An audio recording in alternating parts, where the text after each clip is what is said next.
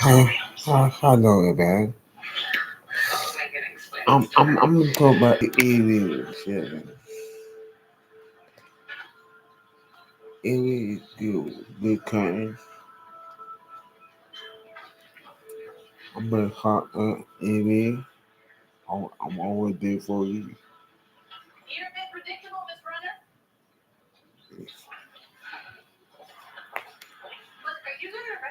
I like we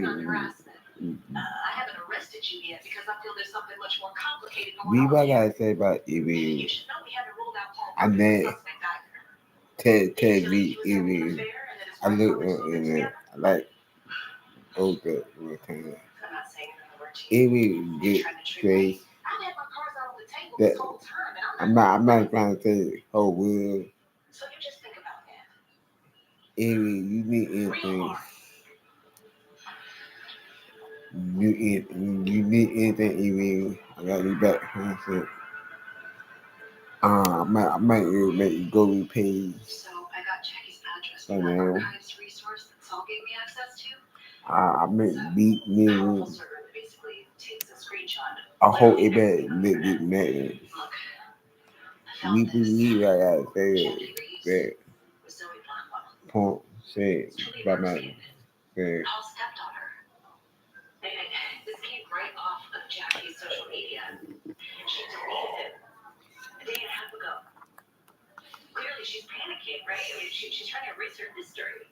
Yeah.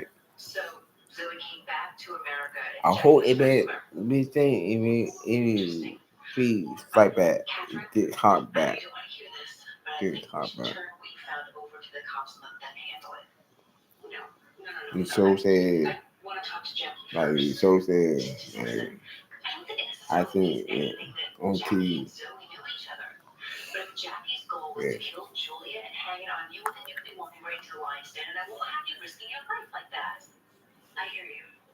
I like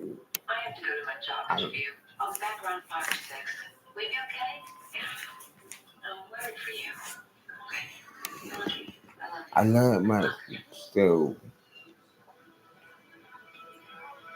I can't even be that.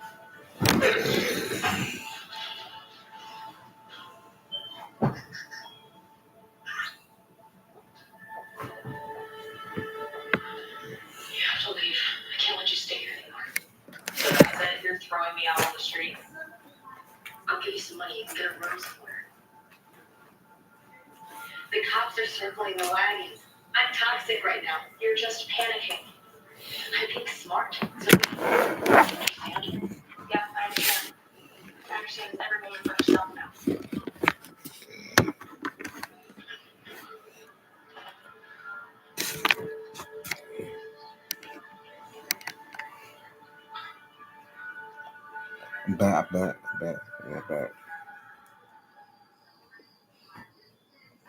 what y'all want to talk about? I like entertainment. I want entertainment.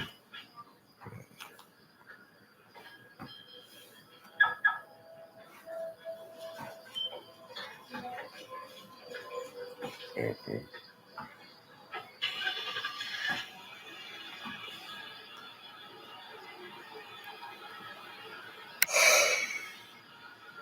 Yeah. Uh,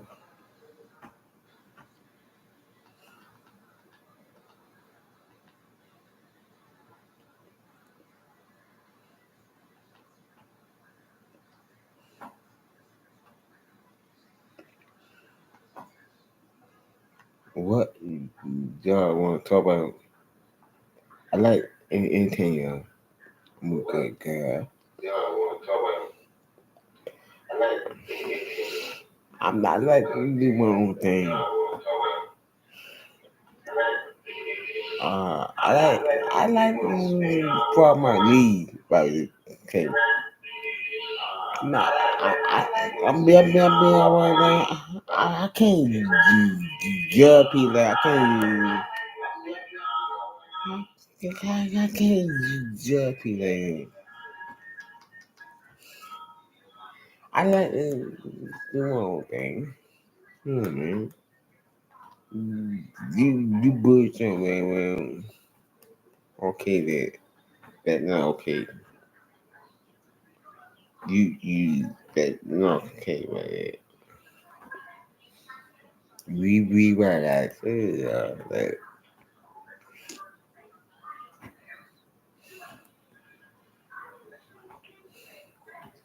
I like you need help. I'm always got my to be paid, buddy.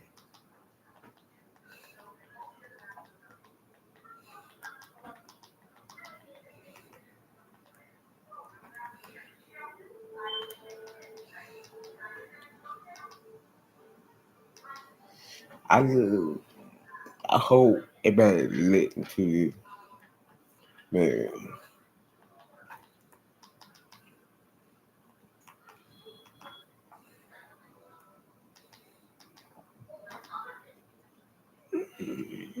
Man.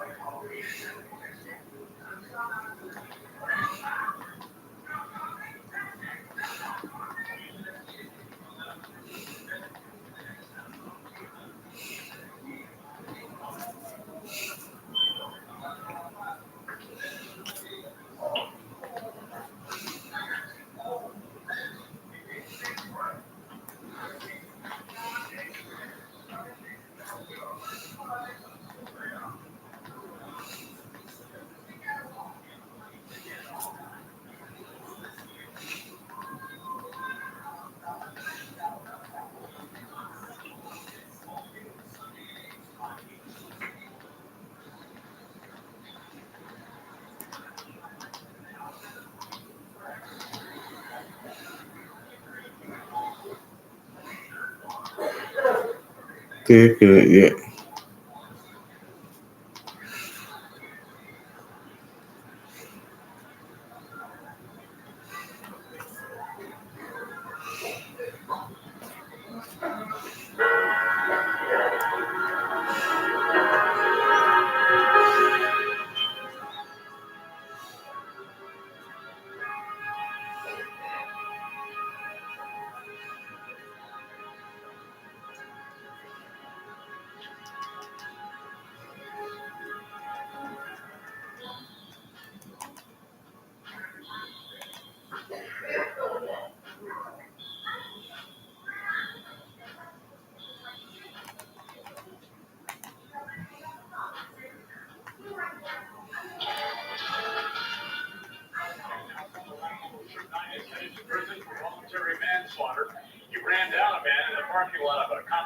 understand about 3 years ago, and today he found out what his punishment's going to be. So the crime Senate has been convicted in count one. Ben is limited terms in prison of 22 years. The trial conviction Ben has admitted he's lived an additional 5 years of state prison for a total unstated term of 28 years. Quite a fall for Knight since the height of his career in the 90s. He's best known as the co-founder of Death Row Records and worked with Dr. Dre, Snoop Dogg, and Tupac Shakur. And back here live, Sharon, he did look briefly at Suge Knight's sentencing for 28 years signaled the end of his power, the end of his empire.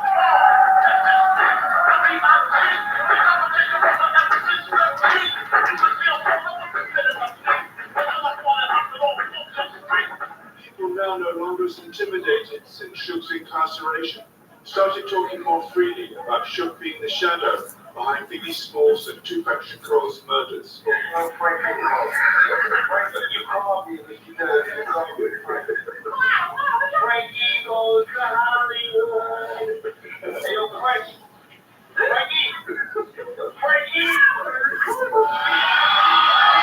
caused me to review an earlier film I made about Biggie and Tupac. People were now opening up to things I couldn't get answered before. Explore your passions and challenge the status quo. At Rochester Institute of Technology, we push boundaries, champion creativity and innovation, and move the world forward. Our IT community of problem solvers blend technology, the arts, and design, pursuing theories, breaking barriers, and challenging themselves to achieve more than expected. At RIT, we're always on to something exceptional.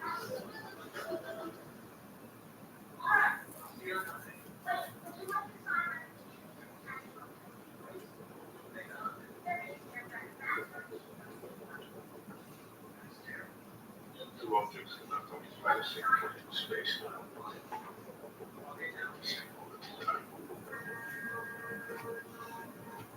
The common races into and perhaps a crisis of identity. Biggie and Tupac started off as best of friends. Tupac was the one who discovered Biggie and brought him out on stage. And if you look very closely, you'll see the rarest footage of Biggie and Tupac hugging on the edge of stage. But partly because of Suge's influence, they ended up as deadly enemies, the victims of gang war that Suge had initiated. It was LAPD detective Russell Poole who originally alleged the connection between Suge Knight and the murders of Biggie and Tupac. Well, like I say, based on the witnesses that I've interviewed and the evidence, I believe that Suge Knight ultimately called for the hit. And you said Police Chief Bernard Parks stopped you from investigating further because LAPD police officers were involved with Suge Knight. Oh, that's correct. Yes, he was. It's several factors of why he didn't want this pursued to the fullest extent, and one being the fact that his own officers were involved. At the time, Police Chief Bernard Parks dismissed these allegations. He is totally wrong. He only worked the task force for about 4 months. Russell Poole resigned, asserting massive corruption in the LAPD. Tonight's shocking allegations against the city's top cop.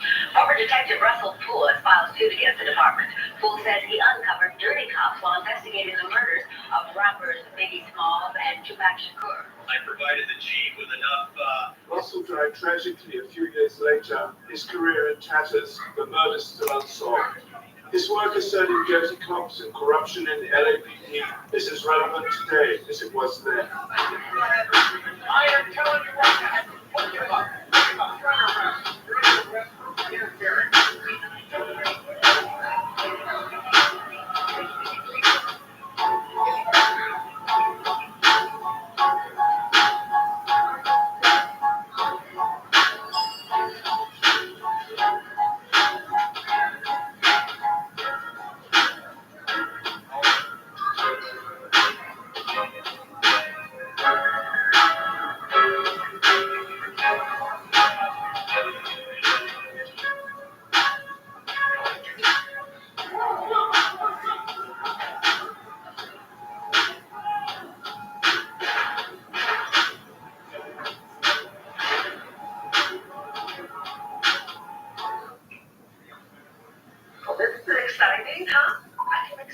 boys. Do you want some?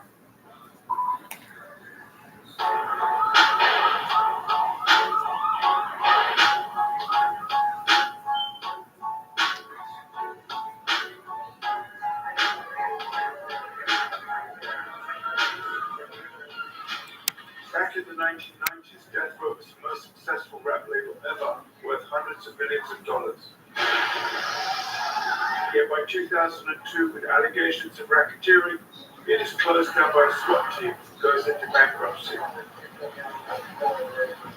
Death Row Records was in a very elegant part of Westwood in Los Angeles.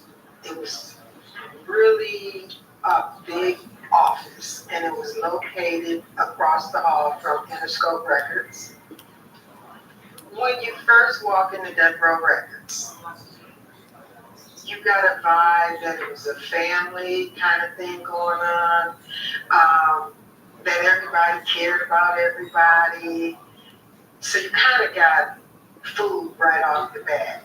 Now, what I did notice the very first time was that there was always a lot of guys. When I say a lot of guys, I mean they would be lined up sitting in the hallway chilling. You didn't know why they were there. I don't even think they knew why they were there. But Suge did give a lot of jobs to the guys, his gang member affiliation people. It was funny. They always had on red. Everybody had on red. And some of them always wore their blue. Never got off their crib. You used to come in the office, right? And it'd be a gang of dudes up there, blood. I can always tell they bloods, right? Smoking Newports, or they pop the thing off, or the cameras, right? They pop the head off the Newport, right?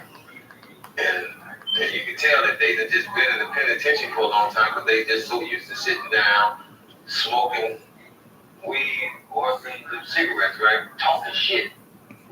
And then it'd be like new crews of cats you can tell fresh out the pen. Come up there to get a job. First thing like, where you from? If you better not say you from an enemy gang territory, or they gonna say you gonna have to run. You see what I'm saying? You know what I mean by run? They wanna fight.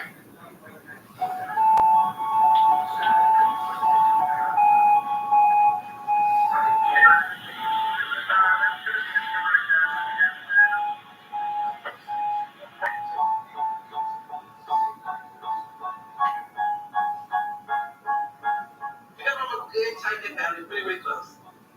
Everyone loved each other, loved things in one brain. Parents stood together, and we just, just like a regular family. Uncle Suge was the baby, so he got away with everything. So he's spoiled, he's the baby. He would call my mom and ask for certain, his potato salad a certain way. He wants chicken a certain way. He wants, if anybody touches his chicken, his potato salad, he's angry. He wants his food a certain way. He wants it. He's the baby. So, and everybody loves him and they spoil him, especially my mom. So whatever he said, okay, Suge, okay, little Suge, okay. So he's the baby, so he gets whatever he wants. Happy Mother's Day for TV and all other mothers out there. Stay strong, stay up. There is also another side to Suge. He initially gave hope to the Compton community, which had the highest unemployment in LA. He also gave back to the community.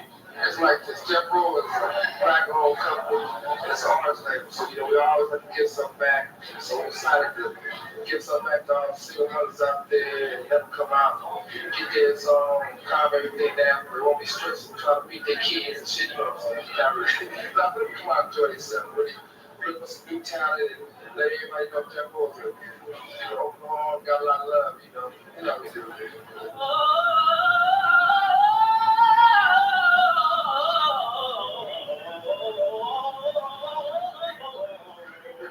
Suge gave encouragement to artists like Danny Boy, whom he adopted as legal guardian age 15 and acted as a father.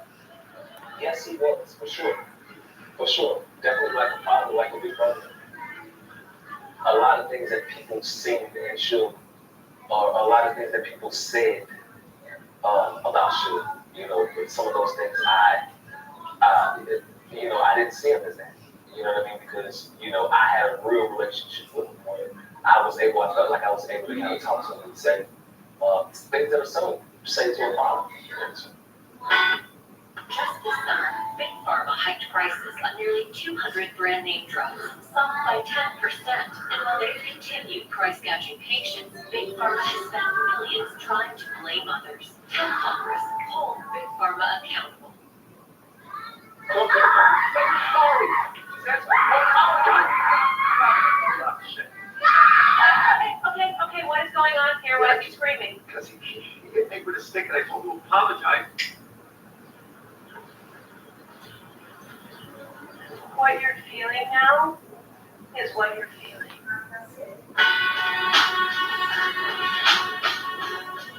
Sugarlifting Compton, they're Pat Brooks, an old friend of mine, and whom I asked to work on the film. Hi there. Pam knows everyone. Tell me what you know about Suge Knight. All right. What do you need to know? Well, they ain't Suge Knight is on that side. This is the Crick neighborhood. Suge Knight is over here from Wilmington and Rosecrans, all the way down. Do you know some of his homies? Yeah, I'm gonna get you, let you talk to me.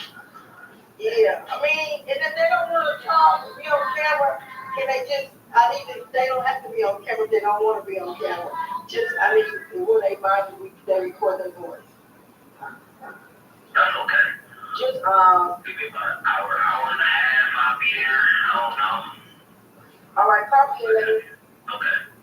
just call me and let me know, and then, let me know, and let me know these are England, they white people, they white, but they black, but, I mean, they from England. I mean, no, we know straight up.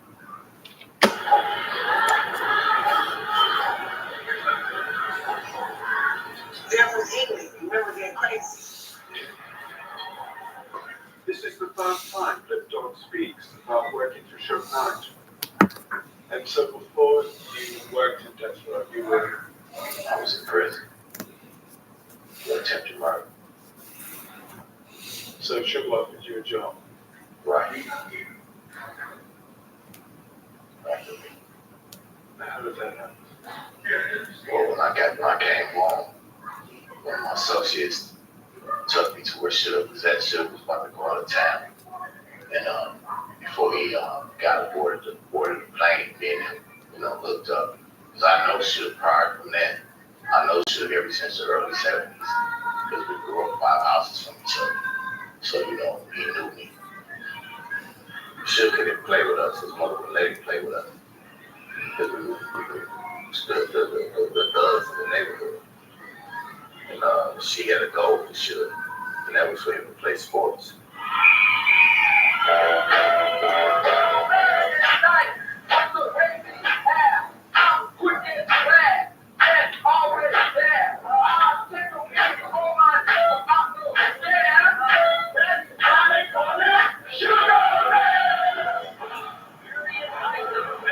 Suge was college. And he had good parents. He had both his mother and father that kept him away from the whole gang violence shit that we was doing. Sometimes they think, and he think that's hard. You took away from you now. She gave you a better life. Being an officer was just like conducting business on the street.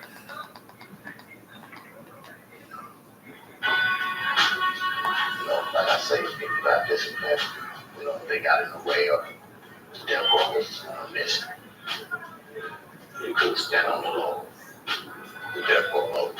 Still that low, you probably could get knocked out. And they'll tell you what would knock you out. But you probably got knocked out. We even had a dog, Dambo. She was on a shepherd. His name was Dambo. He made blood. Dog would attack you. It's trained. They think the dog think trying to get next to him, next to Suge. And trying to get next to Suge, that dog is gonna attack him. Yeah. And is it true he had like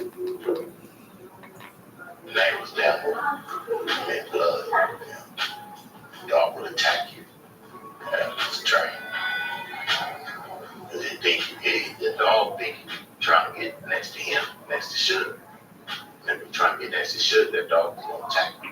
Yeah. And is it true yet, like? We are the revolutionaries of today. At the University of Massachusetts Amherst, revolutionaries of your gospel.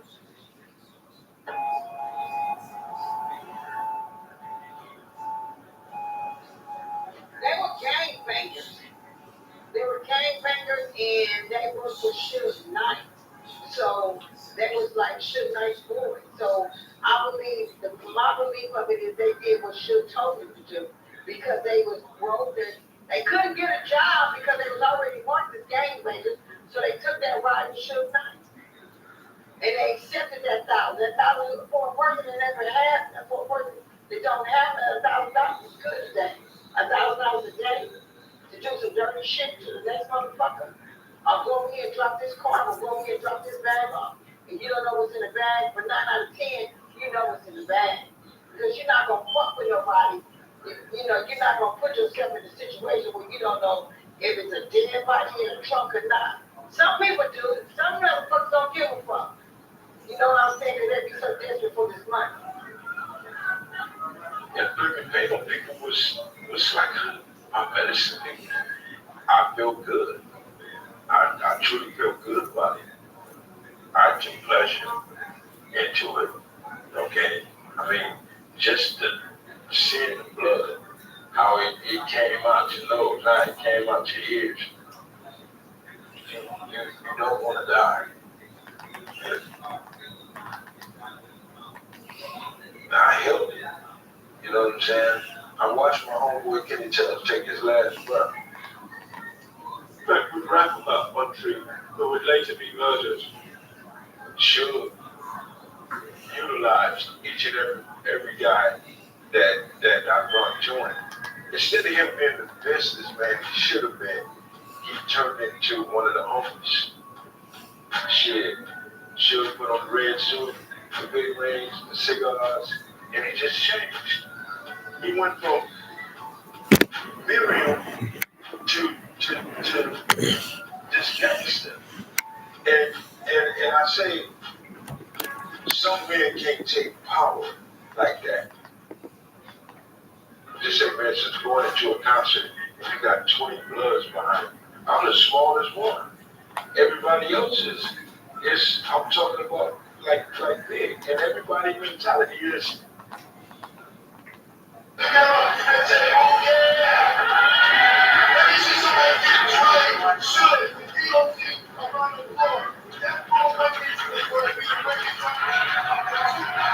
Death Row, the money for the most lavish celebrity parties in Beverly Hills.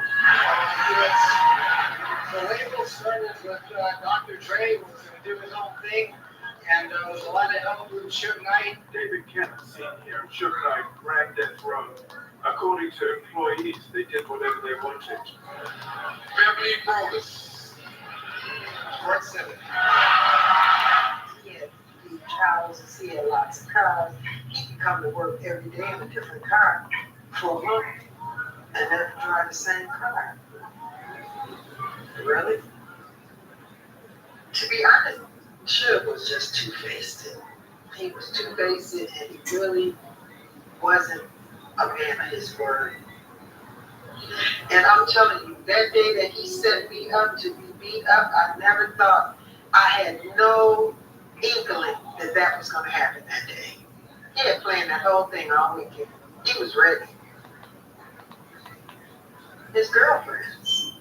This girl came out of nowhere and she sucker punched me. Stomping me in my face. Kicked him in his nuts. That's when I got put other women, they like literal rope fights where they would.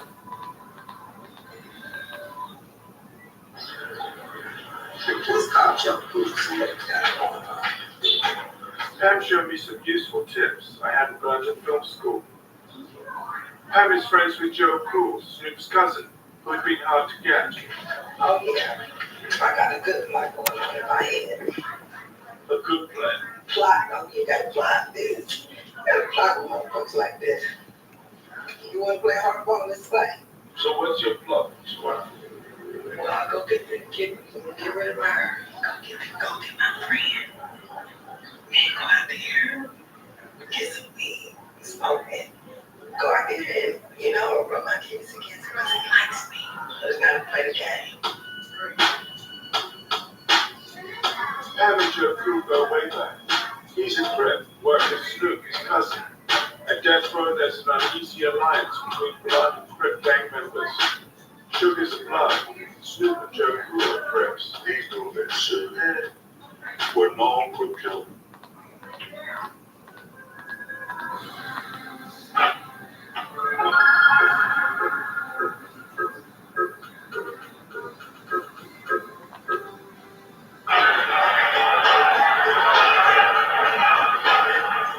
Drugs up there. It was no drug dealers. It was like multiple suitcases with powder cocaine, black cocaine up there. It was a lot. I've seen that. I've been anything. Russell Ford had said this years before. He alleged that dirty cops were an essential part of Death Row.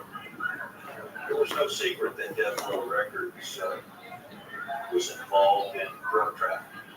The big piece of this is the fact that we had police officers working in the organization, and police officers on different levels.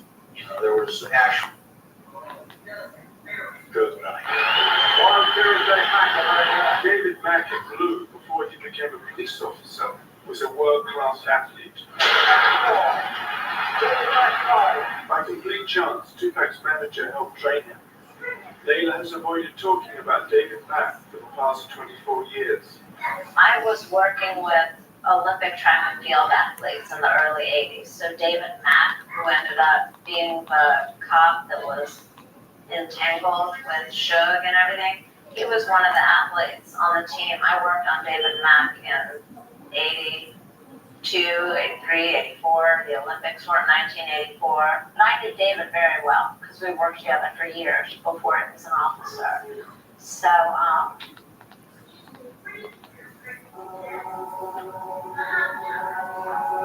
It was David Mack who introduced fellow LAPD officer Rafael Perez to Suge Knight. Perez actively dealt in narcotics. The police did this by controlling the street gangs. The day ran from us and discarded the narcotics in the gutter. Nobody killed us. We'll just put it to a month doing that. Here, Perez confesses to stealing over $1 billion of cocaine from the LAPD evidence locker. He implicates a further 70 other police officers in crimes ranging from murder, beatings, trafficking narcotics, filing false police reports, and lying on the witness stand. This is Police Chief Bernard Parks. The city of LA ended up paying an estimated $125 million in settlement claims. Do you think Chief Parks tried to influence the investigation into David Mack and Perez? Well, the evidence that was presented to us clearly showed that there were attempts at the highest levels of the department to make things disappear. I will say that he did way beyond what anybody would have expected of a chief of police. Way beyond. There's strong evidence that Rafael Perez, Nino Turton, and David Mack, Sr. and Bud Colors, as well as being police officers, were members of the Vampire Blood gang, as was Suge Knight. They and other members of the police department controlled the streets with a reign of terror.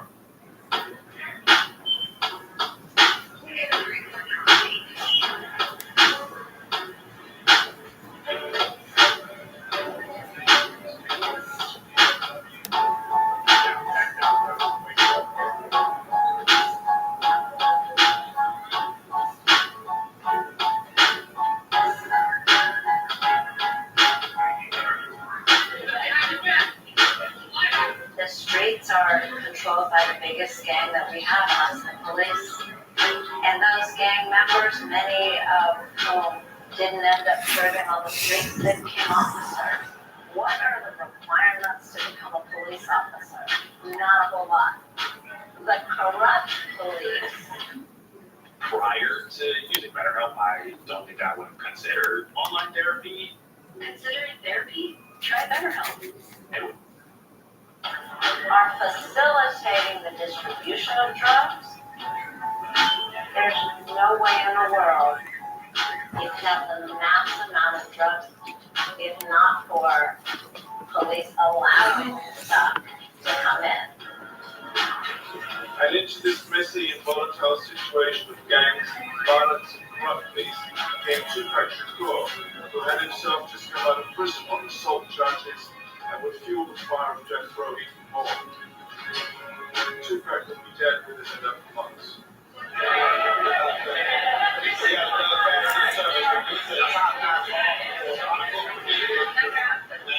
This is Tupac with his producer, Tracy Robinson, who says that none of it needed to go the way it did. When I went to visit him in Dannemora, I think got him out of jail, it would be a whole different scenario. But instead, he's stuck in a situation with some people who are gang people. What did you think of the show? I don't know the show, so I can't speak on his behalf at all. Yeah, bro. Motown, Sony, all Warner Brothers. That goes from the biggest record company there is. The master plan was to take over the world. One of the greatest artists came together at one time. It was like a cotton streaking across the sky. Sex, drugs, violence. Better for worse, gangbang.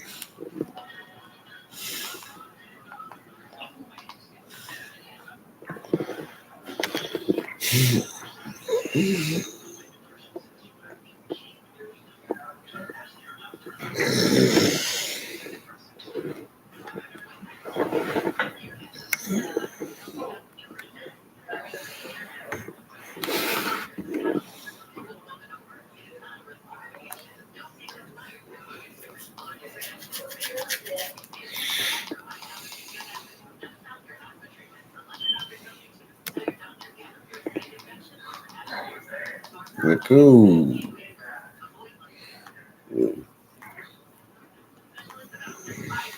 What can you do to skin? Cetaphil Gentle Skin Cleanser does more than clean. It actually protects skin by keeping it hydrated, so you're always ready for the unexpected.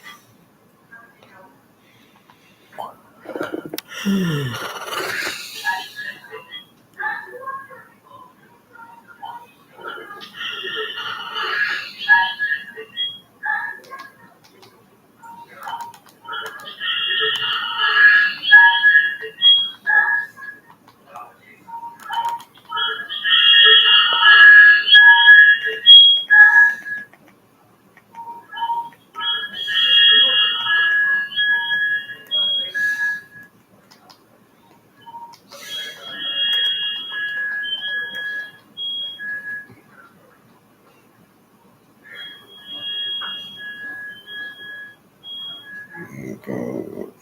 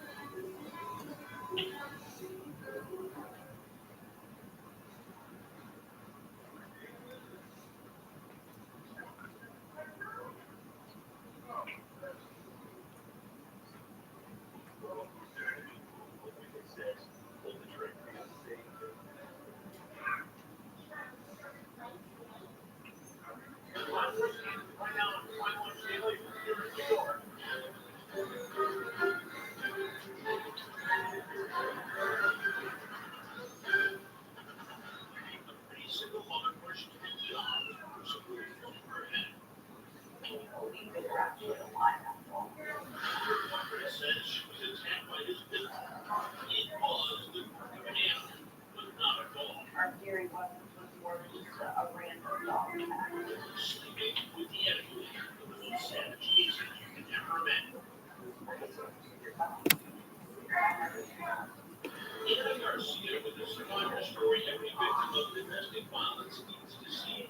Whether that's a cry,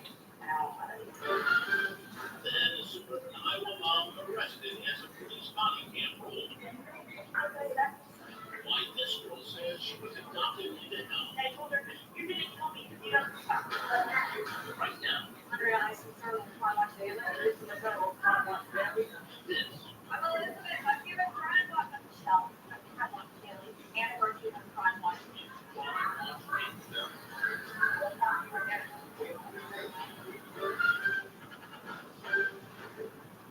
Welcome to Crime Watch Daily, everyone. I'm Chris Hansen. Oftentimes, we let you know details you're about to hear and perhaps be disturbing.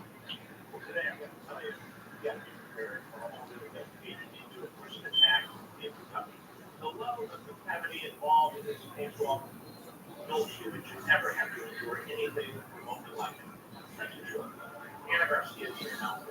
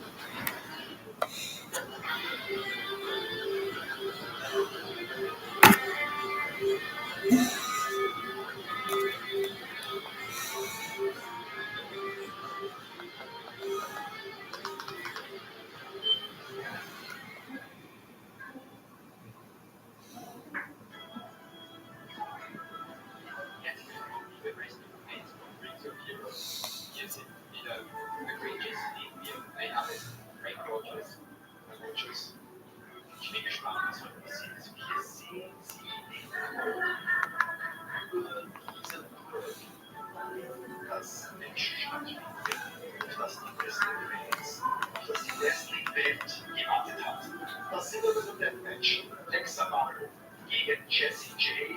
Herr Rogers, ich bin gespannt.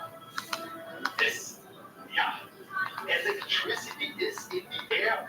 So wie Herr Rogers sich wieder untersprachlich die Nächte der ist. Ich bin gespannt, dass Menschen werden wahnsinnig ihre Gemächer werden, sage ich ehrlich, rauskommen zu Fight, zu disziplinieller Deathmatch. Ich muss auch sagen, Sommerwetter, 37 Grad, im Schatten Sonne, es gibt keine Wolken.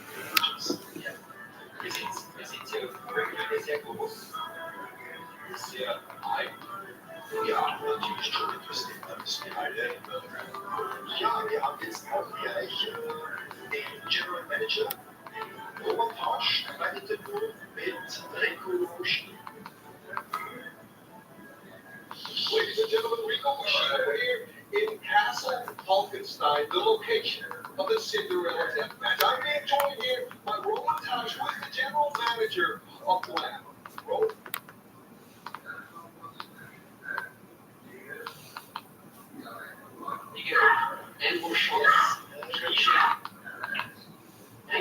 Jack, you're back for the next song since the start of the suplex.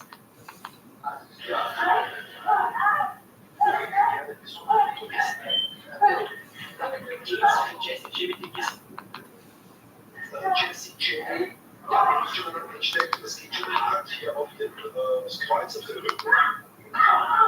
Das war definitiv aggressivere nach dieser Abwechslung von Jesse J. Jetzt zwei Abos. So kommt natürlich Trash Talk rein, Mensch, so ein bisschen. Mensch, obwohl es natürlich ist. Hier, das ist Gottes. Jetzt erkenne ich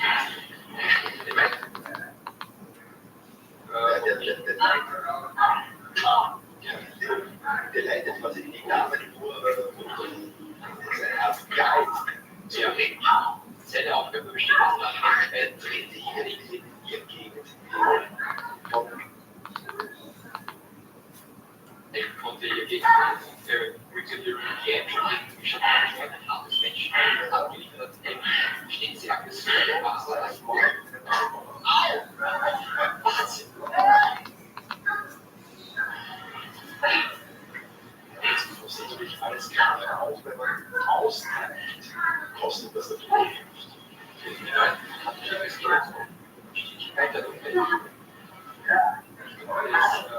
Das wo auch der Ring steht. Dann reicht sie Jesse J's Gesicht, diesen Schmerzen. Oh mein Gott.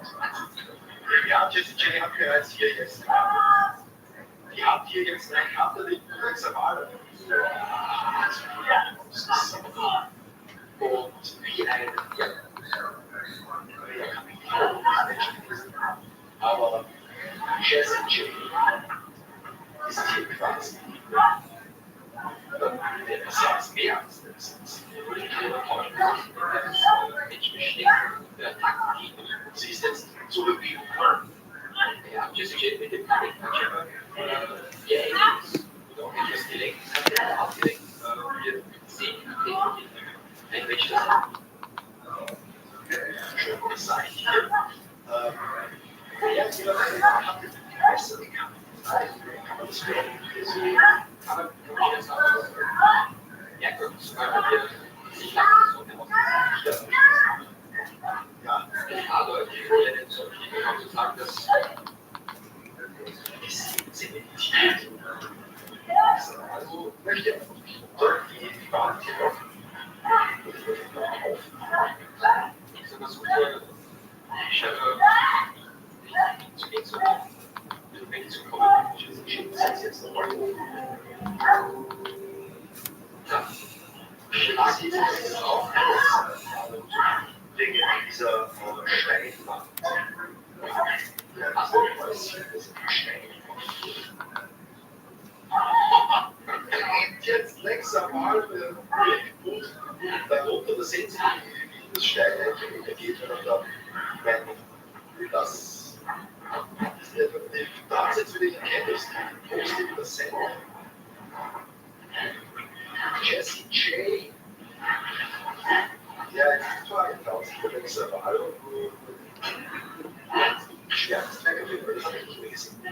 Das ist der Nummer Jesse J.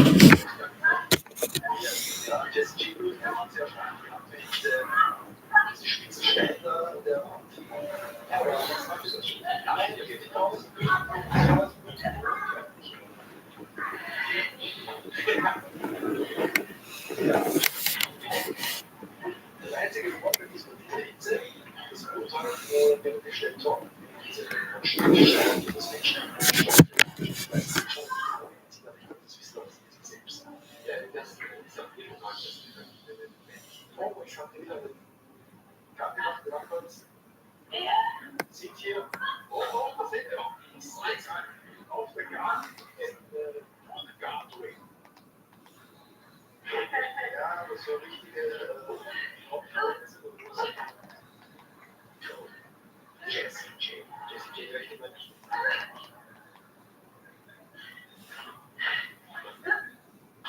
Auch, viele Kies hier. Ich will den hier kennen. Es gibt schon nicht ja, wenn man sieht. Das hier ist Cinderella-Matches. Und ich glaube, das sind sie noch bei einer Handshake. Der geschlossene Faust ist natürlich alles erlaubt. Ich hätte es die ganze Zeit so nicht. Er wäre ja nicht egal. Das ist ja uns erlaubt. Anything goes hier. Ich will die Leute auch komplett auf die das ist nur krass. Das hat letzte gefallen, das ist gar nicht jetzt hier gewesen. Es gibt ja mindestens Jesse J ist der völlig ich bin stark. Ich werde die nächste Number One Contenderin. Sie stellt auch schon diese Einstellung. Jetzt schneiden Sie langsam an. Wir haben hier bereits obere Chor, wo ich weiß es nicht, wir beginnen bereits sehr stark. Jetzt letzter Mal.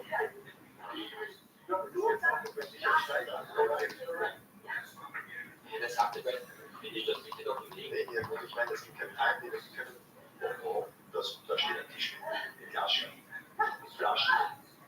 Oh, was ist das? Oh mein Gott! Vorwärts slammt durch den Tisch. Jesse J. Flasche. Flaschen. Oh, was ist das? Oh mein Gott! Vorwärts slammt durch den Tisch. Jesse J.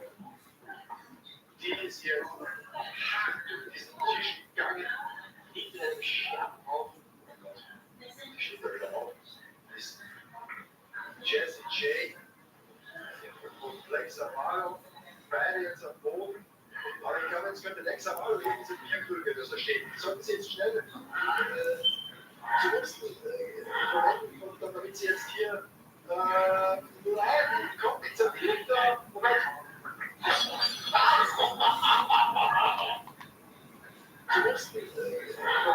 Damit Sie jetzt hier nein, kommt jetzt ein Bier da. Moment. Das Stereo. Surround.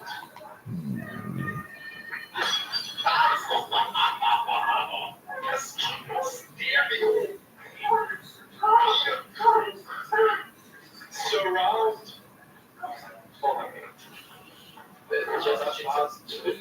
Das ganz ehrlich, ich kann mir echt nicht vorstellen, dass Jesse J hier noch irgendwie was heute nächste Abend mit Cover Jesse. Da bist du den einfach von der auf den Nein, sie will noch finishen. Der Sally Driver? Der ist das Beste. Und das ist eine Polak. Was?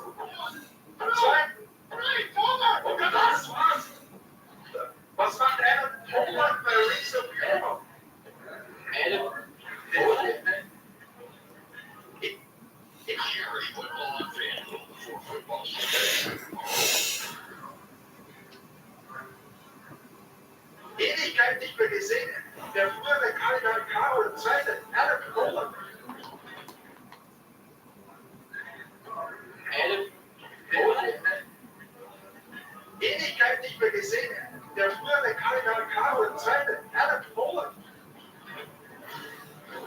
sind hier sogar Alexa, Faro, Shakti, Pinkford, unglaublich. Damit hätte ich jetzt wirklich nicht mehr gerechnet, wenn Rogers Jesse hatte die Oberhand. Als er hier interviewt, als er dachte, er hat zu Band mit dem Driver. Das war eine Waffe. was ist denn das Business von Thomas jetzt? Ich meine, es ist ja, irgendwas hat ja mit Alexa mal ich schreibe kurz, schlau gemacht.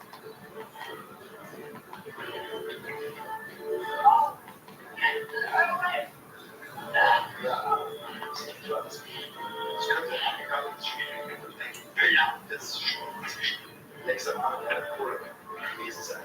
Alexa, Alexa, Jesse J kommt hier. Das ist die Rolle von der Contender. Auf die Plan Championship Titel. Denn das Turnier absolviert ist mit der Jimmy des Hauses diese Frau, die Nachlauf von Contender Rogers. Rüstungsverletzung abschließt. die schnell gewesen. Die Dinge der Ober ist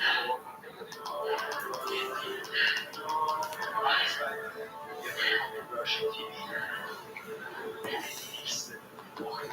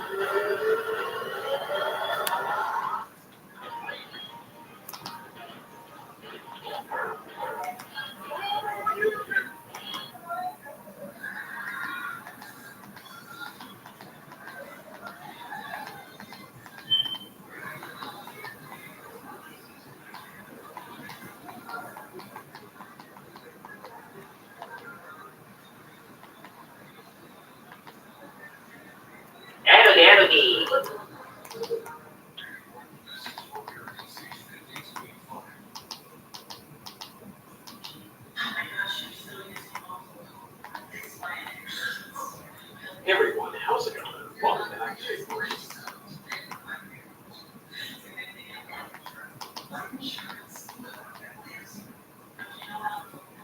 I'm Chris Hansen. Right now, I'm quite on Staley from here in New York.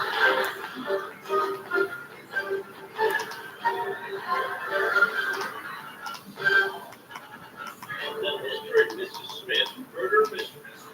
A young couple celebrating their anniversary just back from vacation when she vanishes.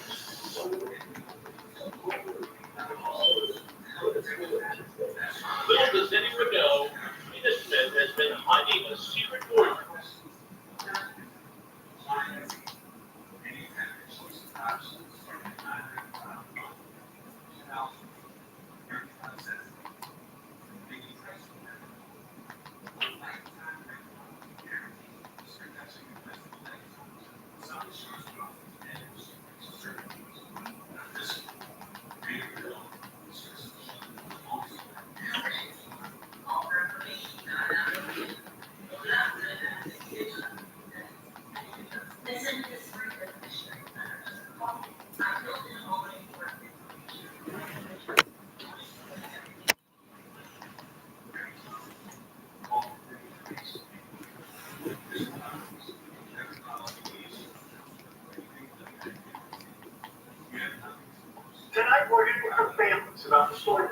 Right across the world, 2 weeks ago, at least 189 people were discovered inside a funeral home in Fremont County. That number is up from the original estimate of 115 times. It was a smell which overtook the neighborhood of the small town of Monroe that led investigators to the decaying and improperly stored bodies. All of the remains were removed from the returnation funeral home on Friday, but officials say the number of bodies could rise again as the identification process continues. And in the coming days, as the remains are identified, more common families will be notified that their deceased loved ones are one of almost 200 people robbed and arrested and improperly stored. Your reporter, Alan Janae, joins us in studio tonight. One family who believes that their remains, the remains that they were given, were actually concrete. If not the only ones to believe that as well. Many of them are yet to have any tested, but when this family took what they thought were the ashes to spread them off Hawaii, they believe they now are along something else. I spoke with a woman's daughter who lives out of state. She was 76. My mom is born and raised in Korea. She went Something else. I spoke with a woman's daughter who lives out of state. She was 76. My mom is born and raised in Korea. She met my father, who was in the military over there. A slight, caring woman, young Anderson, left a family who loved her when she passed away in June. You were proud of her. I was. Tanya Wilson is still grieving, but this adds a lot of hurt. Just the thought of her there with all the others, and then the way that they were left, and the way that they were disrespected and death, just makes you wonder what kind of people do you have to be to do something like that. They called on the Return to Nature funeral home in Colorado Springs, and at first things seemed fine, but then it was delayed. The funeral home didn't want the family coming to pick up young Anderson's cremated remains, saying they'd bring them instead. It's kind of hard to believe that what we were given was in fact another. That what we released in the ocean in Hawaii was our mother. Tanya saved some of what she thought were ashes, now prepared them with concrete mix. They're just so alike in the reaction, we add water to it, and the way that it dried, just the color, it's all just disturbingly similar. But the family had no idea John Hall.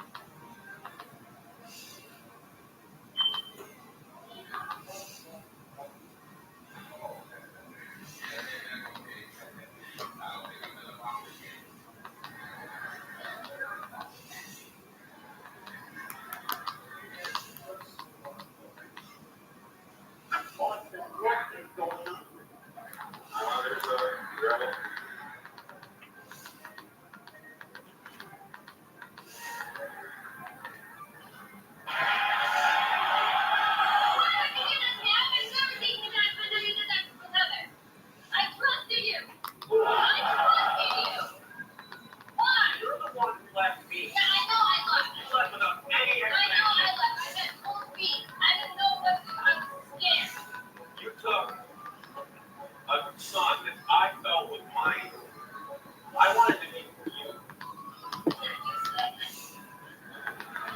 I'm used to being treated like dirt.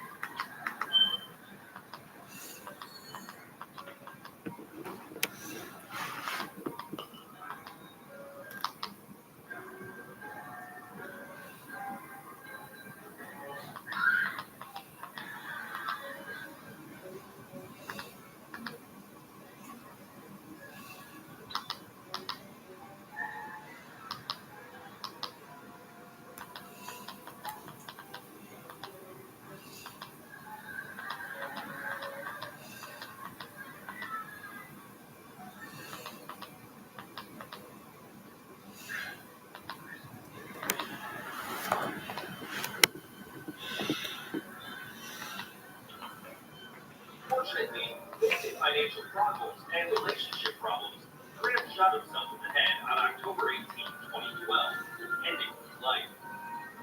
Number 14, Andre Baker.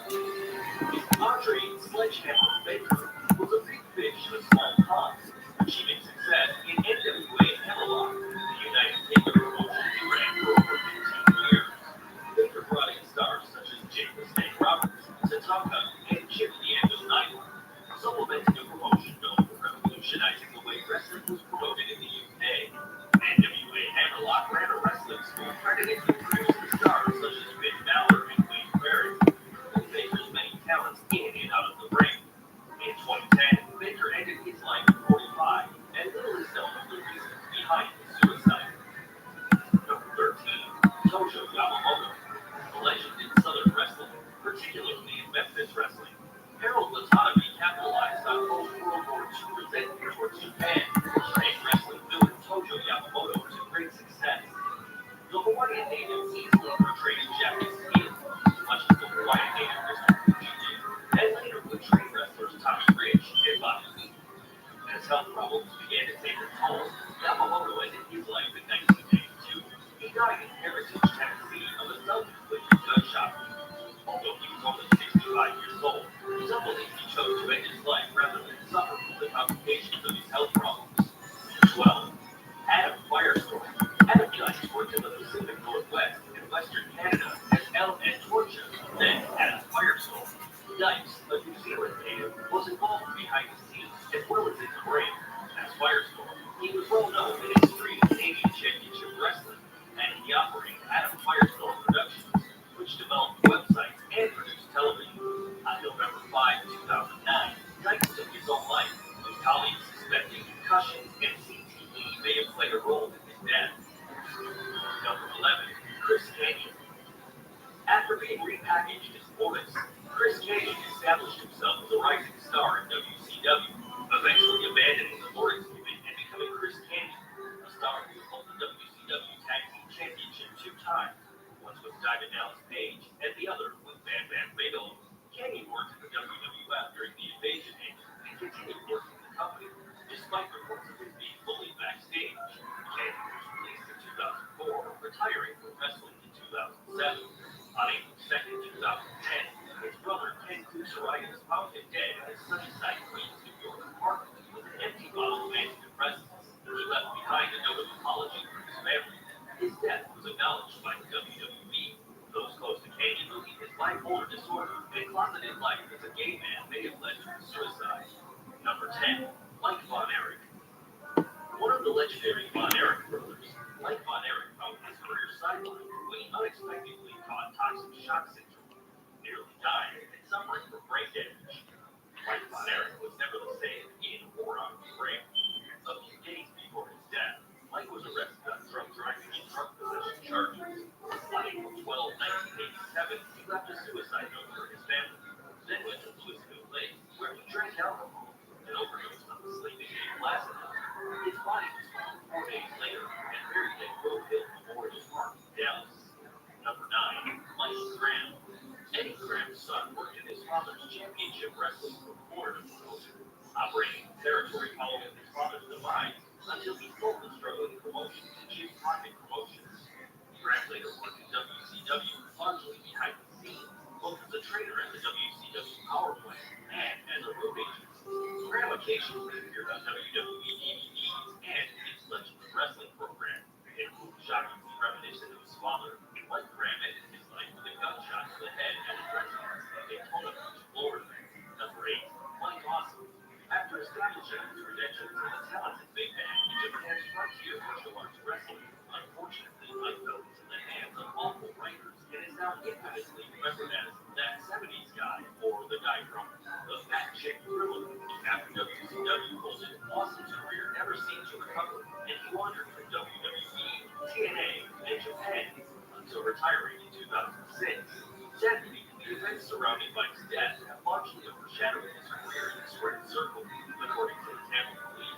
Apostle, aka Michael Alfonso, got into a heated dispute with his wife after she said she wanted a divorce.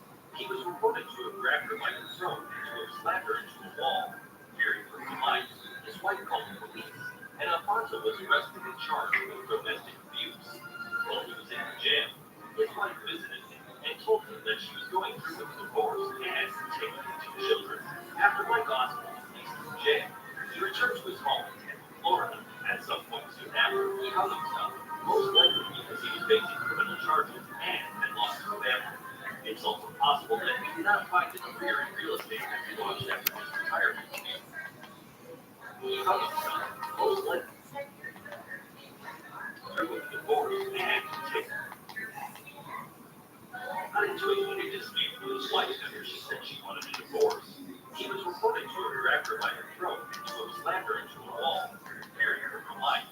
His wife called the police, and Alfonso was arrested and charged with domestic abuse. While he was in jail, his wife visited him and told him that she was going through with a divorce and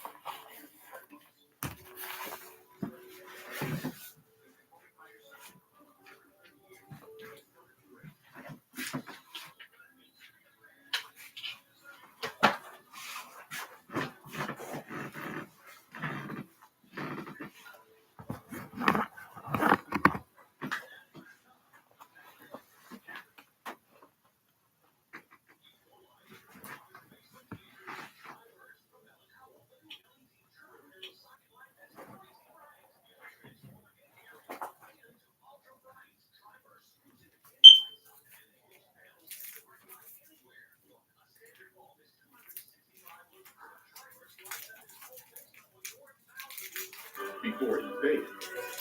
And Prime members save up to 80%. Where there's no checkout counter, just a checkout button. Incredible.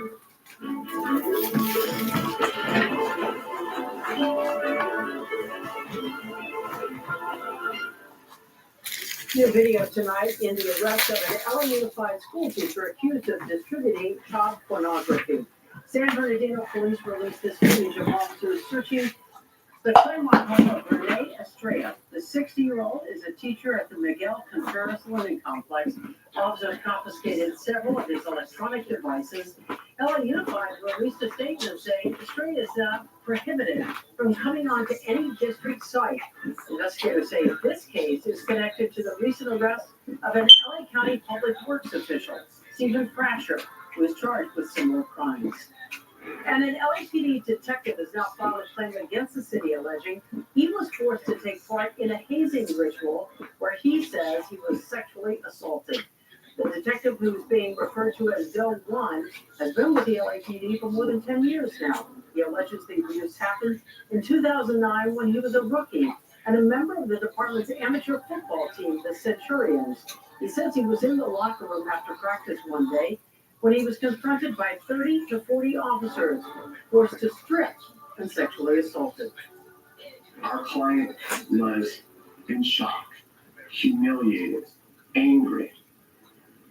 But he didn't retaliate against the officers that day, nor did he speak up, because he was afraid. And why was he afraid? Because he was told, quote, now you're one of us, and we Centurions take care of each other. The attorneys for Doe 1 said they are able to file this claim now because of a new law opening up California's statute of limitations for cases involving sexual assault by police officers. We reached out to the LAPD for a response. They refused to comment on pending litigation. A florist in Sherman Oaks that's been around for decades was destroyed by a suspicious fire. That fire is just one of many deemed suspicious overnight, and apparently authorities have made an arrest. NBC4's Portia Tomasi shows us why this particular shop would be missed by so many. Pre-dawn, Ventura Boulevard, where Mark's Garden has stood for nearly 3 decades. Raging fire inside, spilling out the front doors and onto the sidewalk. Firefighters knocking the flames down in about 23 minutes, according to an alert. Residents and business owners gathering nearby, stunned by the spectacle. There are homes back here, and they're very concerned, as they rightly should be. Like many in this neighborhood, Katie Kazaza has done business with Mark's Garden in the past. Its website boasts A-list celebrities among its hundreds of clients over the years, from Madonna to the Kardashians to Justin Bieber. If you've had or been to a fancy wedding, you've met them, you've had their flowers. Could have been your story. Yeah, it wasn't. Thank God. John Zumbo's vitamin shop is down the street. He lives near Mark's Garden and rushed here when he heard the sirens. His opinion of the famous florist echoes many others we've heard. Great arrangements, super friendly staff. Employees at the scene here today declined our request for an interview. LA City Fire is now confirming that a person has been arrested in connection to a series of, quote, intentional acts. Several fires breaking out at around the same time, potentially connected to a home, this business, and some trash bins in the area. John Zumbo told us insurance can repair and replace what was destroyed, but peace of mind is a different thing entirely. It's just a feeling of not being safe and the craziness that's going on in the world all over. Welcome to Toronto, NBC4 News. Koreatown restaurant in some trouble tonight after a Department of Labor investigation found a manager kept tip money that should have gone to the employees. The investigation found the manager at O-Cook Barbecue kept more than $28,000 in unpaid tips to 35 workers. The wage theft taking place from April of 2021 to October of last year. This is the third time the employer has violated federal labor laws. The restaurant will now have to pay back those tips, plus more than $10,000 in penalties. All right, taking you outside, turning now to our weather with a live look at San Pedro. Still, as you can see, some coastal fog out there. David Bitter is back now with more of your first alert forecast. David. Yeah, Colleen, I think we'll see more of this fog right around the coastal areas for the morning, likely dense in a few spots. But again, if you have warning either on the 405 or PCH, you can expect that you will likely be running into fog for tomorrow morning. Now, this is happening all because we have high pressure building toward the four corners. That's really putting the squeeze on the marine layers. Any of those cloud covers being pressed against the surface and is kind of presenting itself in the form of fog rather than being able to push it inland. Now, it looks like tomorrow will be another hot day because high pressure is nearby, but as we head into the weekend, low pressure starts to move closer and closer to the Pacific Northwest. It ushers that high out of the way, and temperatures will start to cool off. And we don't stop the cooling as we get into Saturday. It continues getting into Sunday and Monday. This weather system drops into the west coast. A little moisture limited right now, so we're leaving it as partly cloudy skies around much of the region, but we are going to include a chance of rain across the mountains. Before tomorrow, expect it to be another hot day. We're looking at the low to mid-90s across high desert and the mid-70s across the mountain spots. We're looking at temperatures for tomorrow in the mid to upper 90s, which, reminder, we're in mid-October, so it seems like it's pretty warm out there. It's 99 degrees around Hemet for tomorrow, 97 degrees in Corona, 98 in Riverside. Just wait a couple of days, we'll be about 20 degrees cooler. Here's the looks at Orange County inland spots, upper 80s, low 90s along the coastline, upper 70s again, starting off with the coastal fog during the morning hours. Although the fog may linger around some of our beaches getting into the afternoon as well. Across the valleys of LA and Ventura counties, a lot of upper 90s with a few low 100s once again, like 100 in Northridge, 92 degrees around Thousand Oaks, 79 degrees in Malibu. And for the basin in the San Gabriel Valley, the morning fog again, likely right along some of the coastal areas. It'll retreat back and hold along the coastline for much of the day. But inland, we're looking at another day with temperatures in the 90s. Your 7-day forecast. Basins up top, coastlines down below. There's a little rotation of the fog there. Tomorrow, another hot day, but look at the cooling trend coming our way as we get into the weekend. Eventually dropping temperatures back into low to mid 70s by next week. That is back below average for this time of year, so it's feeling like fall. Let me show you what it looks like across the inland spots. We've got temperatures in the mid to upper 90s for tomorrow, a few low 100s as well.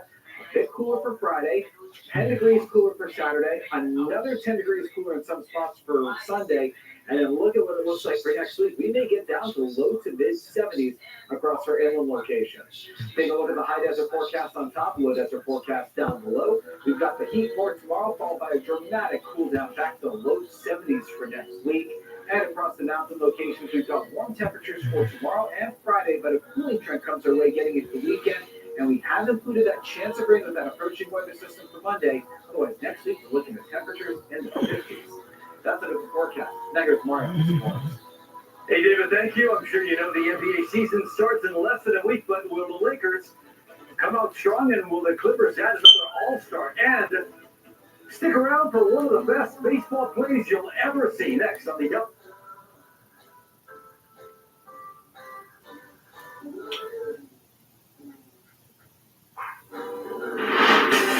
Coming up on the Bad Girls Club. I don't do this. I don't like losing my voice for bitches now. Trash. Seven is steaming right now, and I'm definitely trying to calm her down because she ain't worth it. I'm not like these bitches, okay? I'm fight. So now let's fight.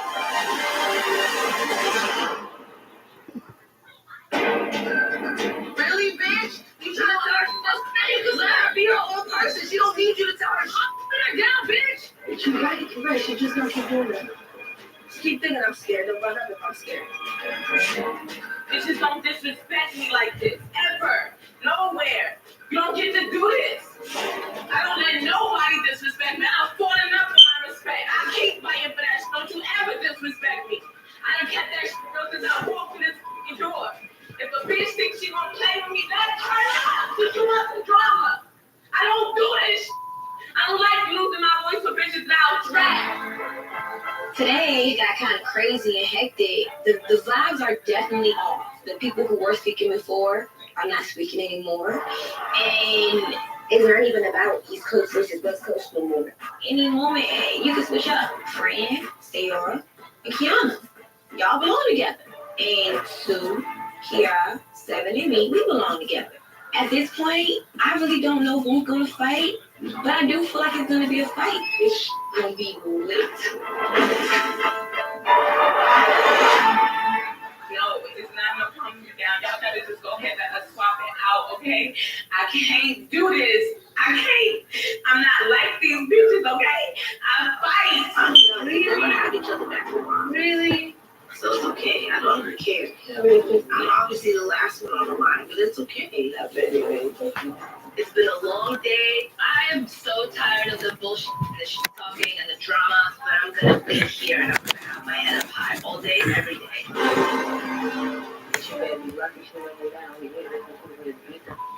Wait, Seven. I have to leave. I can't take this shit anymore. If I go home, I want y'all to know that I tried my best.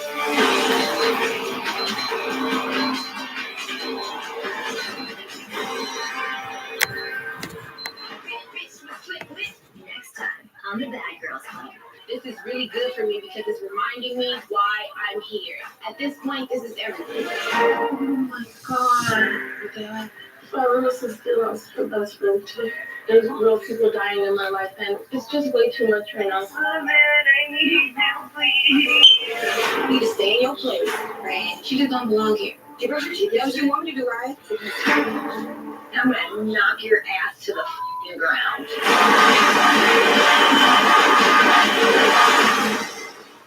For more information on Bad Girls Club, go to oxygen.com. See that? Previously on the Bad Girls Club, Kiara and Kiana had a war of words when Kiana started to develop a closer friendship with Sayora. I thought you was my bitch. You are the rush. I'm using my head. Give me that. Kiana, you supposed to be my bitch, and you know I don't with Sayora. A real friend does not tell you that if you're friends with this person, I'm not gonna be friends with you. That's a fake friend. Nobody cares about my point. Your point. Francesca was frustrated after her opinions were shot down by Kiara. Why the f am I always every week getting mad at her? Brian, stop, because I'll cut you out right now, too. My patience is really running thin at this point, and I don't think the girls are ready to see what an angry Francesca looks like. When Kiara kicked out Sayora's guest, an epic battle occurred. What's up, man? She was stuck. We're gonna have you pack a bag for tonight, wait up in a hotel for the night, okay? I just don't want her to go home. But you gotta understand, you beg for this drama. And when Kiana cried about the house drama, Seven went after her for being a hypocrite. I have to leave. I can't take this shit anymore. I can't do this. I can't. I'm not like these bitches, okay? If I go home, I want y'all to know that I tried my best. 1, 2, 3. This week on the Bad Girls Club. You're not a bad girl because you fight people. You have issues, kid. You need to deal with it. Kiara, I'm done letting you think that you control all of us. No more nice, Francesca. Fran, shut the f up right now. How in the world do you have a problem with Francesca? She is the sweetest person in this house. Stop acting like you're in this house. Oh my God. Our good friend died today, and he was my little sister's best friend. Oh man, I need help, please. So did her husband die too, or like what's up? Just shut the f up. What do you have in your hand? A rat tail comb? You look like a damn psycho. Susan's bad side is something you don't want to deal with.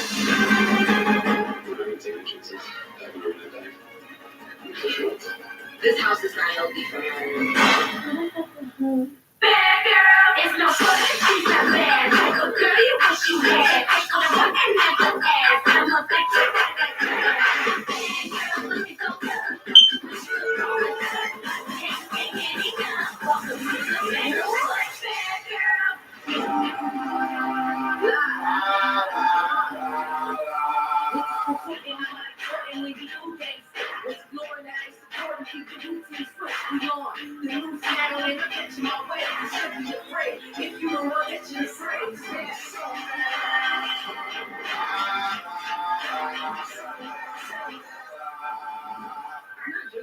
I'm gonna be sober because I know they're gonna try to fight me again. They tried to fight me last night. Everybody wants to be fighting, so come on, bro. Some people like to act out in groups. They're always preaching, but it's always about right and wrong. Then that was wrong. Now that was dead ass wrong. There's some bullying going on in this house. I don't like it. That's the one thing we said is who I am. At this point, the codes don't matter anymore. Kiana and Sayara are my squad, and I will always have my friends back. And now, there's a clear divide going on in this house. Seven and Kiara cannot control themselves. Tell me about it. I'm a stupid. You are. So are you? No, I'm not bitch. So shut up. What? No, what? We wasn't fine because you was up there with my energy. So we wasn't fine. I don't give a. Don't tell me what that bitch said. So I don't know if they'll come back tomorrow, and I'm relieved about it. I'm not doing this. I'm a nice person at the end of the day. I have a big. You are a nice person, Kiki. I know. Yeah, and that's how you and I are friends. I know.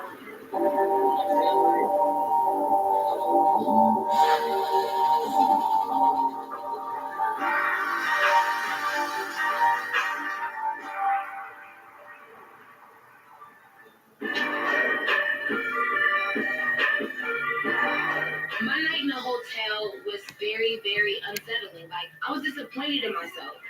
And I'm not trying to be that person. I've been that person almost all my life. But I'm glad that I had that time because I needed to check myself. From now on, like, I'm here for a bigger reason. My music.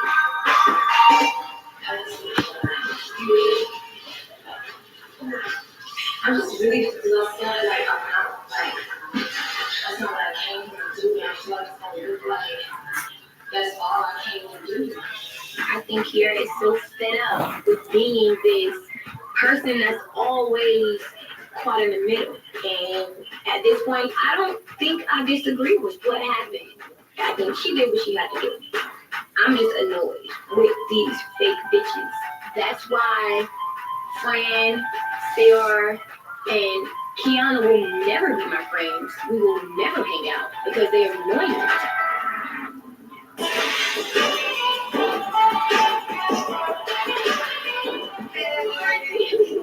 I'm finally back at the house, and I'm really still kind of irritated, but whatever, I had some time to myself. Kiki has no more chances with me. One of these days, I'm gonna get you, bitch.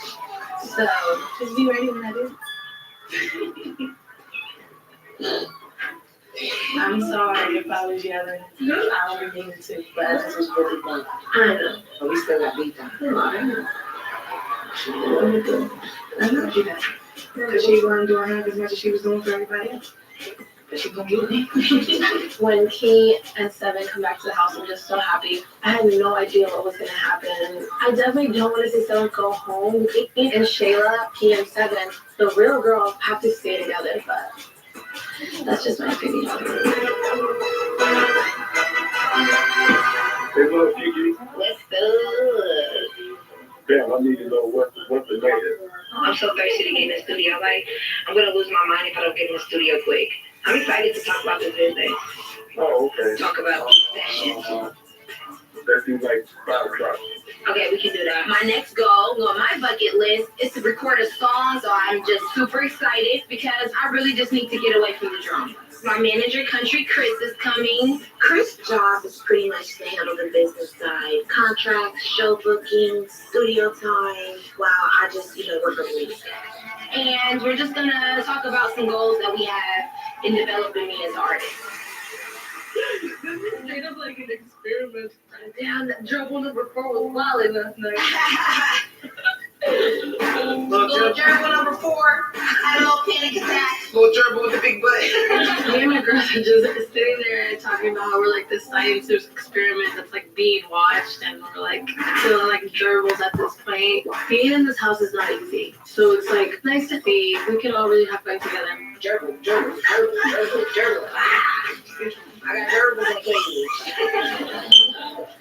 Are you guys still all talking about the same thing? What are you talking? Fran, shut the fuck up right now. Don't tell me to shut the fuck up. We're not even talking about that. You right? Sure. So you don't have to. And if I was, what was you gonna do about it? I'm gonna tell you to stop. And I'm not gonna stop. And then what? Kiara, I'm done hearing it. I'm done listening to you. I'm done letting you think that you control all of us. Because you don't. We're all here for a reason, and I'm about to show you that reason. Stop acting like you run this house, because you don't. You got f***ing issues, kid, that you need to f***ing deal with. And you're not a bad girl because you fight people. person in this house. You look like a bully. And that's all you ever will because that's all you've ever known.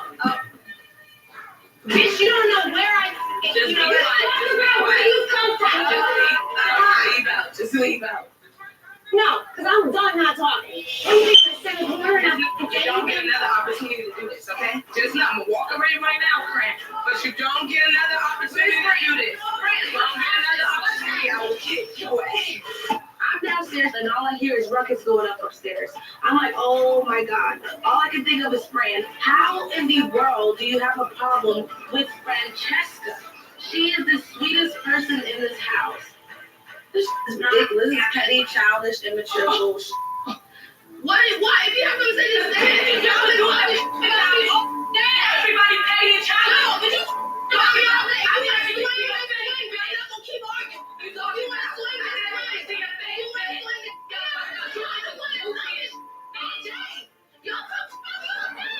I will not be disrespected by no fake ass, hypocritical ass bitch who can't even hold her own. You don't know me. I would really hurt you. Let's make that clear. Key. I can size you up. So why don't you step up and meet me halfway? I will kick her ass.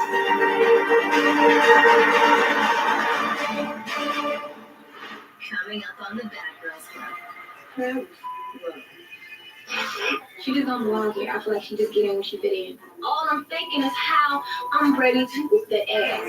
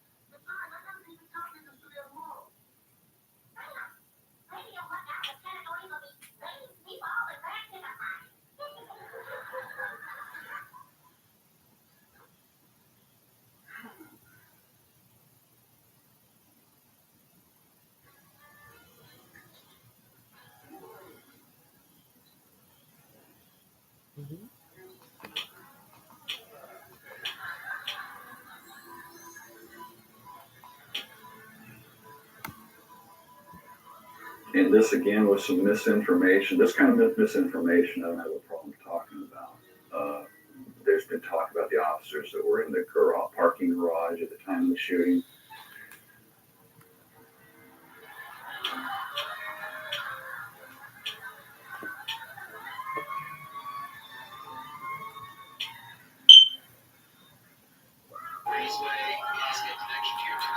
Last night.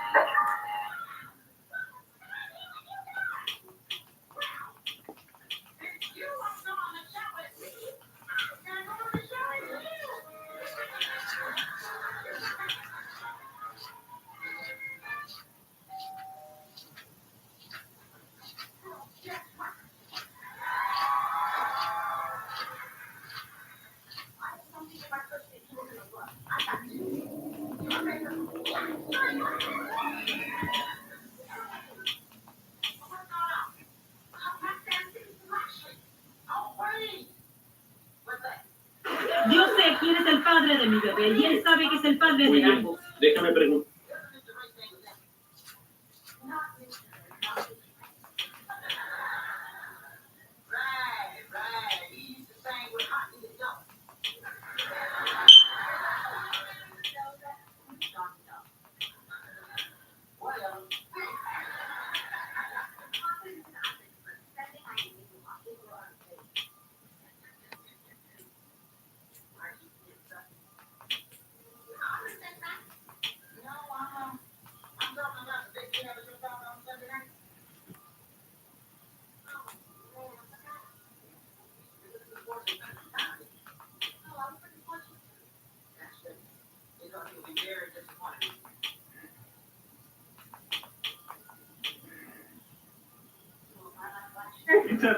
But you got magnums in your bag, but you at the gym working out. So you hands up, don't touch me. Don't touch me. Keep your hands off me. That's your best bet right now. Mother, picture. So you are. You gonna get them? So, oh yeah, don't worry. I will get my. Don't worry. I'll get my from your house, and you can have your from my mother's house too. Tell her to replace her for mine. I'm through with your bitch ass. I'm done. I'll be back. No, I won't be back. Don't touch me. Do not touch me. I'm gonna stay right here. Do not touch me. Don't touch me. Please don't touch me. What you got to say? What do you got to say? Why didn't you just tell me you don't want to be with me no more? So you don't consider carrying around condoms in a mother gym bed. So I guess after y'all went and got all funky together, worked out, y'all gonna go out to eat and you going Shower, that was in the making. really? You show me. Right, you show right. It was in the making. It's in the making. Don't touch me. All right. Let's go. Bastard. Yeah, that's it.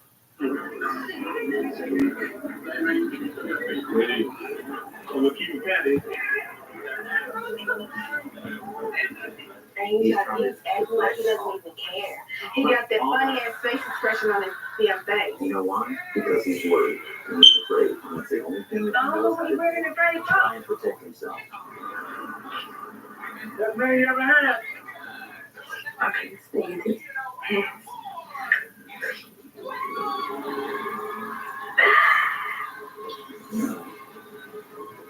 No, it's not. No, you will be alone.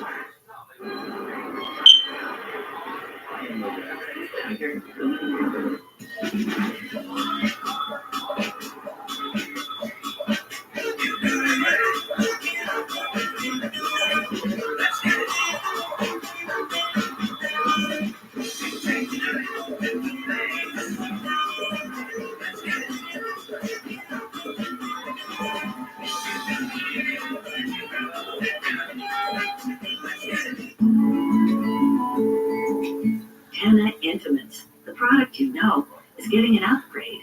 Introducing Tenna Sensitive Care, now with our new Skin Comfort formula. Our new Skin Comfort formula consists of a skin-friendly layer in combination with soft and 100% breathable materials to keep you feeling fresh and clean throughout the day, so you can feel confident doing what you love with those you cherish most. Tenna Sensitive Care Pads. Hey, just cash the check. And I'm about to blow it all off chocolate. Yeah, I'm about to blow it all off chocolate. Sweet tooth, baby, make that dollar stretch. Chocolate. Yo, chocolate. Yo. Sweet tooth, baby, make that dollar stretch. Chocolate.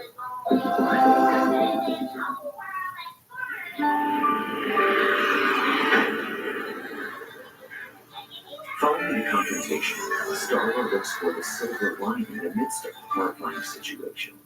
Stay tuned as Cheaters reveals her thoughts on the future. But first, Cheaters presents Vicky Cornell, a former client who came back to give an update on her life since the confrontation. Vicky Cornell, age 50. Vicky offers a few choice words for the man who took her love and dedication for granted. I can't believe he's doing this to me. You know, you put 18 years in a marriage and you take vows, and those vows are supposed to mean something. And when he's weak and does something so stupid, especially for a woman like that, you know, it'd be a whole lot different if she'd been a regular woman and not in the world where you're doing fleshly revolting things that just makes me sick. Gotcha. I don't want to be in there. Yeah, I bet you don't want to be in it. I got you now. Oh, yeah. You've been lying and denying it for a long time. You ain't going nowhere. You got some explain to my mother. Your mother? Yes, my mother. Your mother? Yeah, my mother. You've been kissing on my stepfather. I spent the night with my daughter, and then the next day I went to church, and then after church I went home, and he wanted to talk. Even then, he was still in denial. He was denying everything.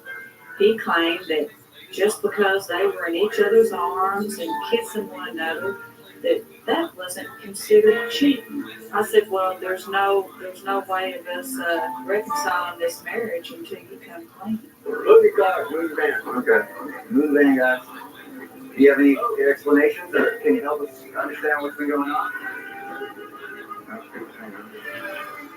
What, you a normal slut? He said that he's never been to a hotel with him before. Has never been to a hotel. It's been going on 3 years, Mother. 3 years? Yeah, he's been a faithful customer for 3 years. I don't know what if he's going through midlife crisis, or he's just plain stupid or perverted or whatever his problem is. All I know is I can't stand looking at him, talking to him, being around him. He just makes me sick to my stomach. I plan on moving on by divorcing him because I don't want anything to do with a cheater.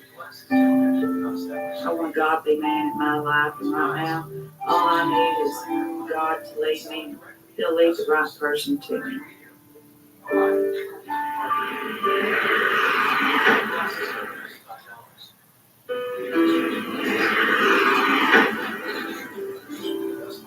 Finally relieved to know the truth, Starla Van says she can once again see her own reflection without any doubts or regrets. Trusting her instincts, Starla acknowledges her satisfaction with the outcome and thanks cheaters for uncovering the truth. Keith Burton says his plan to keep two girlfriends hidden from each other ultimately blew up in his face. Without intending to hurt anyone, Mr. Burton admits to keeping the truth from Starla and his companion, but only to protect their feelings. Mr. Burton's companion had no comment for cheaters' booze.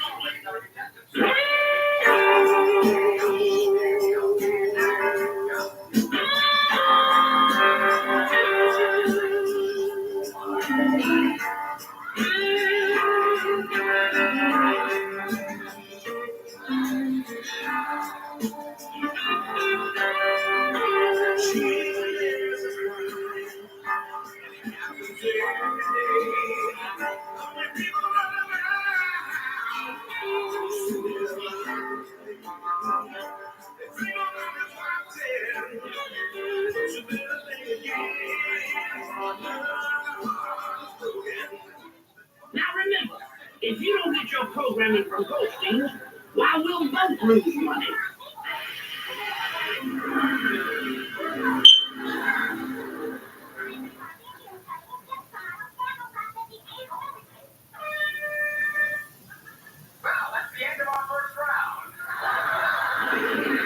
Warning, cheaters may contain adult themes and strong language. Parents are cautioned that this program may not be suitable for children. Coming up on this episode of Cheaters. Go on, Sam. They're in the graveyard. Dark as soon as we get there. All right, lights on. You want From cheaters' surveillance cameras, you are about to view actual true stories filmed live, documenting the pain of a spouse or lover caused by infidelity. This program is both dedicated to the faithful and presented to the false-hearted to encourage their renewal of temperance and virtue. I don't know what's making me feel the way she does. I'm lost. I feel like I'm by myself. I just can't take the lies. It's upsetting.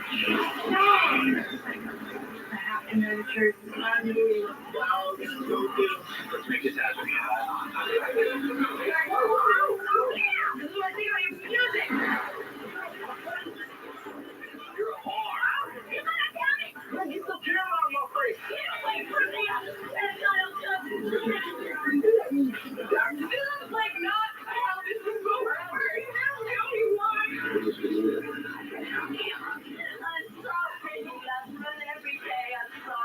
Real reality television is brought to you by Cheaters Detective Agency's Private Eyes on Cheaters. Welcome. I'm Joey Greco. Thank you for tuning in to another installment of Cheaters. Please meet Robert Fajardo, a hardworking man with concerns about his girlfriend's jealous nature. At his wit's end, Robert turns to Cheaters to ease his trouble. Robert Fajardo, age 26. A gentleman's club manager worried that his girlfriend plays dangerous games with their relationship. I want to give her the world, and that's what I'm working towards, and I've been working hard on that, and that's where I see us in the future. Just, having my own house, kids, then just living happily with her. She doesn't like my current job at strip club. She sees it as a bad thing because I'm around strippers, and she doesn't understand that this is just temporary. When I'm at work and I get a break and I can text her or try to call her and I can't get a hold of her, it makes me suspicious. It makes me think that she's doing something she's not supposed to be doing because there's no reason that she can't pick up her phone. I want her back. I don't want none of this. I want everything back to the way it used to be, the way it's been, which was great. If you suspect infidelity in your relationship, Cheaters licensed investigators may be able to provide you assistance. Exercise your right to be informed.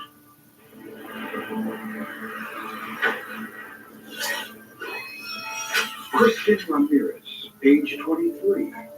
A housekeeper suspected of sweeping another relationship under the rug. Investigation day 2. On stakeout in front of the suspect and client's residence, Cheaters detectives wait for the suspect to surface.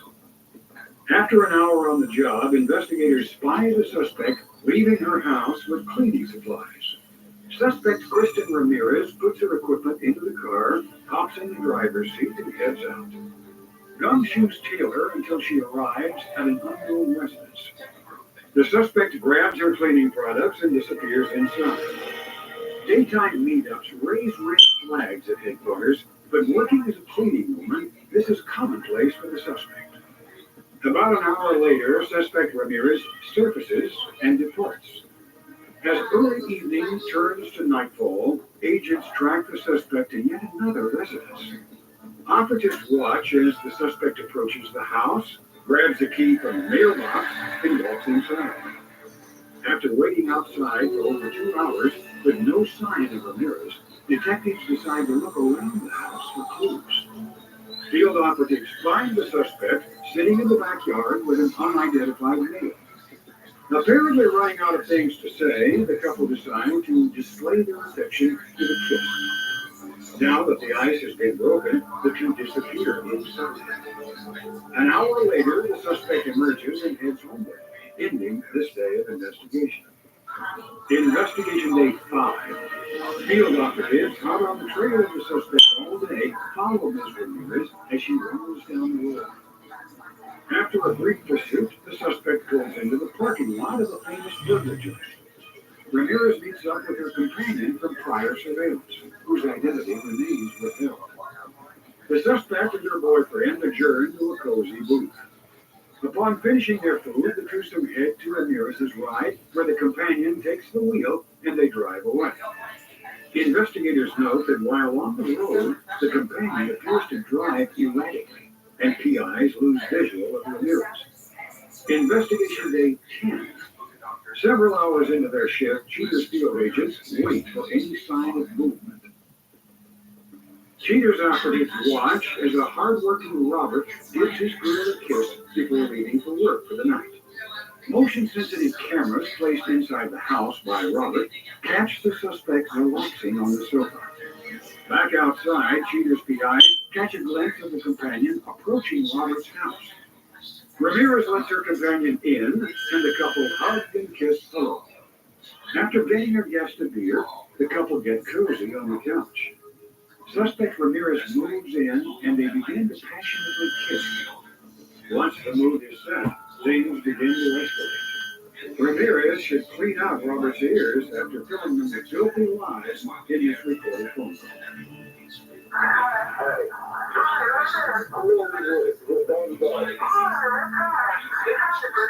are you doing? Nah, I'm not busy. I can go with it. I'm trying to see what's going to do. I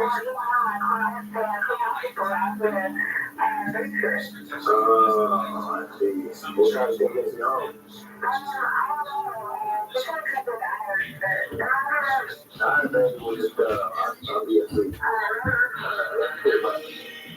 With more than enough evidence to close the case, Cheater's agents finalized the dossier for Robert. Coming up, the confrontation. There's no application. After policy comes with a 30-day money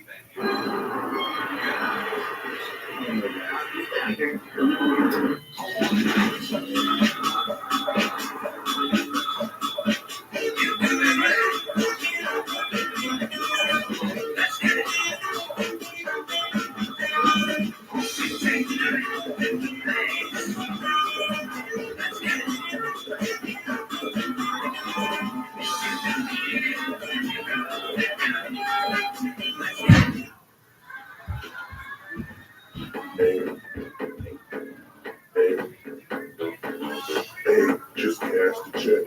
And I'm about to blow it all on chocolate. Yeah, I'm about to blow it all on chocolate. Sweet tooth, baby, make that dollar stretch. Chocolate. Yo, chocolate. Sweet tooth, baby, make that dollar stretch. Chocolate. Jesse L. Martin is back. Crash a plane and let a passenger survive. That's why you're here. I kidnapped someone who couldn't afford the ransom. Poison. Why get fancy with volume when you can shoot the target? I hear people are irrational. People do inexplicable things. Science. So this is just a theory. Gravity was just a theory at one point. The Irrational. Monday on NBC and streaming on Peacock. It's all about taste. The difference is palpable when you use clean ingredients. Experience an explosion of flavor. Yeah, we're talking about a gummy vitamin. New Garden Life Vitamin Co. gummies.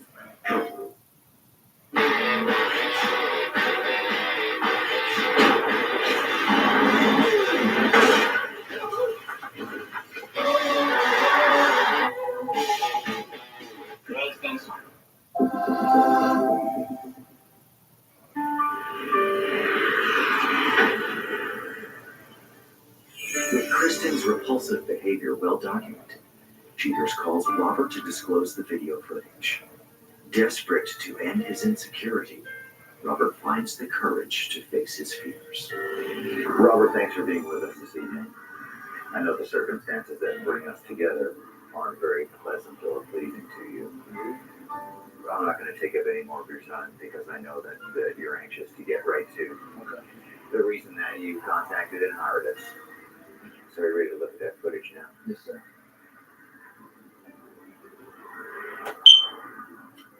Robert, as our investigation began, we had a detective follow Kristen. Now, as I understand, she has a cleaning service.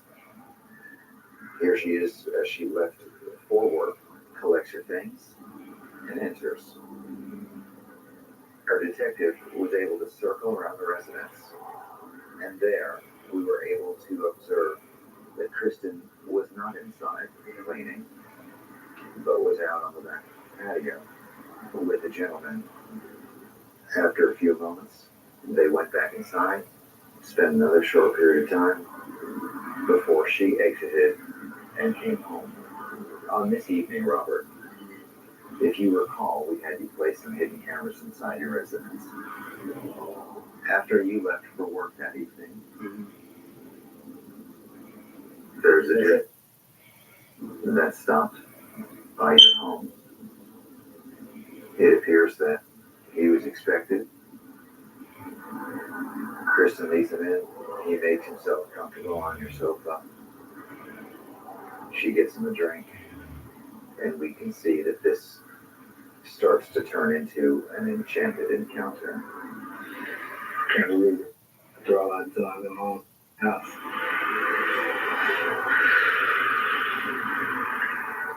Is that it? It's hard to process.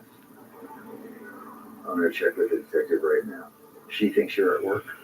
Yeah, she thinks I'm at work. Yeah, we have.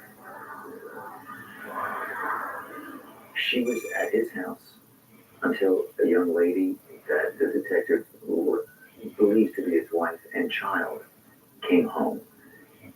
She left shortly thereafter, went into a parking lot, and just waited. Not long after that, he came with his car. They both got into her car and drive to a secluded area. And that's where they are now. A detective has them inside.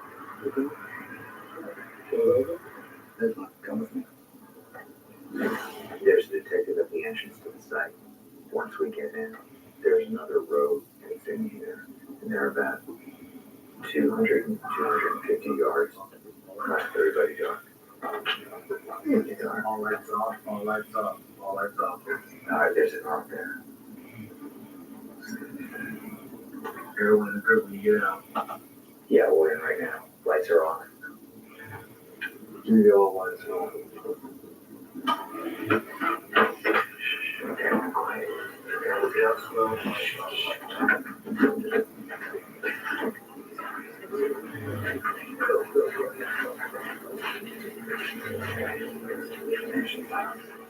Alright, lights on. Lights on.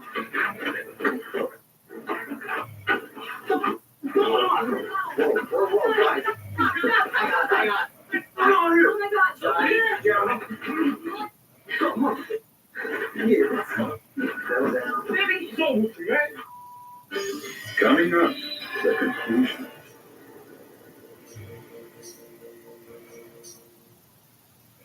Very dark as soon as we get there. Alright, lights on. Come on, guys, gentlemen.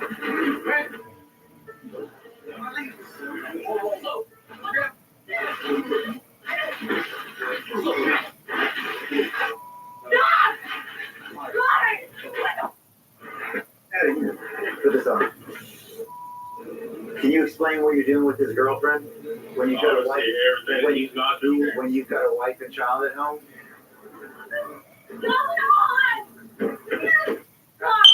What's going on? Because you've been cheating on me, Easy. right? Apparently, what were y'all doing in there? What the? Do you think we've been doing in there? You've been following me? You don't look like they're Lexi. No, I don't. Obviously, no, you don't care about me. If you cared about me, you would work at that strip club. No. How many girls in the club? Well, how many girls? 0. Well, they're looking at ass all day. I'm doing my job, risking my ass. I get attacked every night. You know what I go through?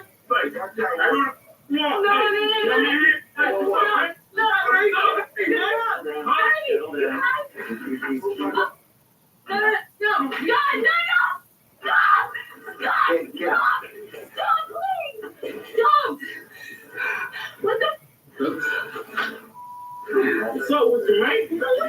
Huh? This man, hey, I got my clothes, let's go. Like that? Now. Huh? Come on. Right now. Don't. Robert. Please, baby. Please go. I just go, please. I just go. Get in the car. I just go, please. Go on your wife and kid, bro. Eddie, go on your wife and kid. Fuck yeah. Yeah. Get in the car. Whoa.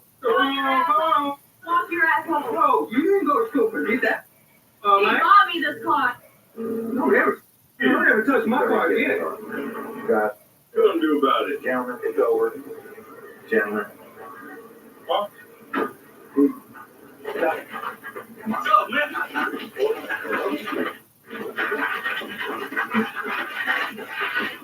What's up with you, man? Huh? Nothing. Nothing. A bitch. Yeah, I grew up. Big time right here. Big time. Settle down, huh? We're back. Yeah. You playing with the rings or something? Oh my God.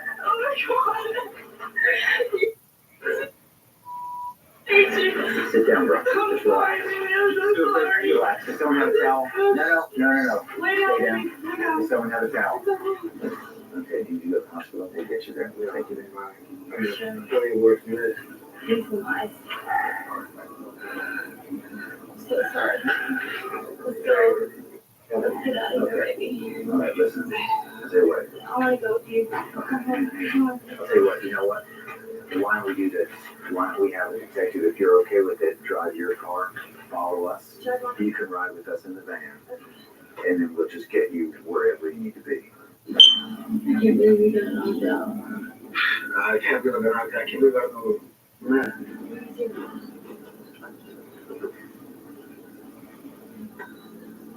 First time for everything. But honestly, I just want to get to where I know where I'm at, because I don't know. Once we get home, it'll be alright, okay?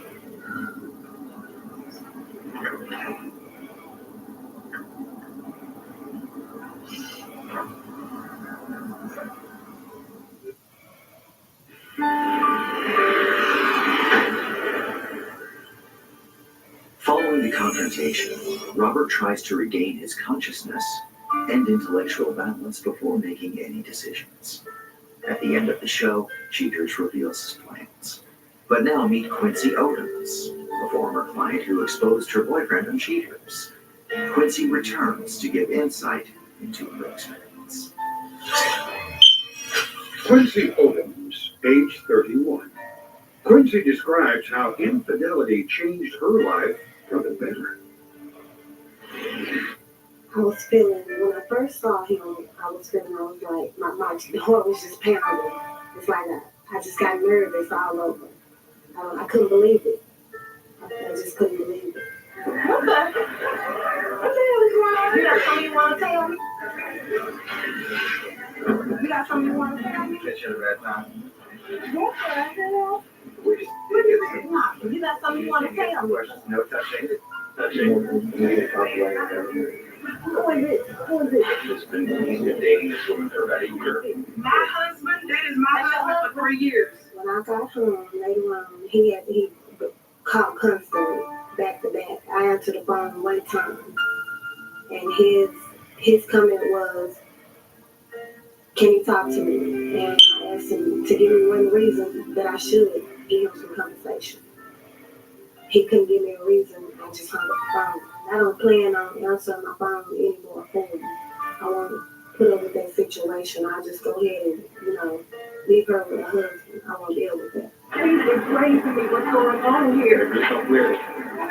You know, something. You gonna tell me something. A simple explanation will do. Yeah, you got time. You want to tell me something? No. What is? I've been with your husband for a year. That's what's going on. Did you know he was married? No, I did not. Did you know about me? No, I did not. I don't see myself being in this situation again at no point. And if I do date a man, and I heard the words going through separation or separated, I'm gonna need some papers. I'm gonna need something showing me that you guys are separated. Because I don't have the time for that. Don't run now. You ain't been running. Can you please? You ain't been running. Please. You just left my house. You ain't been running. What do you mean? You ain't been running. Yeah, you just left my house. Been there all week long. You told me you was going out of town on your job. Can you please back up? Can you please back up? You gonna tell me something? You gonna tell me something? I understand that this isn't I'm convenient not for you. understanding this thing. You got some explaining to do. We need to. Yeah, he got go to to church. We gonna tell me something. We gonna take her number 2. Yeah, we do too. He's supposed to be at work on the Sundays that he don't go to church. Oh, we go to church on them Sundays and we go then. I don't think I will have a relationship no time soon. Right now, I have a lot of thinking to do. So I don't think I will have another relationship at this point in time. But whenever I do decide to have a relationship, I'm gonna make sure I know all the details before I even take it into a relationship.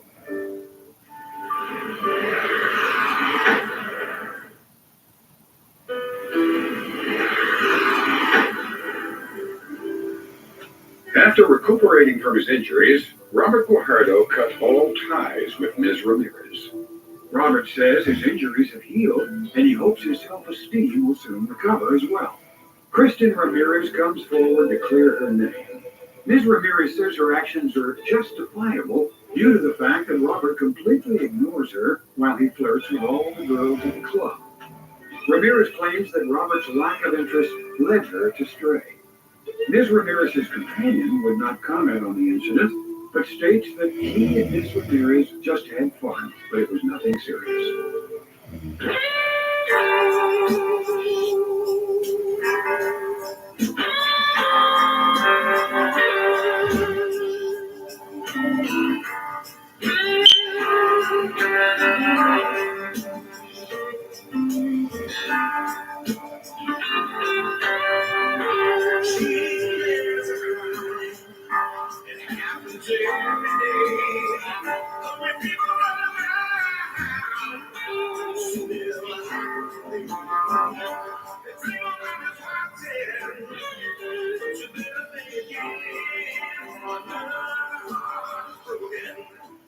Now remember, if you don't get your programming from Goldstein's, why we'll both lose money.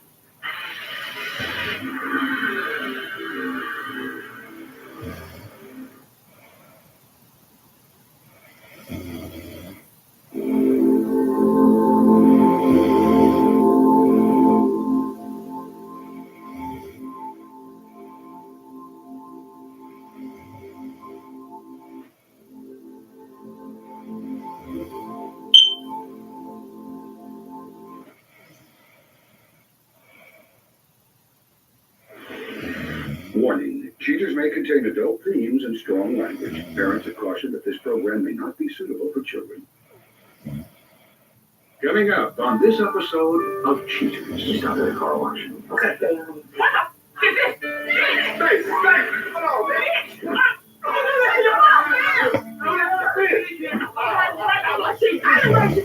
From Cheaters surveillance cameras, you are about to view actual true stories filmed live, documenting the pain of a spouse or lover caused by infidelity. This program is both dedicated to the faithful and presented to the false-hearted to encourage their renewal of temperance and virtue. You can feel that heart when something's so hard. No, the woman's made me feel the way she does. I'm lost. I feel like I'm by myself. I just can't take the lies. I know this is upsetting. I have to go to church. I knew. Let's make it happen. Let me hear music. You're a whore. Let me put camera on my face. This is like not how this is going. Tell me why. I'm sorry. Every day I'm sorry. Real reality television is brought to you by Cheaters Detective Agency's Private Eyes on Cheaters. Hello, I'm Joey Greco. Welcome to another installment of Cheaters. Please meet Stacy Hammond, a sweet-natured lady concerned about her boyfriend's reluctance to invest time in their relationship. Unaware of his motives, Stacy calls Cheaters for an accurate assessment. Stacy Hammond, age 33, a sales associate concerned that her boyfriend looks elsewhere for some female companionship.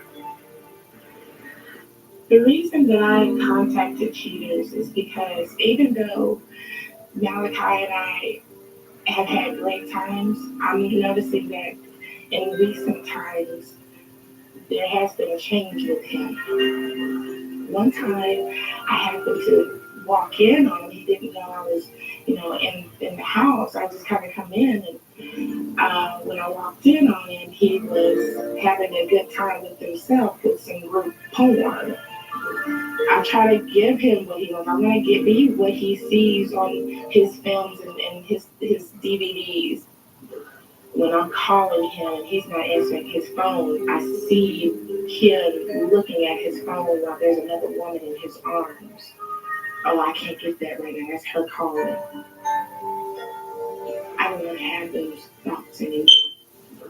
There's some infiltration somewhere.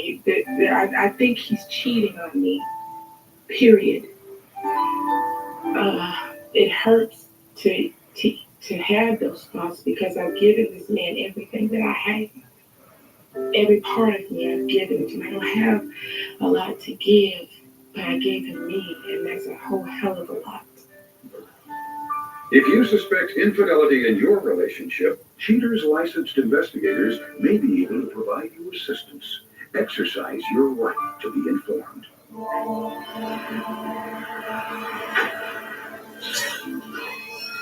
Malachi Martin, age 28. A salesman accused of going to any length to move his merchandise. Investigation Day 2. As the investigation begins, Cheater's detectives follow the suspect's SUV after he leaves work for the day. Field operatives, hot on his tail, track the suspect to a nearby park. Cheater's PIs observe suspect Malachi Martin approaching what appears to be a young woman waiting at a picnic lunch. The suspect and the unknown female take a seat and enjoy the spread. Savoring their precious moments together, suspect Martin and his companion decide to lie down to help their food settle. To further aid in the digestion, suspect Martin and his companion stroll over to the swing set and play some gravity games. After reliving their childhood memories, the couple clean up their picnic and head to the basketball court. The companion does cartwheels while the suspect shows off his skateboard skills. Once the fun is done, the twosome walk to the parking lot where they appear to say goodbyes and go their separate ways. But as the suspect pulls away, the companion follows. A few miles away, the pair arrive at a gas station. Suspect Martin fills up the suspect's tank, prompting inspectors to further question the nature of their relationship. Investigation Day 6. Field agents on the stakeout watch Stacy and the suspect wait for guests to arrive at their family pickup. Sometime later, a carload of relatives arrive, and Stacy and suspect Martin get up to greet them. The investigators are surprised to watch the companion warmly greet Stacy and the suspect. Detectives make their way around back to gather more evidence. Stacy's family appears to be cooking out and making merry. Once Stacy disappears inside, the suspect retreats to the side yard and posts up by the fence. Moments later, detectives spot the companion emerge from the house and make a beeline for the suspect. A background check on the companion reveals that she is Stacy's cousin, Sharonda Epps. Suspect Martin and companion Epps speak in private while the others play football. But the couple's conversation gets cut short by a misdirected pass. Suspect Martin returns the ball and rejoins the party, followed shortly thereafter by companion Epps. After most of the party participants have dispersed, companion Epps sticks around to get caught up with her cousin Stacy. Having talked for quite some time, Stacy and Epps hug goodbye before she leaves for the evening. Investigation Day 9. Getting word that Stacy will attend a Wednesday night church service, PIs set up outside Stacy's home and wait for the suspect. Investigators watch suspect Martin walk Stacy to her car, where the two hug goodbye before she departs. Sometime later, detectives spy a familiar car approaching. Companion Epps emerges and disappears inside the house. Agents film the two through a kitchen window as they appear to play house. Later that night, suspect Martin and companion Epps retire to the patio, drink some wine, and smoke what appears to be a marijuana cigarette. Suspect Martin believes Stacy to be quite naive, as documented in this recorded telephone call.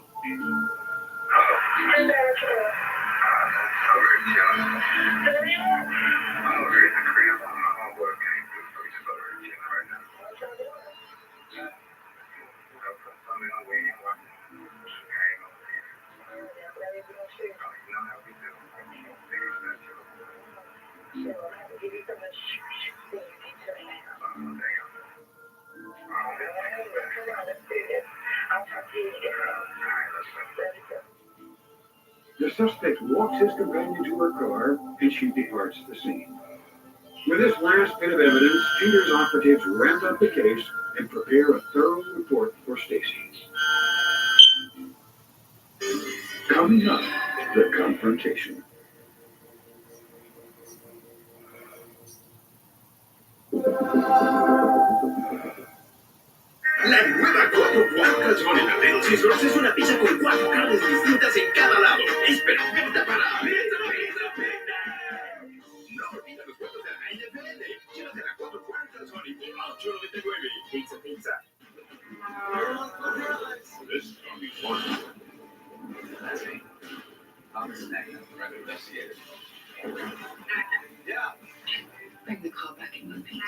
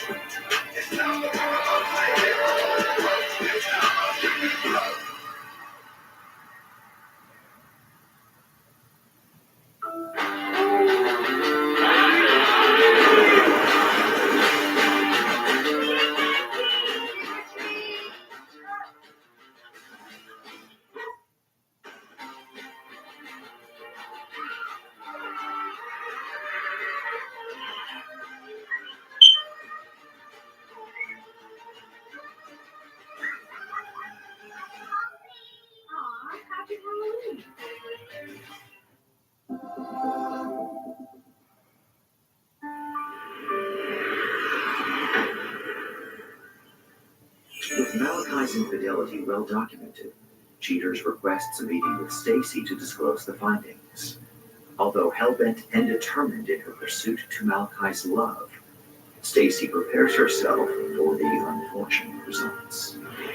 Stacy, thank you for being with us this evening. Thank you. I know that you're here as a result of circumstances that are not very pleasant. I do want to recognize that you brought your Aunt Belinda along with you for some support and welcome. And I'm sorry that you have to be here under these circumstances. Are you ready to see the information that our detectives have been able to procure? Yeah. As our investigation started, our detective followed Malachi on this day as he traveled to a park where he's met by a young lady. They greet one another, and there, can you recognize who that young lady is? Is she Martha? That's my daughter. What the hell?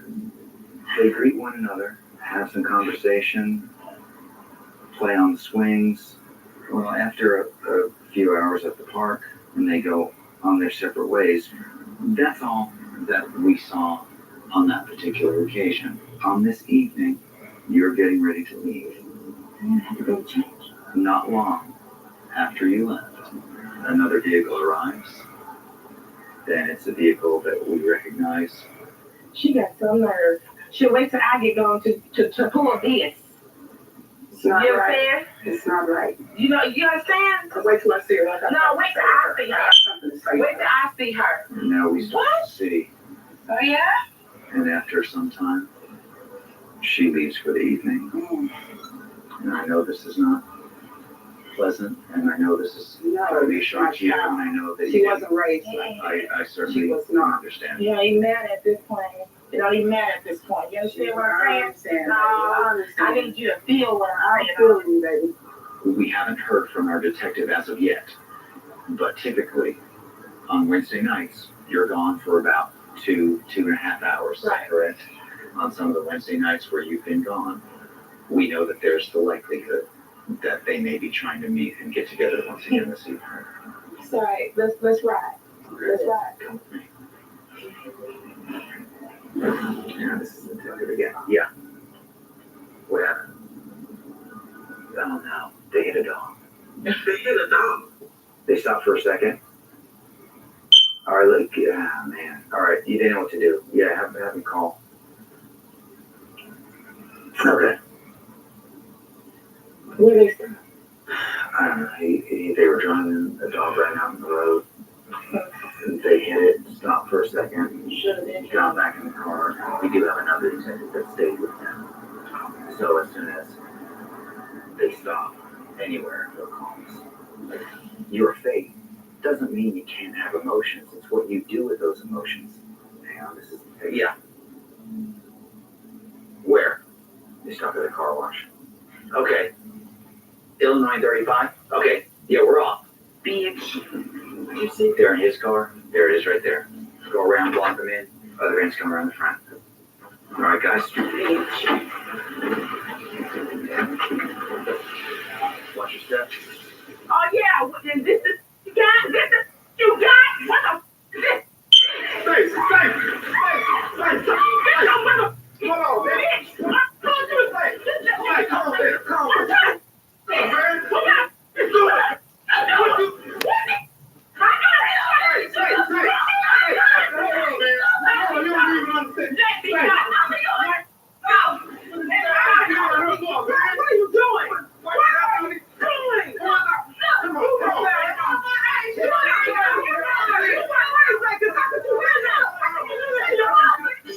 Coming up next, the conclusion.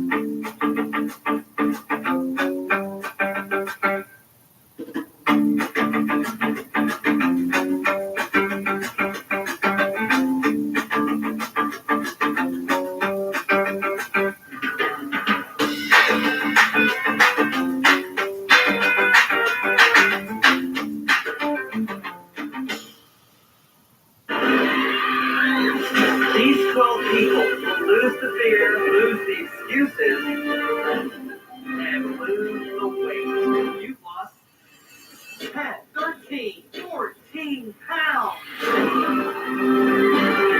one who loses the most will win $100,000. Welcome to The Biggest Loser.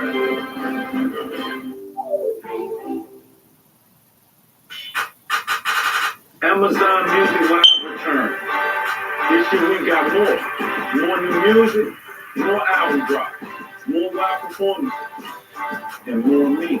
2 Chainz, the only place to see your favorite artist perform new music live for the first time. Don't just listen, watch new music drop. Music's main stage kicks off September 21st. Stream it on Prime Video and Twitch. The IHA Global Innovation Awards team assembled a panel of judges from the retail and design world. Judges rated each product on the following attributes: innovation, appearance, user benefits, ecological responsibility, market impact, and positioning.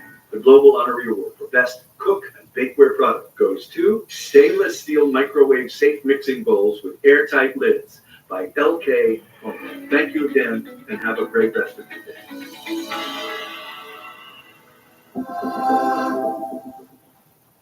You all right? Don't let that Delta drive. Oh, no. Don't even let him ride. Let him ride. I just had to get that done, you know? I'm not worried about it. I know. Don't let him ride, because every time he want to drive.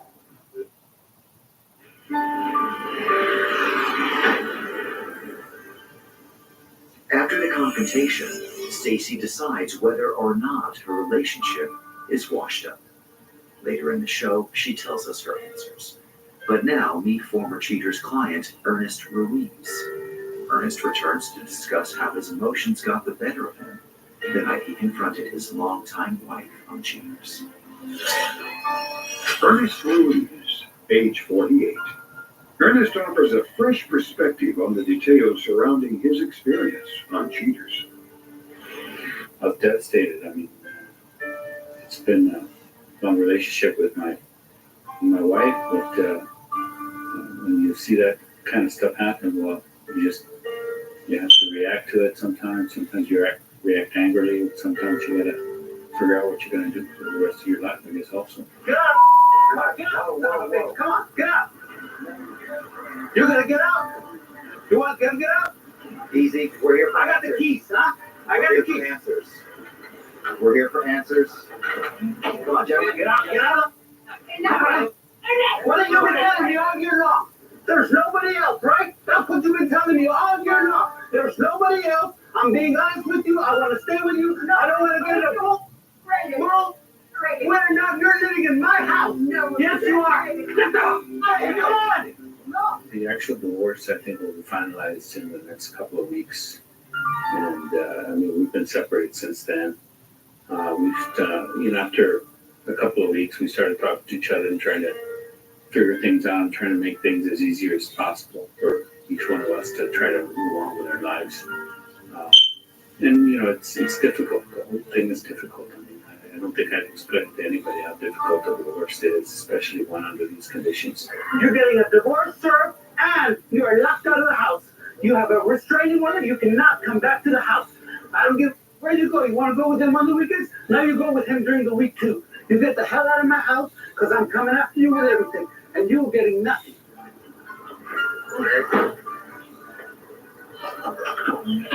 Relax. Keep that garage door open. I'm sorry that it all happened the way it did. I wish there was something different we could have done. I wish there was a way we could have handled it or managed it differently.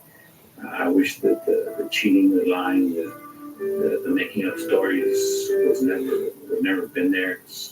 All the trust is gone, and you need two things for a marriage to work, and that's trust and love. And if you don't have those, then it's not going to work. And I think there's no trust on my part, and there's no love on her part.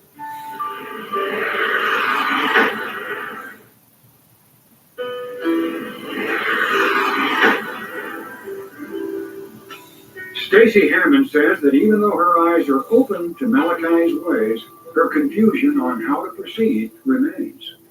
On one hand, Stacy still very much loves Malachi, but on the other, she knows that he'll cause her more heartache if their relationship continues. Malachi Martin confesses that his behavior needs improvement, but has confidence that Stacy will forgive his thoughtless actions. As for her involvement, Sharonda Epps displays little remorse for her part in undermining her cousin's relationship, stating that she saw him first.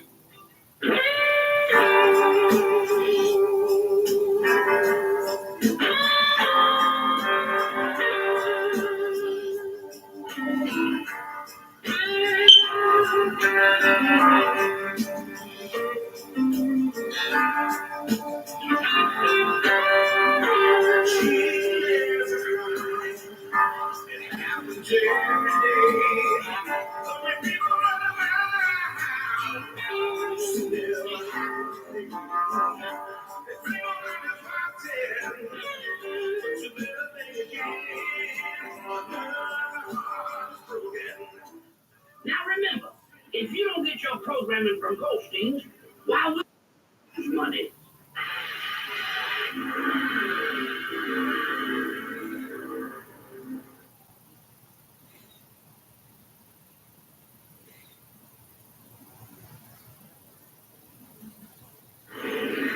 Warning, cheaters may contain adult themes and strong language. Parents are cautioned that this program may not be suitable for children.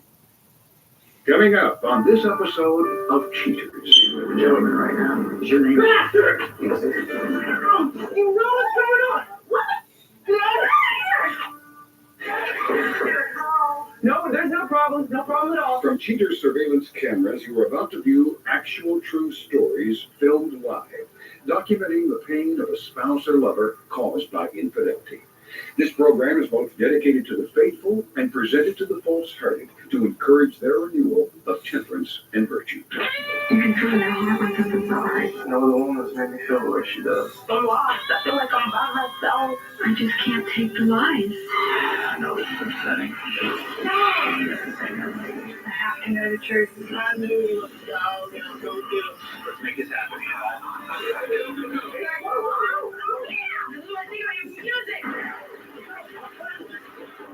You're a whore! You still care about your face! Get away from me! This is like not how this is over. Tell me why! I'm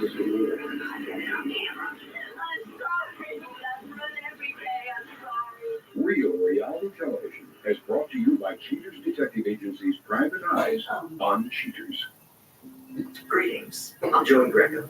Thank you for watching this episode of Cheaters. Please meet Drew Dean, a young man beginning to doubt the loyalty of his lover. Determined to find out the truth, Drew takes the difficult first step and comes to Cheaters' room. Drew Dean, age 26, a full-time student worried that his girlfriend finds other partners for late-night cram sessions. I mean, when you've got two people together and really only one of you is trying to make it work, you've got a huge problem right there. Just ever since she graduated college, she's been all about the ladder, gotta climb it, gotta get to the top, gotta make the money, gotta whatever, and make the career. I've gotten some text messages from her just a couple times that they say things like, can't wait to see you, or something like that. And since it's just been so long since she's even been excited about being with me, I think it really makes me think that it's got to be about someone else. But I need to know. I have to know. I can't go on feeling like this. If you suspect infidelity in your relationship, Cheaters licensed investigators may be able to provide you assistance. Exercise your right to be informed.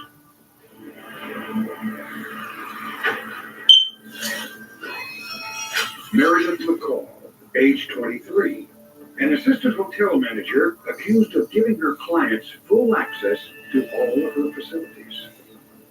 Investigation Day 2. After a quiet evening, Cheaters inspectors dive into action and pursue the suspect driving down Independence Way. After a brief pursuit, the suspect arrives at a Far Eastern bistro. While waiting for the suspect to exit her vehicle, operatives notice a conspicuous cigarette-smoking man on the patio.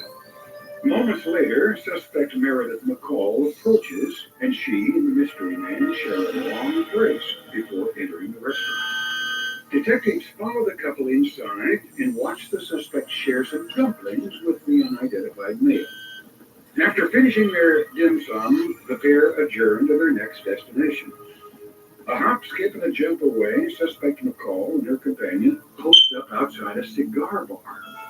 Apparently intoxicated by the pungent aroma of her cohort stogie, the suspect pulls in closer to get a longer and stronger taste. Later that night, the Lothario walks Ms. McCall to her vehicle. The twosome share a hug and a kiss before suspect McCall departs, which ends the day of investigation. Investigation Day 3.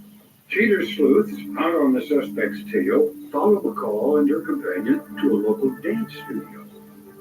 Watching from a safe distance, Cheater's PIs catch a glimpse of the companion, whose identity remains withheld, as he exits the vehicle. Excited about this evening's activities, suspect McCall yanks her companion toward the entrance of the dance studio. After practicing some traditional steps, the suspect decides to try her hand at doing the robot. Apparently tired after an evening of dancing, the suspect makes her companion carry her out to her vehicle. Gumshoes then track the couple to a bar a few miles down the road. Once again, the twosome adjourn to the patio, where they share some fine wine and smoke a couple of cigars. Detectives note the couple seem quite comfortable around each other. Sometime later, the couple exit the bar and stroll arm in arm to the suspect's vehicle. Suspect McCall and her companion retire to his hotel, where they remain for the duration of the evening. Investigation Day 18. After almost dropping the case because of weeks of inactivity, field operatives get the call and rush back into action. PIs track the suspect to a local airport. After parking her car, the suspect makes a mad dash toward her awaiting companion. The couple share a big hug and kiss before loading his luggage and departing. A background check on the suspect's companion reveals that he lives in Colorado, but comes to town on business about once a month. Suspect McCall and her companion arrive at the hotel from prior surveillance. A few hours later, the pair surface and head out for a night on the town. The couple enter an upscale martini mill, grab a few drinks, and take a seat on the sofa. Suspect McCall's deceit is obvious in this recorded phone conversation with Drew. Hey, baby. Hey, lovely lady. How you doing? I'm good. What are you doing? Well, me and Phil, we're gonna go to restaurant tonight. We're gonna go get some pizza instead. So, when you get off, do you wanna come with? Oh, I would love to, but Jorge didn't show up for work tonight, so I gotta cover all his. I'll be here past 10, and I just was swamped here. I can't. That guy. Tell Phil I said hi and have fun, okay? All right, we'll do. You too. Love you. Love you too. After returning to the hotel, the companion helps his drunken date inside, where they shack up overnight once again. Cheater's investigative team gathers the final details of the case together for presentation to Drew. Coming up, the confrontation.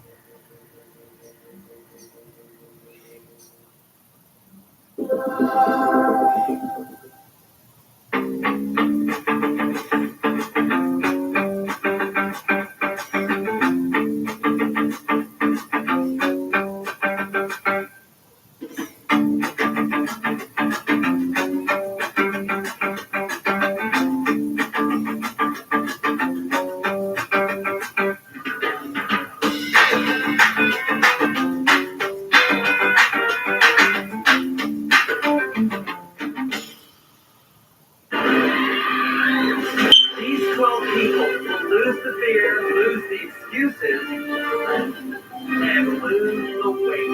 You've lost 10, 13, 14 pounds. The one who loses the most will win $100,000. Welcome to The Biggest Loser.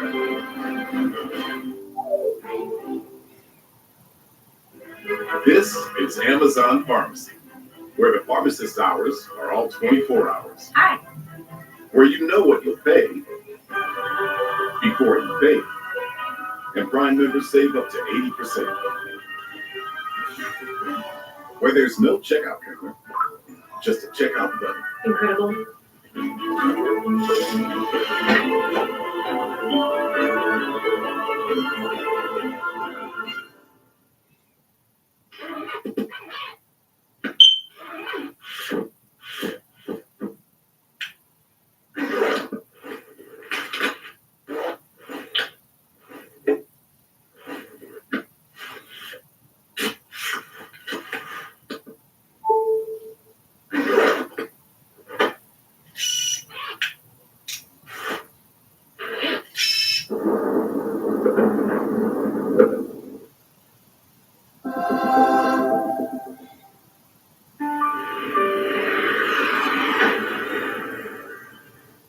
With comprehensive evidence justifying his fear, Cheater's contacts Drew to reveal his girlfriend's wayward conduct.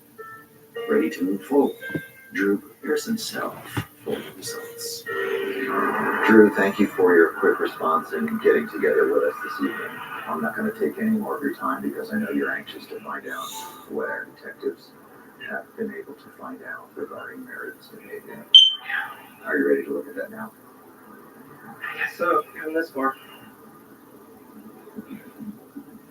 As our investigation starts, Drew, we followed Meredith as she left her home, went to the hotel, and is greeted by a gentleman who was waiting there. From that point, they were followed to a bar where the detective observed them sharing some drinks. After they had their fill of libations, they head back down the street, get into the car, and go back to the hotel. Meredith was followed. She traveled from work and went to the airport and picked this gentleman up as he arrived. They get in her vehicle. She brings him to the hotel where she works. She can't even do that. He checks in. They spend some time inside. Our detective stayed on site and was able to capture them as they left. Later that evening, they go to a bar. Now, I don't know if they ordered room service. I don't know if they've had anything to eat. But it's clear that Oh my God. I can't look at it. Seriously?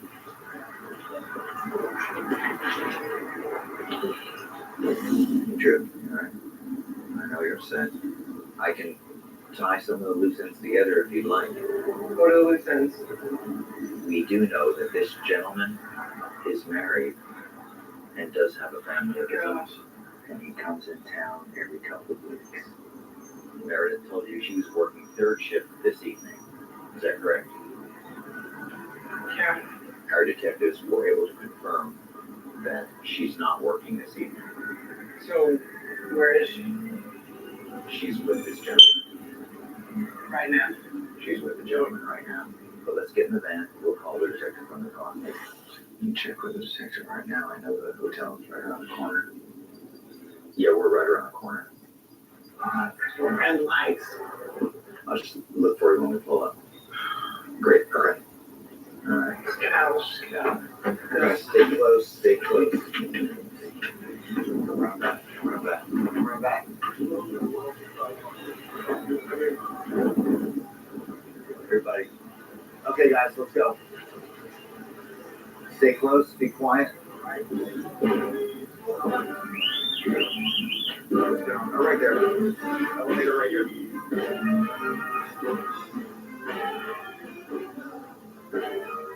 Watch out. Oh, let's go. Come on. Here we go.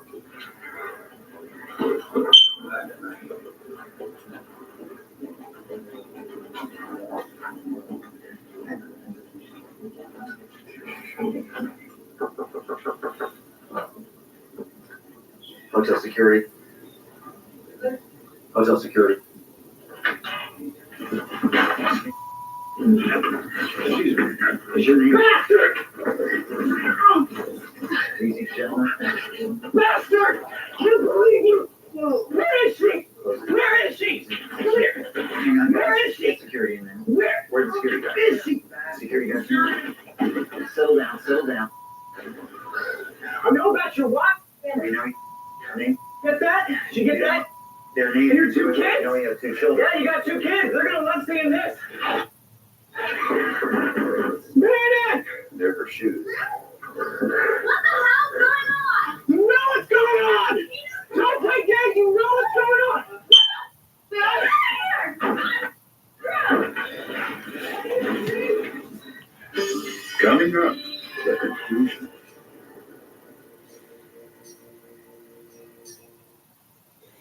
Joey right now. Is your name? Bastard! Easy. Get out of here!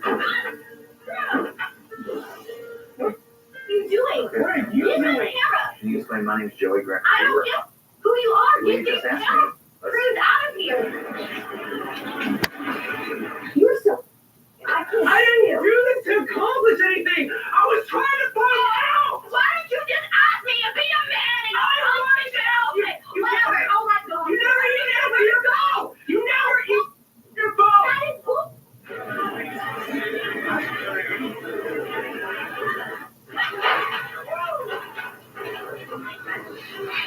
How many years have you spent in college? 6? Jesus Christ, don't bring I'm here. Oh, Not why? bring that up here! What? I'm the breadwinner here. Who do you think pays for our apartment? I can't even last time I ate with you is when we're on the side of the bread because you're out eating with I don't even mean I think got you. You've been a restaurant all day and all that coming next to me.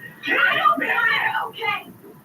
I'm yeah. Oh, okay. Get No. these people out of my We're house. going downstairs and we're gonna Get finish these this. people out of my house. Why are they following me? They're not going anywhere, Meredith. Hi, how's it going? No, there's no problem. No problem at all.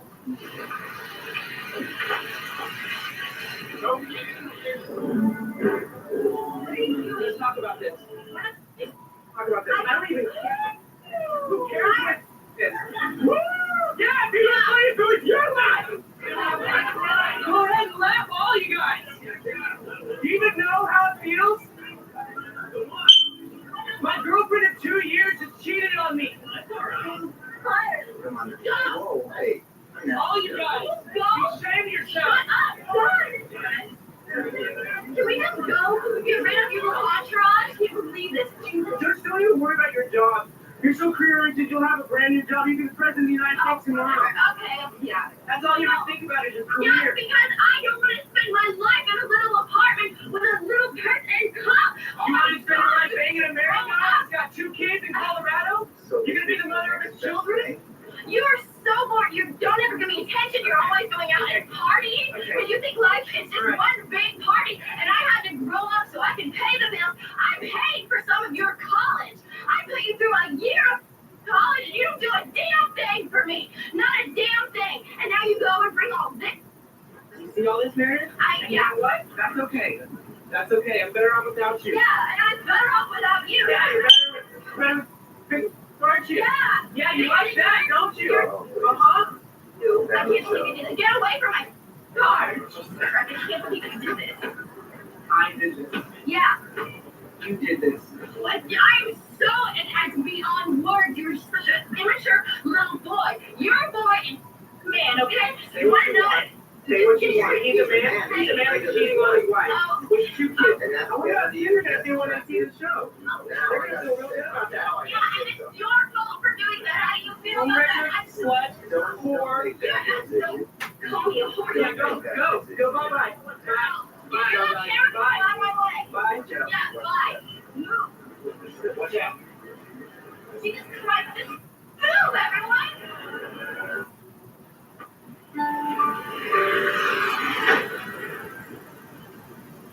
After the confrontation, the group takes some time to think things over. Now, Cheaters updates Siobhan's progress. But now Cheaters revisits the suspect from the Terrence Hardy case. The suspect comes to Cheaters to discuss the night she was confronted with another man during her bingo playing binge. Suspect's identity withheld. The suspect returns to discuss the night she was confronted with another man during her bingo playing binge. Well, when they first came up and I saw Terrence, I knew what was going on. He had the look in his eyes, that angry look in his eye, and I just wanted to get up and go.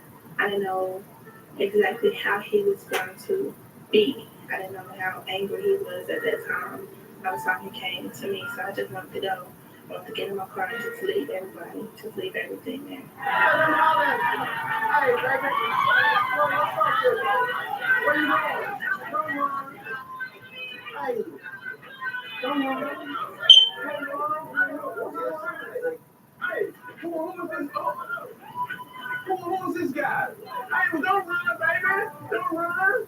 Come speak to your man. We've been together for too long for you to run for me. We left that night and I talked to Chucky and we had a little discussion. He was very angry at me because I wasn't very honest with him about everything, and I apologized to him for it, and I was very sorry about that. But I dropped him off and we were our separate ways. When I went home, I found Terrence had been drinking anymore, and he was calmer than I thought he would be, and we decided to separate. Man, dude, this ain't got nothing to do with you, old boy. It got nothing to do with you. It got nothing to do with you, man.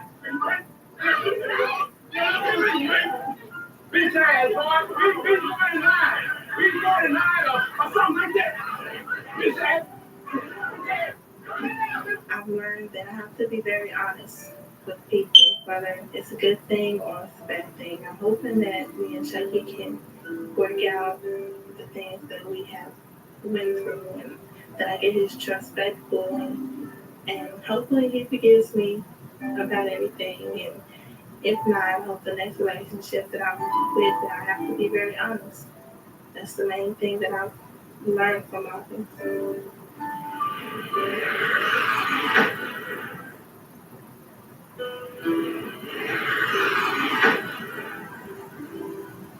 Drew Dean claims he's reached the boiling point as far as women are concerned, especially with Ms. McCall. Understanding his role in the failure of the relationship, Drew now realizes he needs to find and focus on a career path. Drew comments, "I've been hiding from my future, and I've now found the drive to achieve my goals and dreams." Meredith McCall is now searching for a place to live after Drew had her removed from his home. She claims that Drew's refusal to become an adult drove her into the arms of another man. Meredith does, however, admit to still having feelings for Drew, but believes in the inevitability of the split. After trying to reach the suspect's companion to no avail, Cheaters producers were contacted by the companion's attorney, who informed Cheaters that his client has no comment.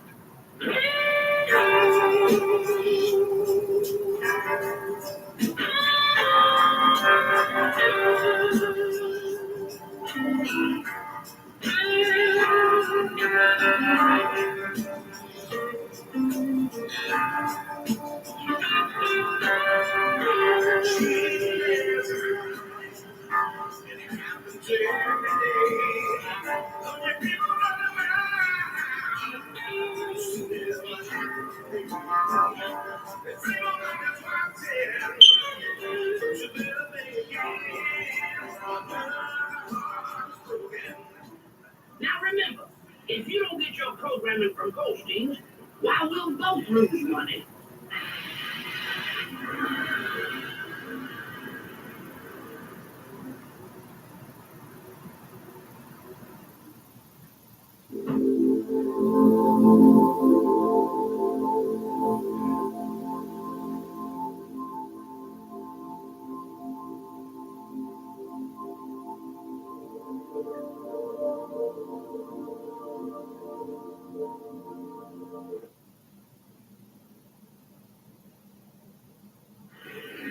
Warning, Cheaters may contain adult themes and strong language. Parents are cautioned that this program may not be suitable for children.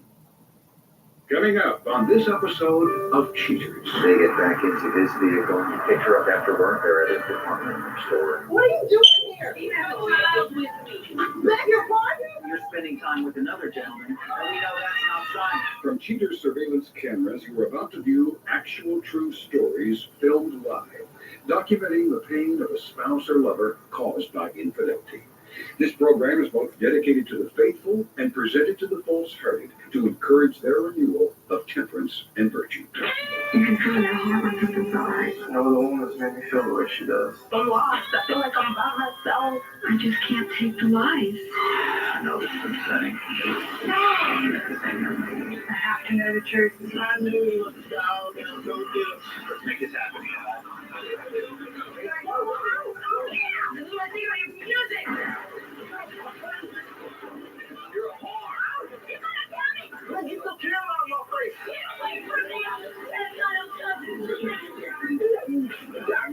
Like not how this was going.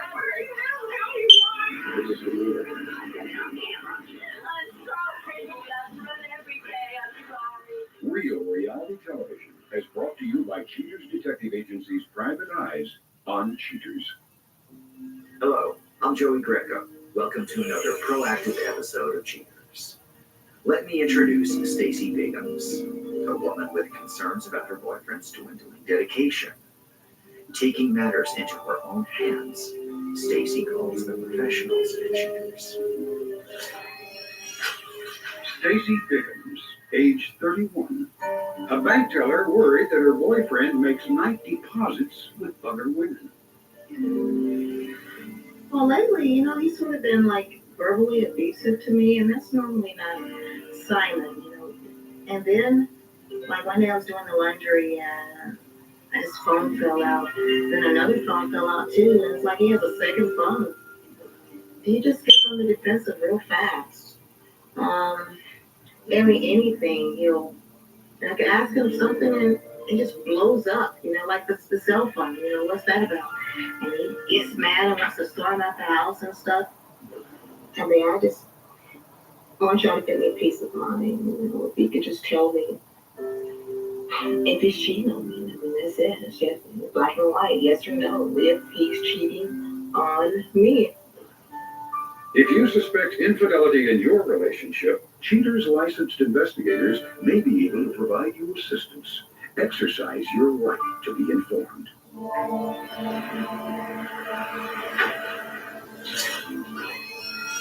Simon Stiles, age 30, a jewelry salesman accused of appraising another woman as more precious than his girlfriend. Investigation Day 2. Stacy informs headquarters that Mr. Stiles has plans with old friends tonight, so Cheaters detectives stake out his workplace. Agents on duty spy an individual exiting the suspect's place of employment. Detectives confirm the identity of suspect Simon Stiles as he gets into his sedan and takes off. Minutes later, the suspect arrives at an unknown residence. After a short wait, a mysterious figure appears and gets into the suspect's vehicle. After a brief pursuit, the two arrive at a multiplex movie theater a few miles away. Suspect Stiles and his unknown companion walk hand in hand to the ticket counter and then head inside to see their feature. Sometime later, the suspect and his companion emerge from the theater and proceed to a Mexican restaurant. The two get their food and then adjourn to the patio. As suspect Stiles and his companion talk intimately, they stare into each other's eyes. After finishing their fajitas, the pair return to the companion's residence, where suspect Stiles makes sure his companion gets inside safely before departing. Investigation Day 6. Detectives remain outside the suspect's place of employment and wait for him to leave. Operatives watch the suspect back out and drive away. Agents tail Stiles to the companion's home for prior surveillance. Suspect Stiles gets out of his vehicle and goes to the door. A few minutes later, he emerges with his companion and her baby in tow. Once his female friend and the baby are safe and sound in the car, Stiles puts the stroller in the trunk and they depart. The trio drive to a nearby park. The suspect and his companion, now identified as Vicky Carr, push the stroller around the grounds. Getting tired, they park the stroller and congregate baby sleeps, the suspect and companion car get better acquainted. The couple begin to passionately kiss and hold each other very close. Stiles and his companion take one last moonlit stroll before making tracks. The suspect chauffeurs his companion and her child back to their residence, where they disappear inside. Later that night, Stiles and companion car surface and share a tender hug goodbye. Investigation Day 9. Agents follow the suspect as he makes his way down a residential street. The suspect arrives at his companion's home. After a couple of honks on the horn, companion car appears and hops in. PIs follow Stiles' vehicle to a local fun center, where the twosome enter arm in arm. Once inside, the couple play a few video games before heading to a ticket counter. After a short wait, they're off to the races as Stiles and Carr decide to take a spin on the go-kart track. Suspect Stiles blows his exhaust in Stacy's ear in this recorded telephone conversation. Hey, what's up? Where's that? Why are you getting out?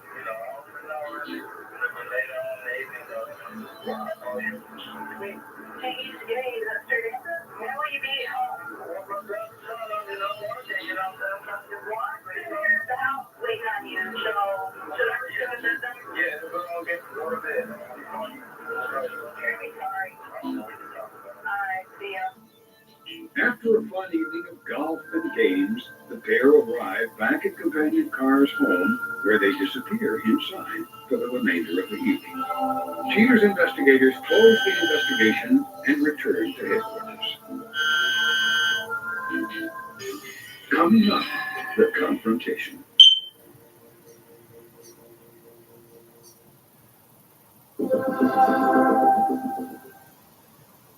I'm Jason, I'm living with HIV, and I'm on Cabenuva. It helps keep me undetectable. For adults who are undetectable, Cabenuva is the only complete long-acting HIV treatment you can get every other month.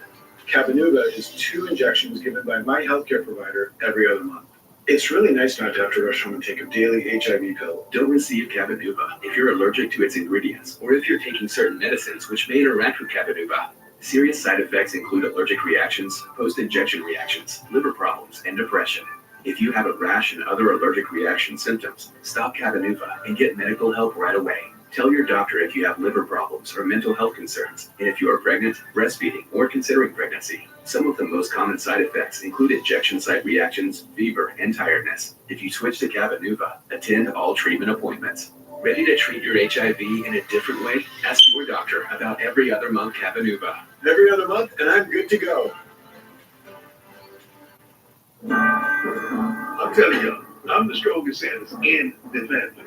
The whole family. Nah, this is strong. How's that for strong? This thing, I see strong. Yeah, it is. Boy, you want to see strong? That is strong.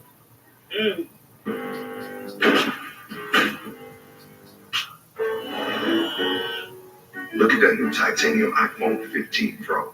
Why don't I have one? You need to go to T-Mobile, where new and existing customers can get iPhone 15 Pro on them. I do need to switch to T-Mobile. You're very wise, Reflection Comic. You're very handsome, Real Comic. You don't need hair. Yeah, hair is for suckers. At T-Mobile, get the new iPhone 15 Pro with titanium on us now and the freedom to upgrade every year.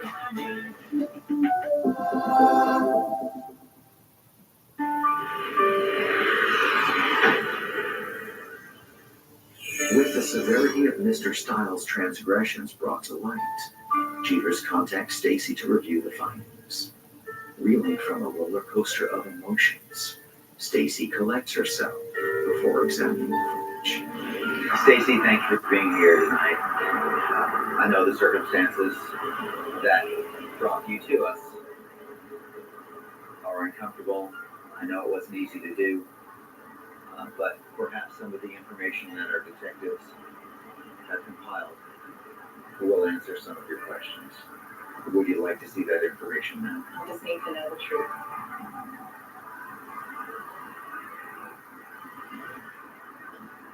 Stacy, as our investigation began, we had a detective follow Simon as he left his place of employment. On this evening, he was followed to a residence. As he waited outside, a short time later, he was joined by a young lady. From there, they were followed until they arrived at a theater. As they left, you can see them holding hands. On this evening, our detective again followed Simon as he left from his workplace. He goes to the same residence, but on this occasion, now it's going to be difficult to see. She comes out, is holding a child. Okay. He loads a stroller into the trunk. She gets in his car. They proceed to a park, and we see the two of them engaged in some romantic activity. They get back into his vehicle.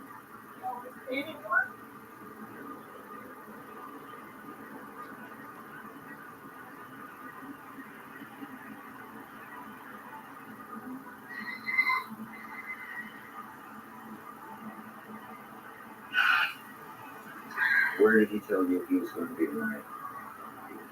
He was going to make a late stop over on his friends to pick up some CDs or something. Earlier this evening after work, he picked up the same young lady that you've seen on the previous occasions that we've shown. Because we've done part of the job that you've asked us to do. Well, we need to. And that is, I need answers. I need to know. I need to move on. let me call the detective. What excuses I have for this? Yeah, we just finished up with the briefing. He picked her up after work, and now they're at a department superstore. Okay, perfect. Keep someone close. All right, we're on our way. Okay, I know you've heard that. You ready to go? Let's go. Let's do it. Take her right now. Yeah. They're at the checkout. We're right around the corner. All right, listen, let's station right outside the door. There's someone outside. Okay, I see you right now. Let's station right behind this car. All right, yeah, we're here right now. Wait, hang on. Stacy, relax. Stacy, hang on. Oh, hang on. Stacy, relax. Stacy. Uh-oh. Simon, what are you doing here? What are you doing here? What are you doing here with this lady? What are you doing here? Explain. You got some explaining to do. Easy. What are you doing? How long have you been seeing her? Hello? How long have you been seeing her? Excuse me? Hello? How long have you been seeing her? He has a child with me. Did it beg your pardon? Beg your pardon? Coming up next, the conclusion.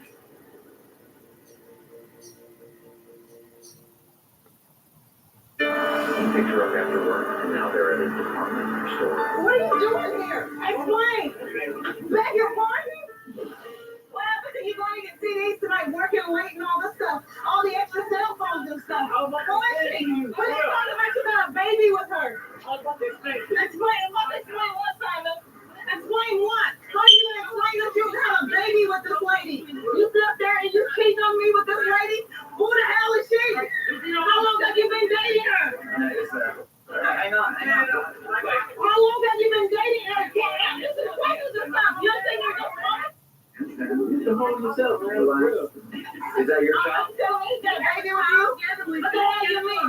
A whole year. A whole year. Yes, for a year. And no, we ain't talking about what the hell you got diapers in your hand. Why you got diapers in your hand? No, explain now. Why the hell does he have diapers in his hand? Well, what is this? I mean, what is this? What is this? Are you your baby? What the hell? What the hell you mean this is your baby?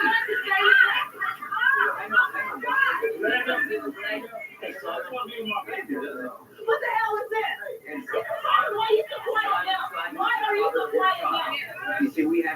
just follow Simon, and that I've he been with let him us on and to off you. for 3 years. So we know that you're spending time with another gentleman, and we know that's not Simon. So who's the father of your child? That's what you get. That's what you trying to tell me. What you mean? Because now you find out. Now you're no, he's trying to trap you. He's trying to trap you with the kid. I don't need that no more, What you do, baby, diapers. Take them with you. Can you please get away from my car? You want me to embarrass myself like this? Why are you trying to get away? Why are you trying to get away? Why are you trying to get away? Oh, you gonna let him ride with you? You gonna let him ride with you? You better ride her. You not riding with me. You stop me. Why you got me then? All this problem is designed to jeopardize our relationship. Oh, she just don't blame it on her. How you gonna blame it on her?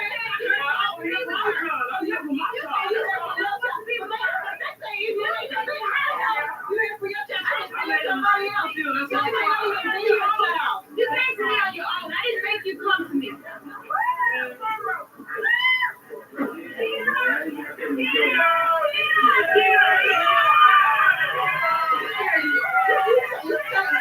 take all your diapers. You take all your diapers. Take them with you. Take them with you. Take them with you.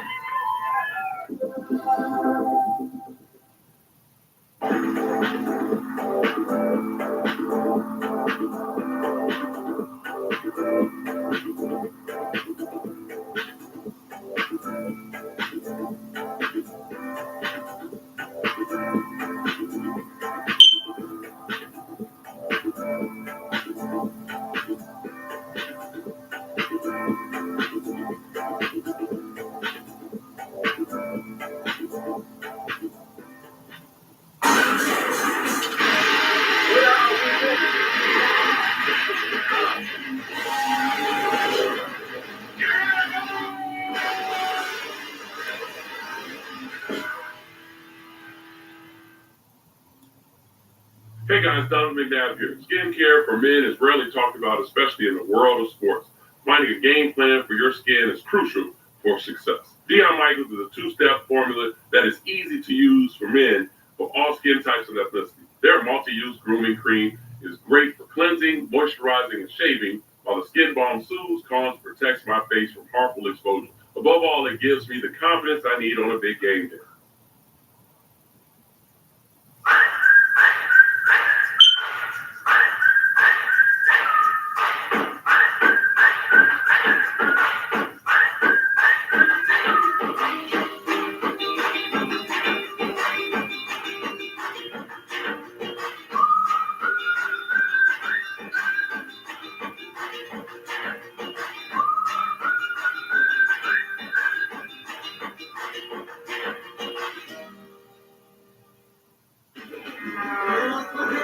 This is gonna be fun.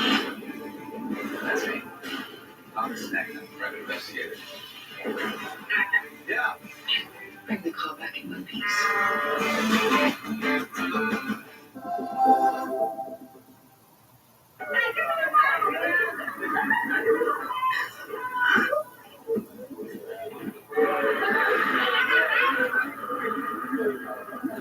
See, all I know the truth. He can pack his bags and leave. He'll take care of her and his or whoever baby it is. I don't need this. I've got too much to do. I've got too much to focus on. I do not need a deadbeat in my life. That bastard. You know, I don't understand. I don't understand.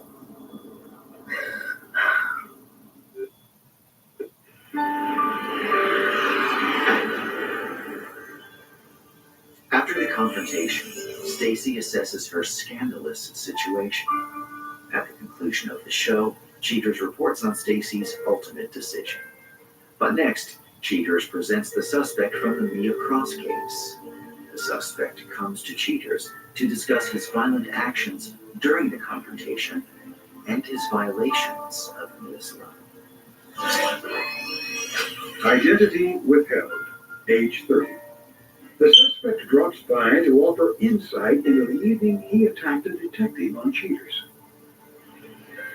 I was pretty overwhelmed. My adrenaline was already up because of the fight I just got in. And then she shows up with Joey Greco and, the whole crew. And it really got to me. And I just blew my top at that point. There was really no stopping me. You start talking right now. What? Well, hey, you're gonna ask me? Are you joking? Hit me, fool. It's all this. Come here. You. Yeah, I don't know what is going on right now. Yeah. I seriously don't know what's going on right now. That guy just got his butt kicked. I don't know anything. Listen, you need to chill out. Say nothing. You need to calm down. Okay, whoa. What the wrong with you? Okay. We went out. We had a good time. I really thought that our relationship might be going somewhere, actually. But maybe I overreacted that night. She ended up showing her true colors, and it just kind of blew out of proportion at that time. As a matter of fact, you know what? I don't even really want to talk about her anymore. So why don't we just move on to the next question, all right? No, you're going home alone tonight. What are you talking about? Going home alone. We got this. This can work. Yeah?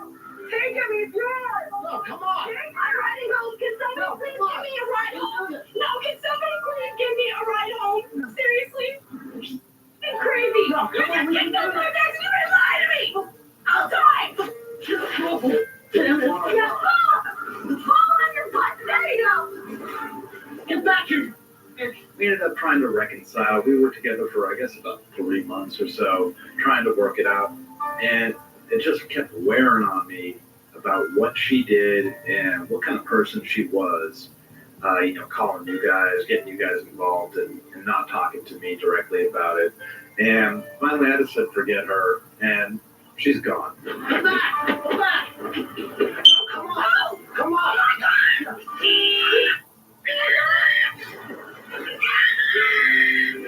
You guys are vultures. You guys have no business doing what you do, embarrassing people on national TV. I mean, is that fun? Is that enjoyable for you guys? Hope you guys can sleep at night.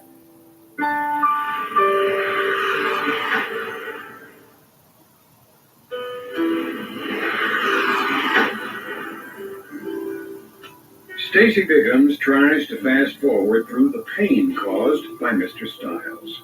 Distraught by recent developments, Stacy demanded that Stiles take a paternity test, the results of which confirmed that Mr. Stiles is not the father of the child in question. Looking past her feelings of betrayal, a sympathetic Stacy forgives Mr. Stiles for his good intentions, but will never forget the pain he caused her through his deceitful ways. Simon Stiles says he loves Stacy, but felt he needed to do the right thing by his would-be baby's mama. The horrific discovery that the child is not his, however, changes everything. Stiles now realizes that he wants to be with Stacy and hopes that she will forgive him someday. When contacted by Cheater's producers, Mr. Stiles' companion refused to comment on her deplorable actions.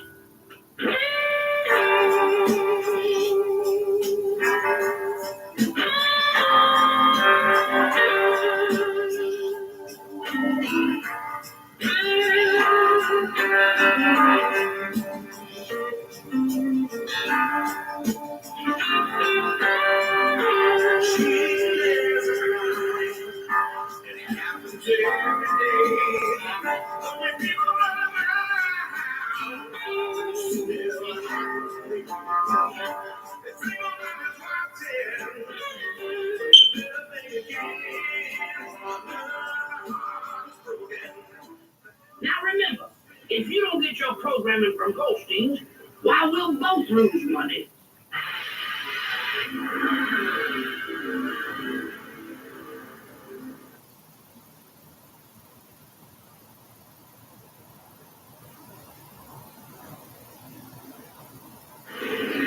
Warning, Cheaters may contain adult themes and strong language. Parents are cautioned that this program may not be suitable for children. Coming up on this episode of Cheaters. Right now, they're at a club.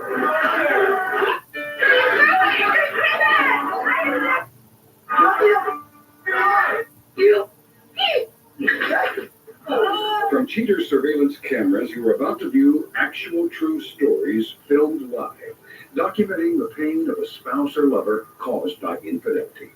This program is both dedicated to the faithful and presented to the false-hearted to encourage their renewal of temperance and virtue.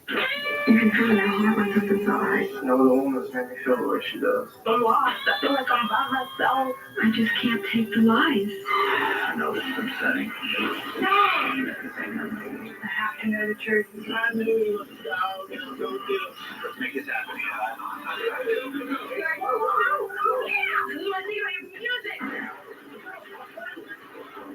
You're a whore.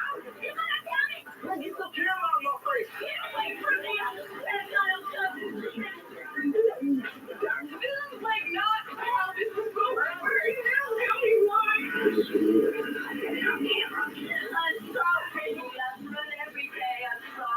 Real reality television is brought to you by Cheaters Detective Agency's Private Eyes on Cheaters. Hello, I'm Joey Greco. Welcome to this presentation of Cheaters. Please meet Lisa Abel, a big-hearted woman with concerns about her lover's flirtatious attitude. Tired of playing second fiddle, Lisa heads into Cheaters for assistance. Lisa Abel, age 25. An event coordinator worried that her boyfriend's busy schedule includes the company of another woman. Over the past few months, our relationship has changed tremendously. When we used to have time for each other, we'd call throughout the day, and that's really stopped as far as and it seems like I'm trying a lot harder now, and he's kind of stepped back. What have I done to make him step back? I'm really losing a lot of confidence right now in myself as a woman. I just can't imagine what would happen if we break up. I don't want to lose him. But I don't know what else to do anymore. I feel like this is my last chance to find out what's going on and find out the truth. And I have nothing else I can do at this point. I'm at my wit's end. If you suspect infidelity in your relationship, Cheaters licensed investigators may be able to provide you assistance. Exercise your right to be informed.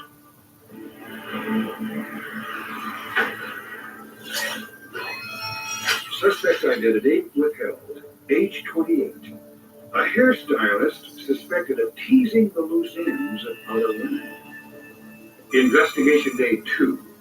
After receipt of orders from headquarters, field agents assemble outside the suspect's salon and set up for a stakeout.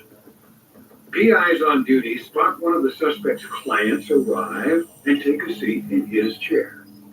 Cheaters agents watch the suspect, whose identity remains withheld, work his magic on the young woman's luxurious locks. Sometime later, the suspect and his client leave the salon and are followed on foot to a nearby coffee shop. The couple grab some iced beverages and sit outside. The suspect and the unknown female chat while they sip their frozen concoctions. Once they've had their caffeine fix, the pair depart. Cheater's suspect and his companion are followed back to the suspect's place of employment, where they hug goodbye and go their separate ways. Investigation day 4. Detectives again post up outside the suspect's place of employment and wait for him to surface. Gumshoes on stakeout spy the suspect leaving work for the evening.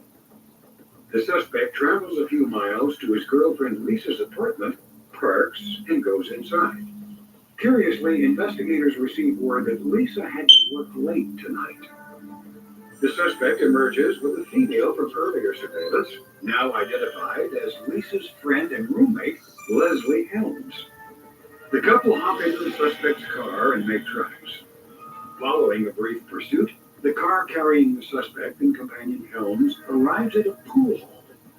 The cozy couple enter the hall, followed by field agents. Inside surveillance shows Cheater's suspect taking it upon himself to give Helms a few pointers. Upon finishing the friendly game, the two make their way back to the suspect's car and disappear inside for quite some time. The level of the suspect's deceit intensifies, as evidenced in this recorded phone call.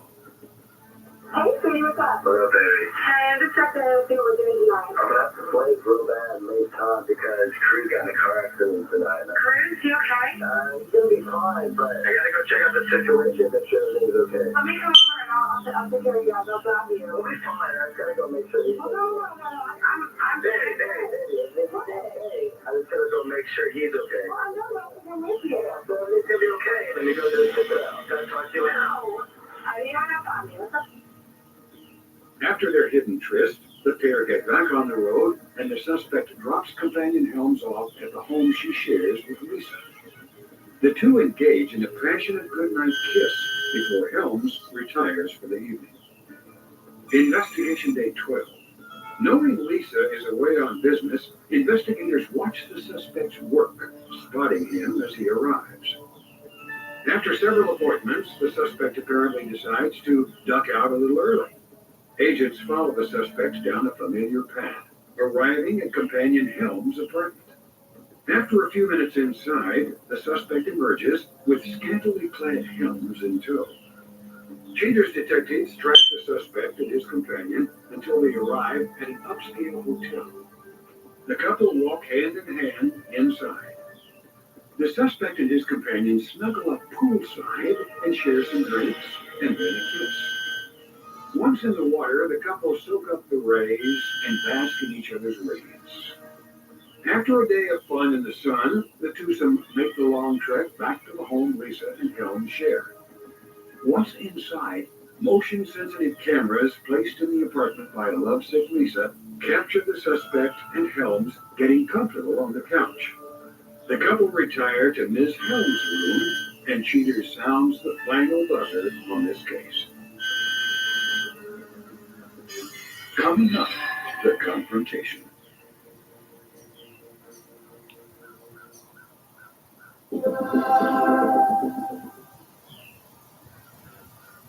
Hey guys, Donald McNabb here. Skincare for men is rarely talked about, especially in the world of sports. Finding a game plan for your skin is crucial for success. Dion Michaels is a two-step formula that is easy to use for men for all skin types and ethnicities. Their multi-use grooming cream is great for cleansing, moisturizing, and shaving, while the Skin Balm soothes, calms, protects my face from harmful exposure. Above all, it gives me the confidence I need on a big game day. From this day forward, you will become sparrows, weapons in a global struggle for power. When we are finished with you, the person you were will no longer exist. Every human being is a puzzle of needs. You must become the missing piece, and they will tell you anything. Amazon Music Live return. This year we got more new music, more album drops, more live performances, and more me. 2 Chainz, the only place to see your favorite artists perform new music live for the first time. Don't just listen, watch new music drop. Music's main stage kicks off September 21st. Stream it on Prime Video and Twitch.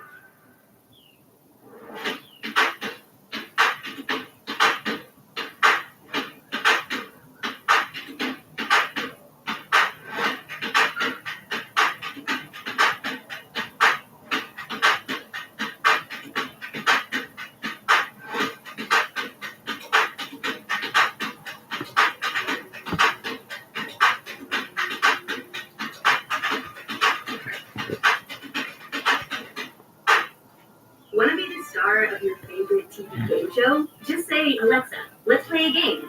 All you have to do is choose what you want to play on your Echo devices. Make every night a game night with Alexa. To let the fun begin, say, Alexa, let's play a game.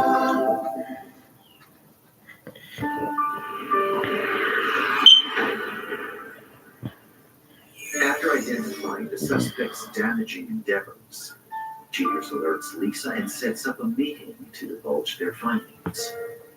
Going for broke, Lisa steadies herself for the party game. Lisa, thank you for being here tonight. I know that you prefer that we met under different circumstances. At this point, I'm not going to take up any more of your time. I know you're anxious to get right to the information that we have. Very ready to see that. As our investigation began, Lisa, we had a detective outside of the place of employment. At some point during the day, he exits, arrives at your apartment, goes inside, and exits with the young lady. Is that you? No, it's my roommate. It's not me. It's my roommate. From there, they go to a bar. Okay. Once inside, they shoot some pool. There's a brief embrace, and after a while, they exit to the parking lot and spend about 15 minutes in the vehicle before they drive away. It was at this point, Lisa, that we had you place a hidden camera inside your apartment. As this day began, our operatives were again outside the salon. Late in the day, he exits, goes back to your apartment, and exits with your roommate. And were followed to an upscale downtown hotel. And now we can see some more affectionate activity between them. After the events of the day transpired, they returned to your home, and from the vantage of the camera that we had you place inside, we can see what's been taking place. Are they together? Check with my detective, and I'll get a confirmation on that right now. What do you have? Okay. How long have they been there? They've been there for about an hour? And they're upstairs? Okay. They've been together for about an hour. All right. They're ready to go. They're ready to go. I want to see about it. Okay. Okay. All right. They're upstairs in a private room. All right. We have a detective outside. All right. We'll be pulling up in. We're just actually right around the corner. All right. Okay. You know, I think it's probably going to be pretty tight inside, so stay as close as you can. Okay. Okay. And they'll get us to the location. Okay. Okay. Let's do it. Let's do it. Everybody out, everybody out, everybody out. Stop.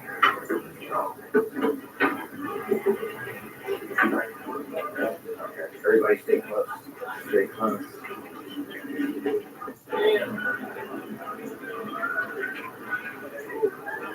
Back up.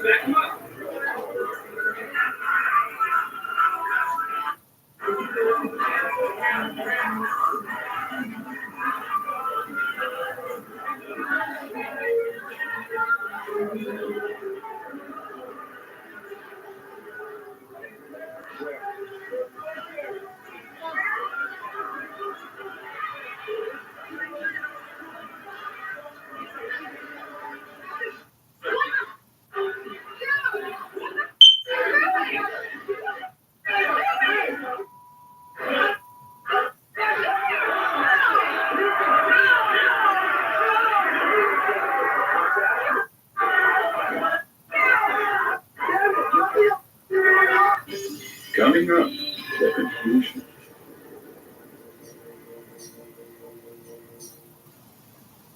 Right now, they're at a club.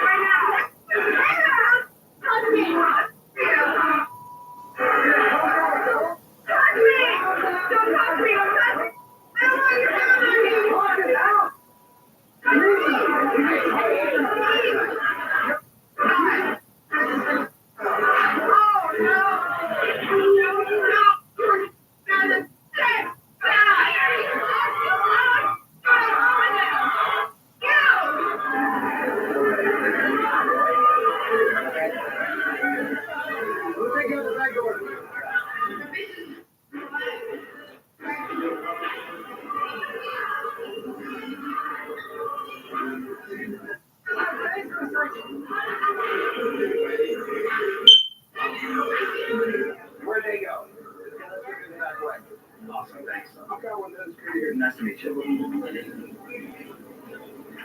she is. What's up? Whoa, whoa. Wait. Wait. Hey, you have a my God. Carl. Guys. Let's clean that deep, brother. Back your mind. You don't do it. You don't. You don't. Hey. You talk to me for.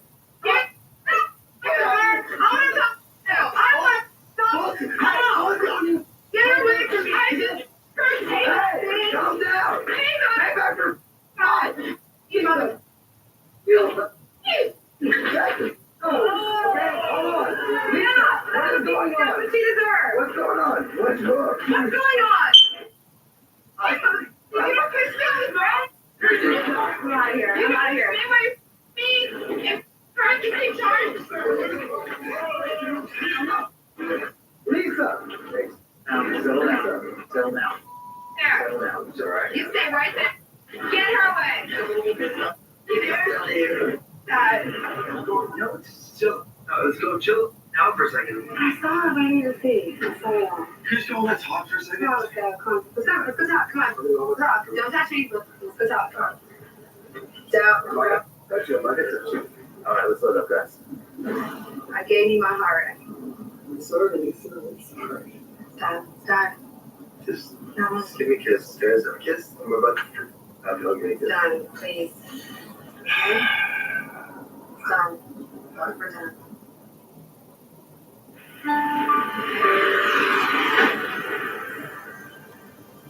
After the confrontation, Lisa absorbs the situation while keeping her emotions at bay. At the end of the show, Cheaters reveals her plans for the future. But first, Cheaters welcomes back Keith Verdon. Keith returns to Cheaters to discuss how his indiscretion changed his life in more ways than one. Keith Verdon, age 35. Keith returns to share his perspective on the night he was confronted on Cheaters. Basically, when me and Cindy walked out from the club, I was shocked. I really was, because Starla came out and just went ballistic on me. If she gave me all this attention with Cheaters, what happened? Why couldn't happen in a relationship? What are you doing? What are you doing? What do you mean what am I talking about? Who are you with? Who's that? My lady friend. You're working out with a lady friend. I'm working out. You're working out? You went to the movies, you've been out to eat with her. You be canceling plans with me and playing me, standing me up. When you stand me up, do you be with her? Answer me. What are you working out on her? Are you working out on her? Are you working out on her? Working out on me. I got in my car, drove. I tried to call Starla back. Never returned the call. I can understand her anger. But, a couple of days after that, I tried to call. I haven't heard nothing from her. I'm quite sure to this day she's still mad at me. I done seen the tape. Can't quit playing with me. What tape? Show him. What is that? Well, you don't even need to show him. You was there. You don't even see him. You was there. You don't even see him. You was there. But look at that. That's you. With your little girlfriend. See what the other thing is? Yeah, maybe you want you to analyze. Look, we got your license plate. I have not heard anything back. I would like to continue our, work our relationship, friendship, but I thought that she was more maybe pissed at me as well as Starla because of the whole ordeal. It was embarrassing. It's Hollywood? Hell no. This ain't Hollywood. This ain't cool. It's not. All you have to do is say, so I don't want to put you no more. I don't want to give it to you. That would have been good enough for me to work out. Oh, come on now. That's all right. No, don't do that. Okay. Starla.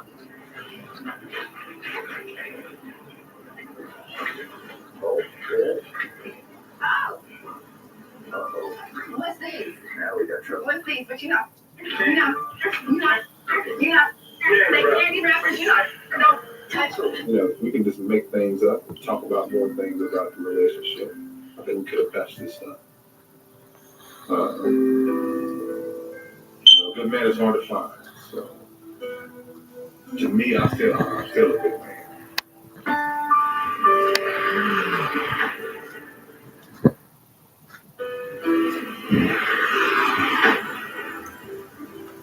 With emotions still running high, Lisa Abel remains certain that she'll not entertain any possibility of reconciliation with the suspect.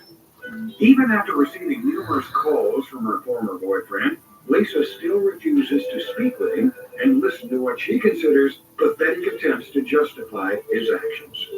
The suspect confesses that he was never faithful to Lisa and believes that she needs to understand that he has an insatiable lust for women. The suspect says, Lisa knew what she was getting into when she met me. I'm a predator. As for her involvement, Leslie Helms admits to trying to steal Lisa's boyfriend. Leslie says, she slept with my man. Turnabout is fair play.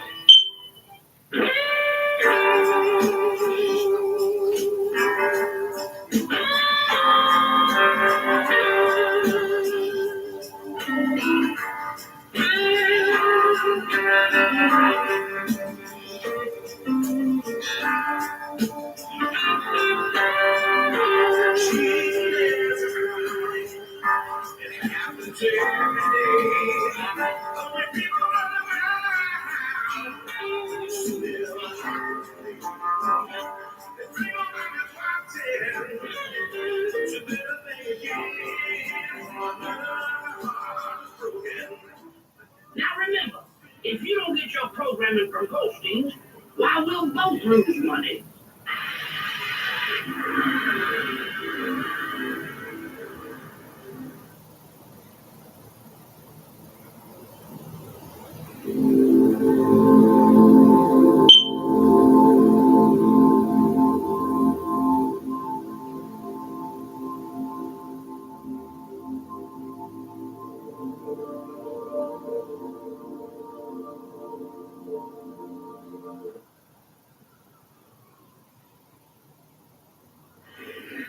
Warning, cheaters may contain adult themes and strong language. Parents are cautioned that this program may not be suitable for children.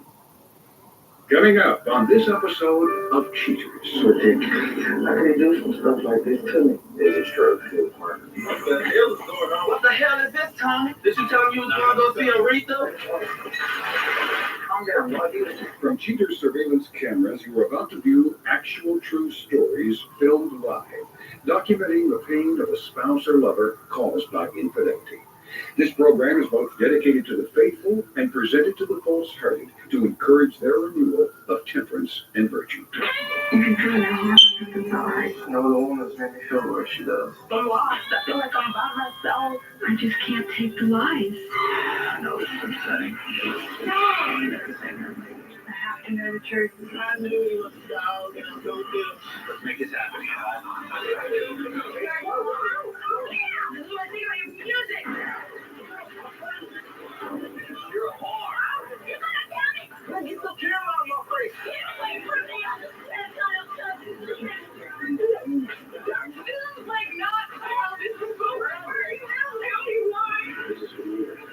I'm sorry. I run every day. I'm sorry. Real reality television is brought to you by Cheaters Detective Agency's Private Eyes on Cheaters.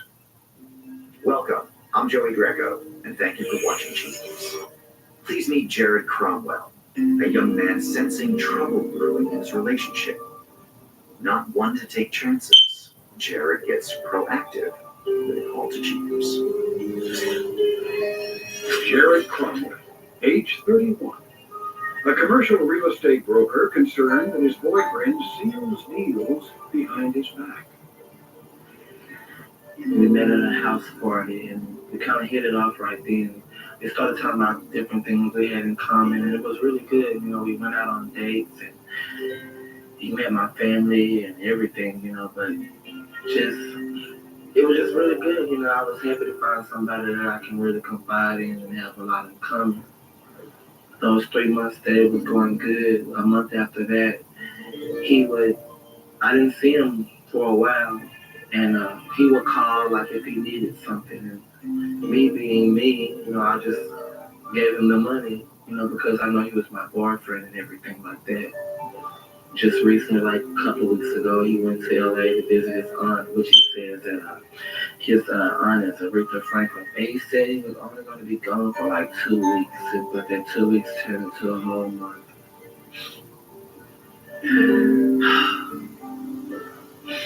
He's up to something. I just don't know what I would do. It's just, I don't put so much time into our relationship and so much money, so much affection and everything. And I just don't understand why Tony would do something like this to me.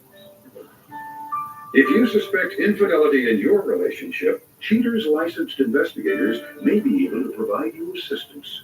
Exercise your right to be informed.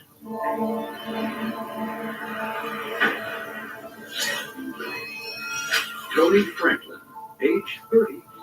An unemployed man suspected of milking money from his boyfriend while getting busy with someone new. Investigation day 2. Detectives stake out the suspect's apartment and wait for him to surface. After a few hours on the job, agents spy a strange vehicle arriving at the suspect's apartment. An unknown male exits the vehicle and proceeds inside suspect Franklin's residence. After a brief time inside, the mysterious man emerges with the suspect, Tony Franklin. The couple get into the companion's car and drive away. After a brief pursuit, the pair arrive at a nearby multiplex. After completing their flight, Franklin's companion gives him a peck on the cheek before they depart. A few miles away, the pair arrive at a restaurant known for its eclectic menu. An agent follows suspect Franklin and his companion inside. He documents their dinner and notices that suspect Franklin pays the bill. The cozy couple walk hand in hand to the companion's vehicle. Detectives track the twosome back to suspect Franklin's apartment, where the suspect and his companion disappear inside. A short while later, the companion surfaces and departs. Investigation day 6. Detectives remain outside the suspect's residence and wait for movement. Hours after arriving on the scene, Cheater's agents notice suspect Franklin leaving his apartment. Cheater's PIs track the elusive suspect to a local bar. After arrival, Cheater's operatives spot the suspect's companion, now identified as Lloyd Marshall, sitting with a group of friends waiting for Franklin's entrance. After a quick embrace, the two take a seat to get better acquainted. A few drinks later, the suspect and companion Marshall retire to the parking lot. Once in the confines of Franklin's car, the couple begin to passionately kiss. A short time later, a pair of onlookers approach and appear to get a kick out of the couple's antics inside the car.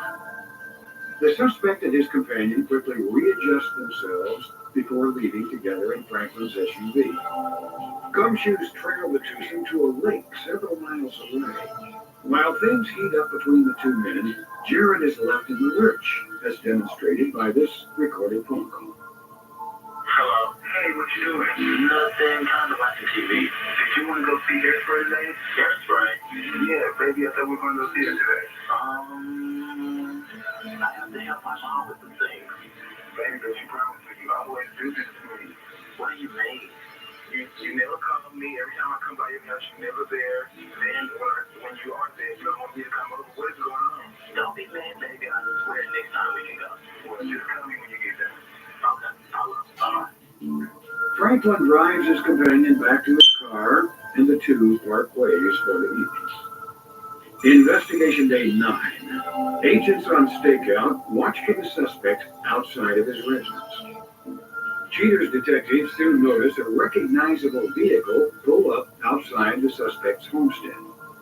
PIs watch as companion Marshall pops his trunk, grabs a bouquet of flowers, and some takeout food. Marshall approaches Franklin's door and goes inside. Gumshoes move to an open window to peer inside, finding the couple eating and watching movies. Once the pair finish their food, they relax, and Franklin lays his head in Marshall's lap. The companion tries to make Franklin more comfortable by covering him with a blanket, but Franklin seems to have something else in mind. After kissing on the couch, the couple moved to the suspect's bedroom. The suspect and his companion hop into bed, and before things go any further, the suspect closes his blinds, obscuring the detective's line of sight. With no doubts of the suspect's guilt, Cheater's agents head back to base and complete their dossier for Jared. Coming up, the confrontation.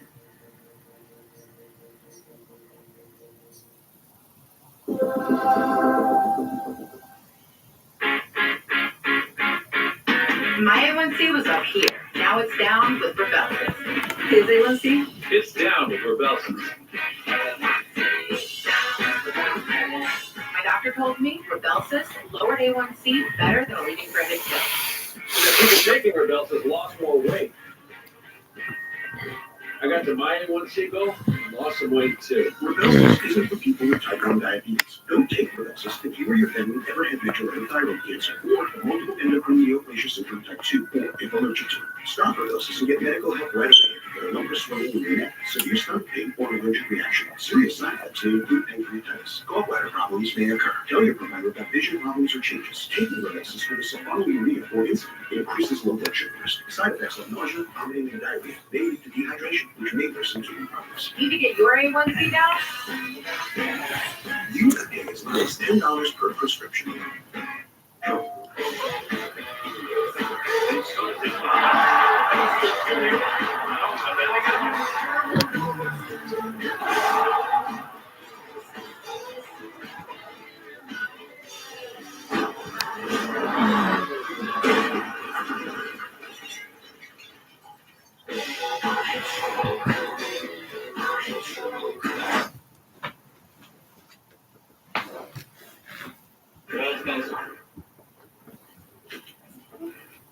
Hey, just ask the check.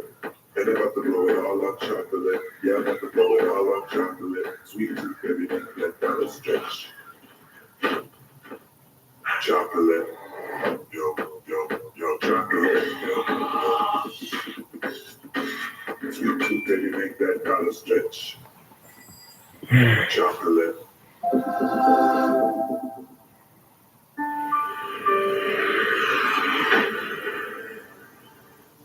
Now that Jared's suspicions are a reality, Cheater schedules an important meeting to show him the disturbing results.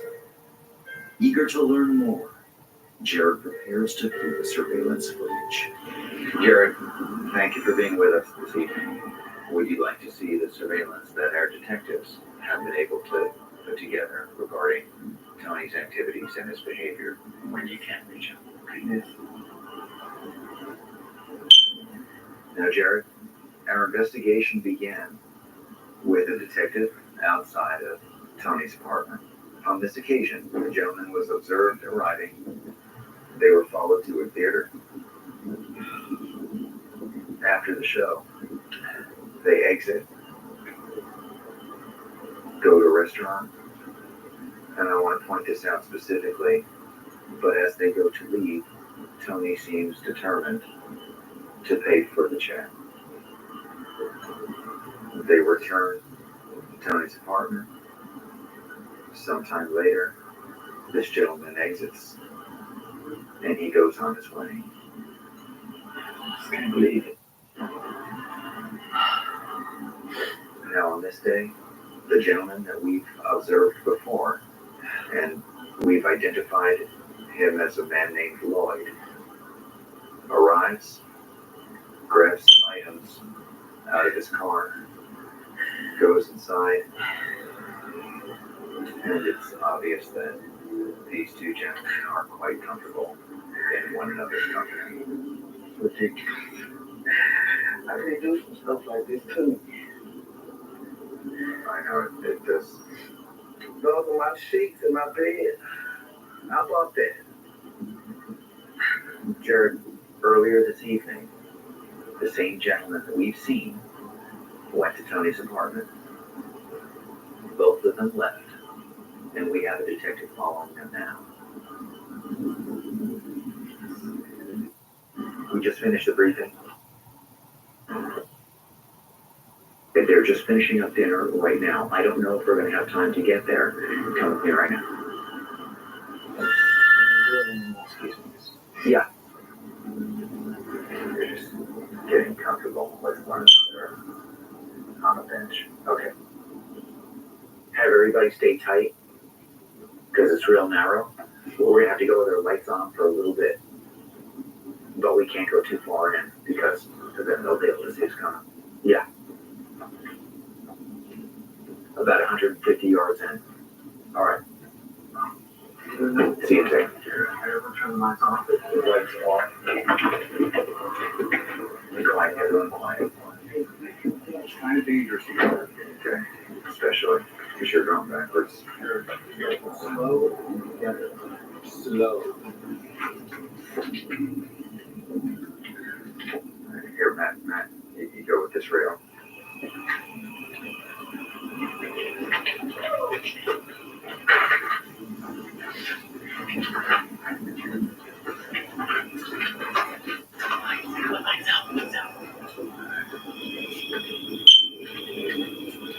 All right, lashes down. Okay, here we go. What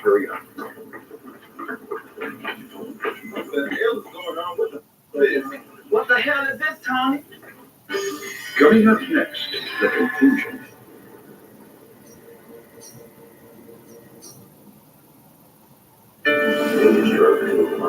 About 150 years old. What the hell is this, Tommy? Tommy, what the hell is going on? Who is this bitch? Who is this bitch? Who is this bitch right here? Who is this bitch? Who are you? Who is this bitch? Who are you? Easy. Who is this bitch? I think. What the hell are you doing out here? What you doing out here, Tommy? What you doing out here, Tommy? What you doing out here, Tommy? It is. I seen you on camera, Tony. No, I seen you on camera, Tony. Who is this? Who is this? This is my boy. This your boyfriend? This is your boyfriend? So you mean to tell me my money is going to this dude here? Are you serious? Are you serious? Yes, all of it, bitch. Oh, really? Yeah. Oh, okay. Okay. Is that how you feel? No. They just ain't got to do with you. It don't got nothing to do with you. Tell me, it don't have nothing to do with him.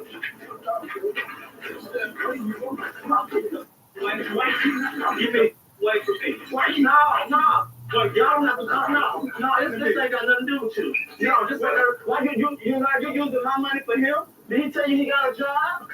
You come out, did he tell you he got a job? Broke ass. Is that what it? You bitch with you. Money. Bitch ass. Did he tell you that apartment that you hanging in is my apartment? You're not talking to me.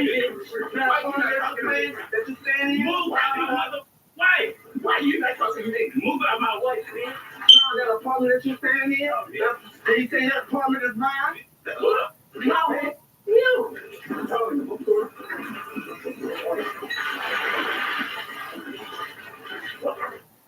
Wow, you get out. This ain't got nothing to do with you. Calm down, boy. Hey. Calm down. All right, hang on. Why don't you just tell me? You got me. Bitch. You ass. Your bitch gets some ass away from me. No, sorry. Why you have to lie to me? What's up? No. Why you have to lie to me? Money with your mother. Money with your bro. Get ass. All right. That's it. You ain't that bitch.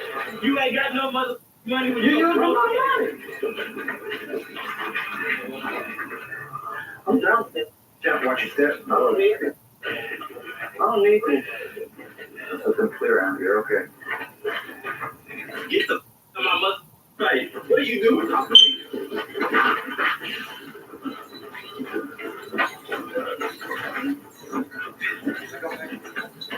Talk to me.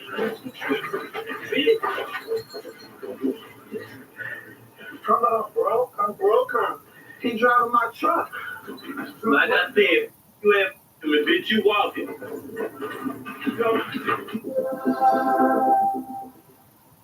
It's underway. The giant store-wide overstock blowout at Regency Furniture.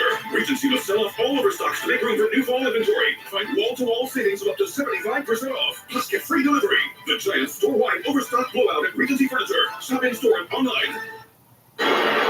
I am the doctor.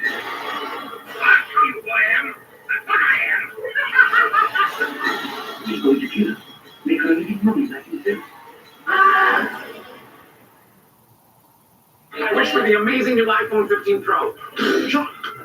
You mean this one, the one with titanium? Switch to Verizon and get iPhone 15 Pro on them. Wow. Get iPhone 15 Pro, Apple TV 4K, and 6 months of Apple One. All three on us. Only on Verizon.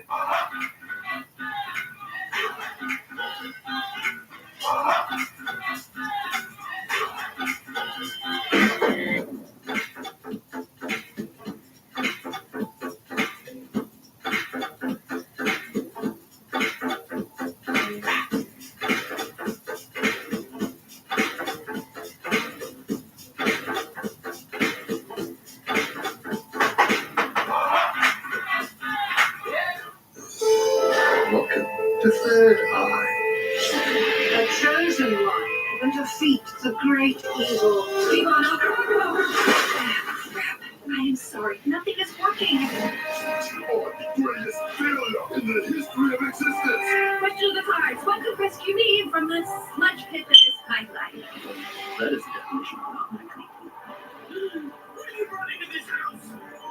30 from Alicia Day. Listen on Audible.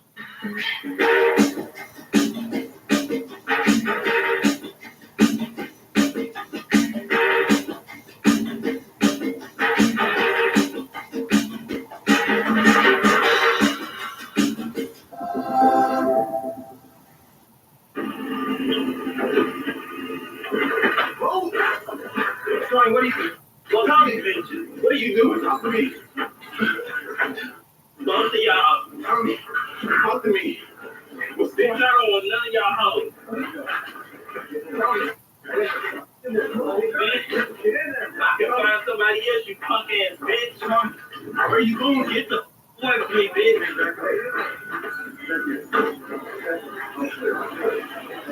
You bitch. You. Who's on?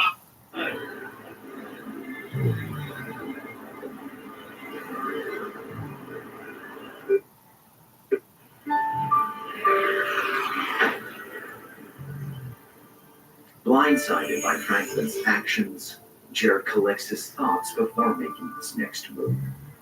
Coming up, Cheaters reveals his future arrangements. But now Cheaters revisits Robert Guajardo, a former client involved in one of the most infamous cases in Cheaters' history. Robert Guajardo, age 27. Robert visits to reveal how his life has changed since the confrontation that exposed his ex-girlfriend on Cheaters. I couldn't believe what I was seeing. I just couldn't believe that my girlfriend was in the back seat with another guy. So I just reacted the way I did. I was angry. I was just mad. I didn't know what to think. I just couldn't believe that I was seeing that with my eyes.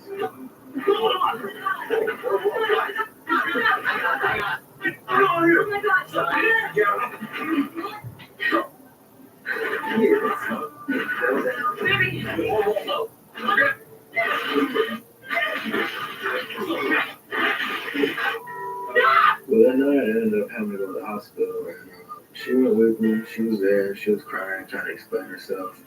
I was more worried about myself because I wasn't feeling right. And we stayed there overnight, and she came home with me. And it took me a couple of weeks to get better, and she was there with me, you know. Gentlemen.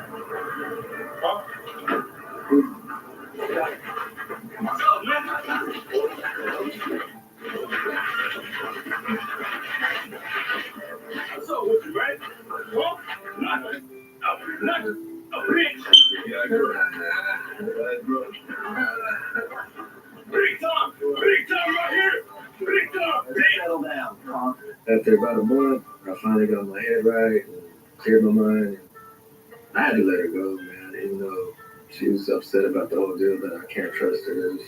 I can't be with her after she's done that to me. So, well, I broke up with her, and she begged me not to. I can't be with her because there's no trust there. I can't trust her. She cheated on me, and I can't be with her, man. Relax. Don't have a towel. No. Lay down. Someone have a towel. Thanks so much. I'm so sorry. Let's go. Get out of here, baby. I want to go with you. Well, I was in love with this girl, and I thought she was in love with me too. And her cheating on me, the fight, me getting injured, all that was unnecessary drama. I don't need that right now. And now I'm single. I had to let her go. And it's going to be hard for me to trust any other female that I might end up getting with. But I'm single and I'm loving it. I'm doing good.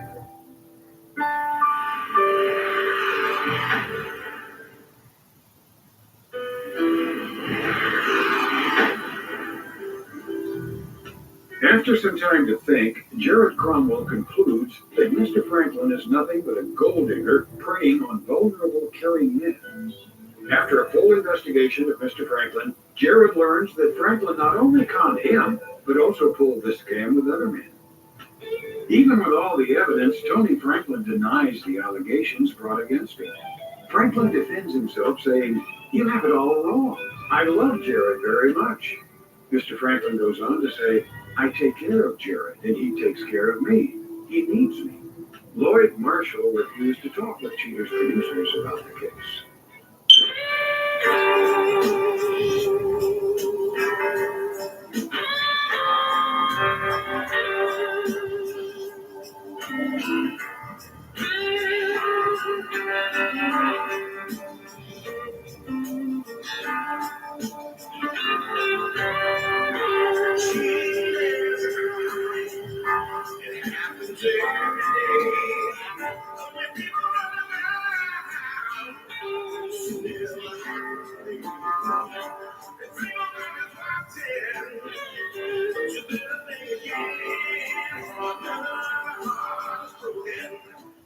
Now remember, if you don't get your programming from Goldstein's, why we'll both lose money.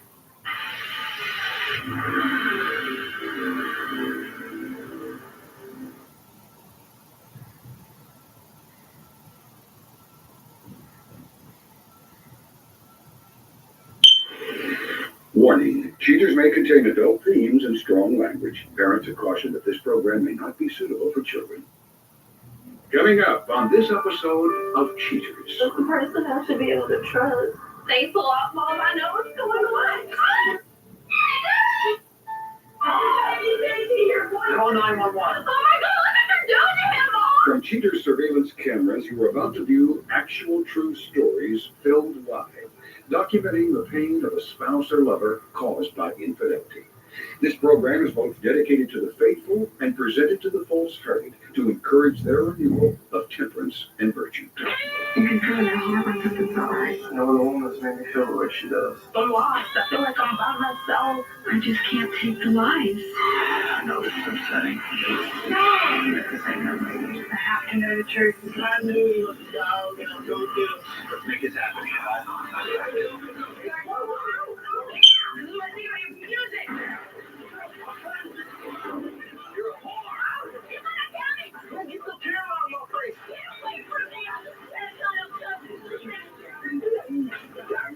Like not how this is going.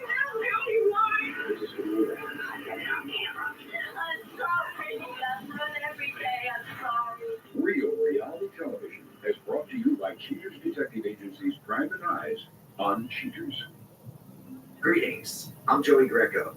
Welcome to another installment of Cheaters. Please meet Christina Albright, an industrious young woman concerned about her boyfriend's peculiar behavior. Unwilling to ignore her instincts, Christina turns to Cheaters for a thorough investigation. Christina Albright, age 23. A waitress concerned that her boyfriend seeks personalized service from a different section. Since we've been together, we've pretty much been living together. He does have his own place, but really we spend every night together. We pretty much live together. Now he's just going out with his friends more, and I really don't get to see him as often as we used to be together. He's just been acting really weird, and he's just hurtful now. Basically, I just want to get my life back together. I've been so depressed and I can't eat, I can't sleep, I can't work, I can't do anything. I just want to be happy again, or I just want to find out the truth so I can get everything back together and back to normal. If you suspect infidelity in your relationship, Cheater's licensed investigators may be able to provide you assistance. Exercise your right to be informed.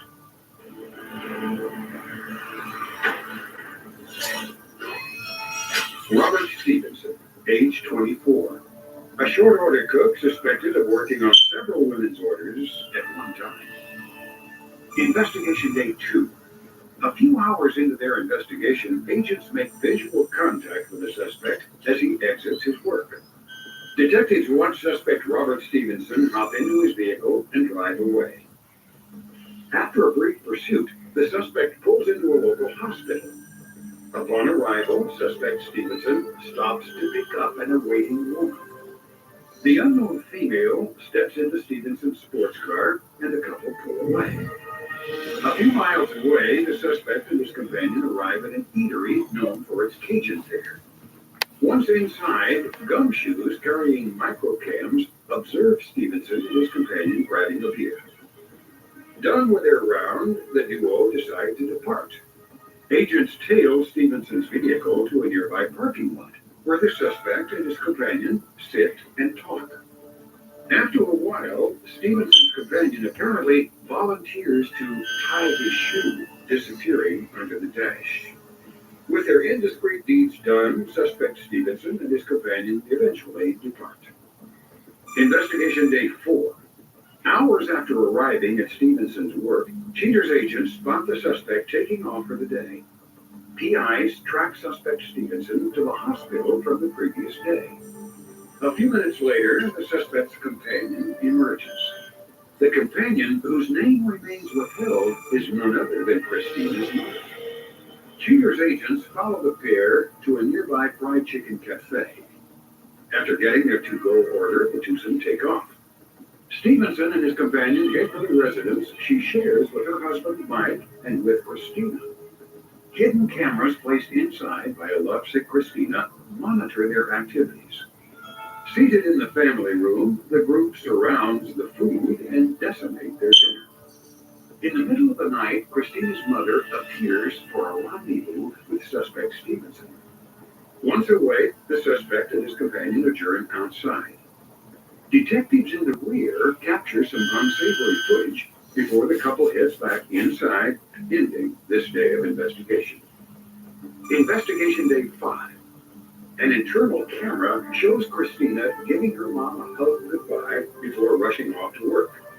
Christina informs agents that she and her stepfather Mike will be working all day. Shortly after everyone is left, Christina's mother pops into her daughter's bedroom to wake up suspect Stevenson. The couple cuddle on the couch, drinking beer and watching TV most of the morning. Later, suspect Stevenson shows his contempt for Christina in this recorded phone conversation. Hello? Hey, babe, what are you doing? I'm at night. What are you doing? Nothing. I'm over here in the gym right now. I just been all kind of busy. I think I've been late. Well, let me talk to you real quick. I want to talk to you. Babe, I really gotta go. Whatever, let me call you back. Alright, bye. I love you. Love you too. Bye. Bye. With more than enough evidence, investigators head to headquarters to compile their findings. Coming up, the confrontation.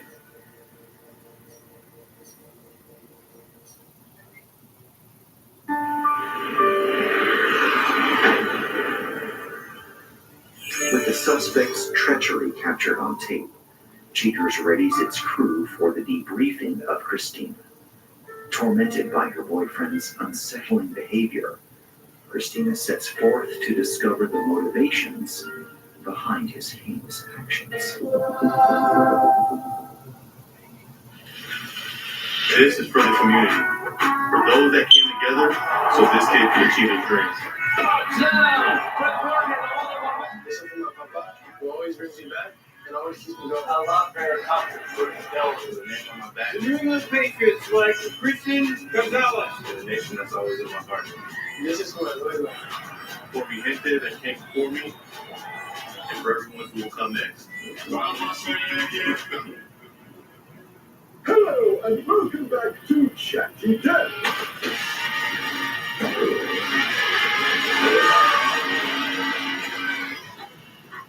Mom, Dad's dead. Can I be king? No, your brother Richard's turn. Shut up, fire! Horrible Bay Street. Let's be supportive.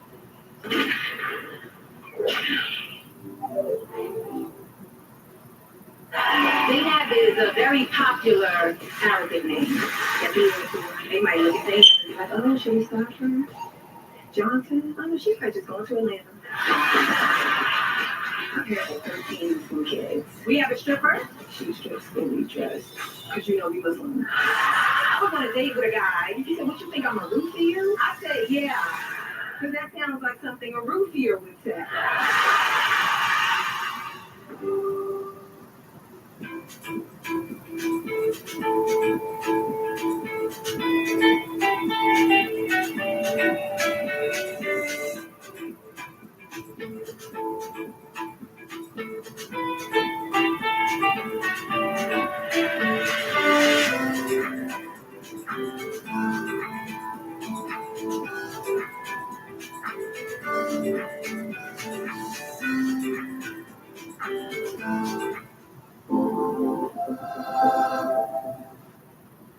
Christina, thank you for being with us this evening. I know you got off work a little bit early today, and that essentially may be the turning point or the breaking point in our case.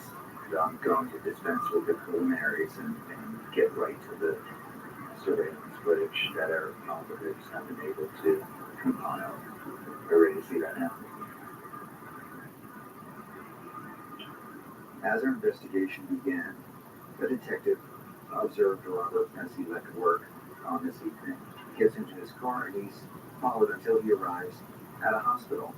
After waiting there a short period of time, he's joined by an unidentified female. So it's like my mom's foot. They were followed until they arrived at a restaurant, and once inside, we are now able to get a clear view of the woman that Robert's with. Afterwards, as what we assumed they were doing was just getting in the car to go home, they make a stop at a popular department store. This was as close as a detective was able to get. What they did observe was a high probability of some unsavory interaction between the two of them. It's all right. I know it's... You're right.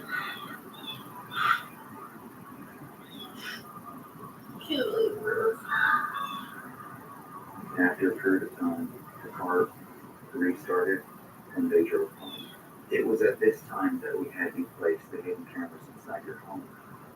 On this morning, your mom sent you and your stepdad off to work, goes into your bedroom, and I know that these are unspeakable acts. I can't take it anymore. Oh my God. It's okay. Take some time. You're very good. I can't leave it. I'm going to check with the detective and see if I can get an idea of where he is now. Yeah, we just finished with a briefing. Everyone's at home? They're all at home. All right. See you in a second. Come. Who knows what will happen? I'll call you up today, but I can't trust her anymore. I can't be around her anymore. We're right around the corner of their house right now. No one's contacted me, so I'm sure that they're still there. Detective said they're still inside. Let's get everyone out, prove together. Nobody moves yet. Nobody moves yet. Interesting. Good. Stay here, stay here. All right, let's go.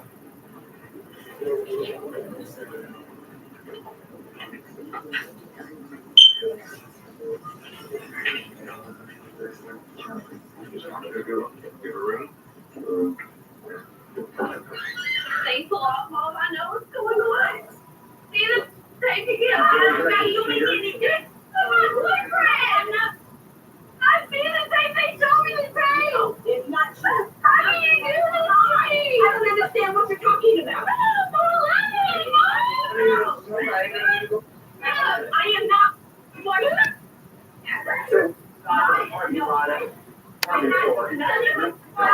When you pick up Rose from work, you take her out to dinner.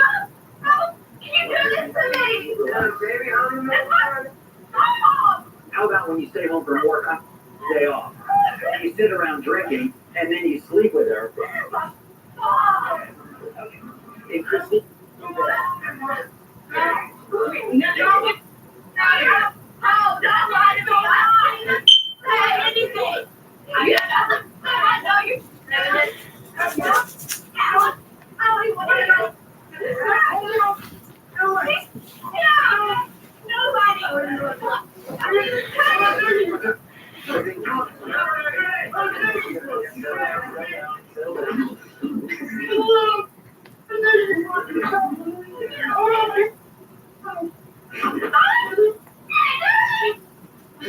Coming up, the conclusion.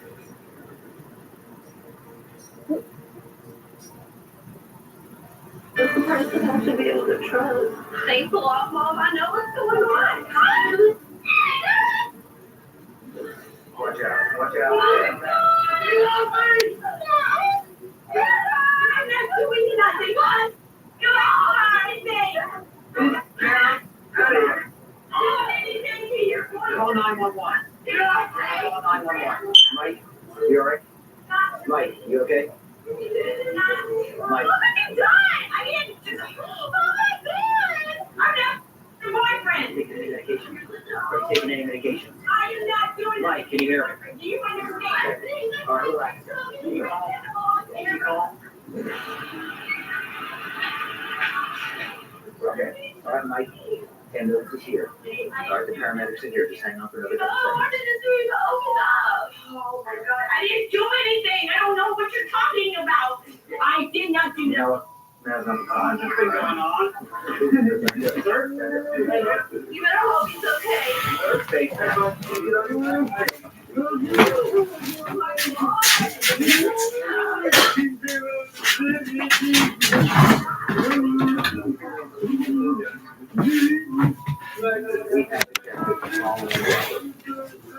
So we know when he's picture of work, we know what you've done. We've seen you in the parking lot. We've had him cameras inside your home. Christina put them because she was suspicious of what was going on in the house. You want to stick with the story? Or you want to amend the story? Is he gonna be okay? I didn't do anything. We're not doing anything.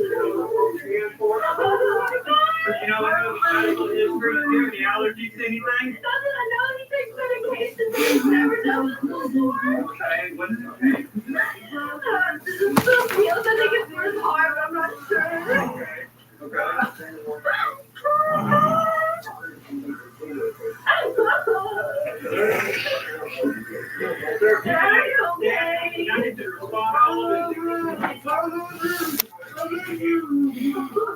I love you too, Dad.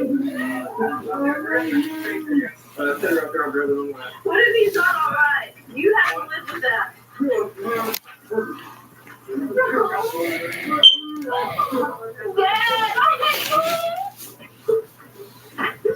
I'm sorry.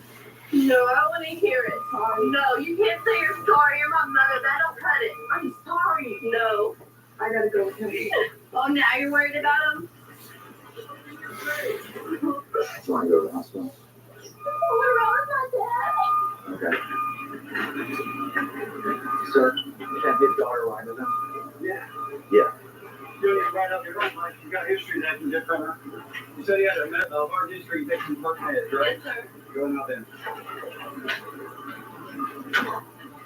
I'm sorry. Christina, I'm sorry. She'll follow you. Okay. Is he gonna be okay? I'm sorry. Rose, don't worry about that. Let them attend to you. I want to be with him. I understand that. I want you to follow them to the hospital. Do we have a detective to take her to the hospital? Yes. Yes, All sir. right, we'll have the detective take you to the hospital. You can follow them. I have the information where they're going to go. All right, we know where they're going to take them. So we'll have to take you to the hospital whenever you're ready. Yeah, I'm ready now.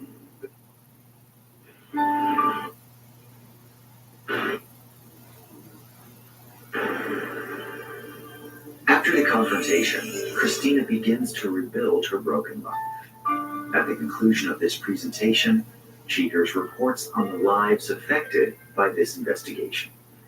But now meet former Cheaters client Stacy Hammond. Stacy comes back to discuss her exciting confrontation with Cheaters. Stacy Hammond, age 34. Stacy stops by to offer insight into her emotional state the night she confronted her boyfriend on Cheaters. All I wanted was blood at that moment. I'll be honest. I had so much pain and so much, hurt and sadness inside. It all came out. And I wanted answers, but I was just too furious and too upset to even, let it go down like that. All I really wanted to do was knock some heads around and be done with it and be through and spend his money like I did. I went on a shopping spree. Oh yeah, well, and this is you got what the Stay. Come on, man. Hey, calm down.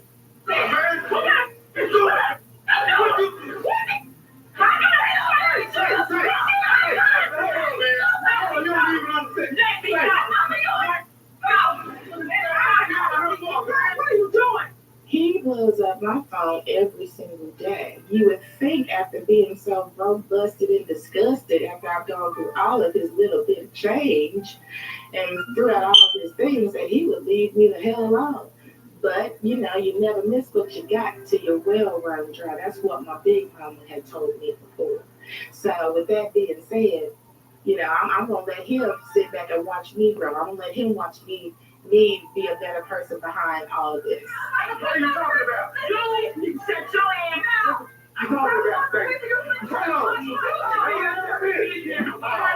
What she doing? You understand me? Hold on, man. Hold on. You get your ass. Why you have all these people out there, man? Why can't we talk about this? How about this?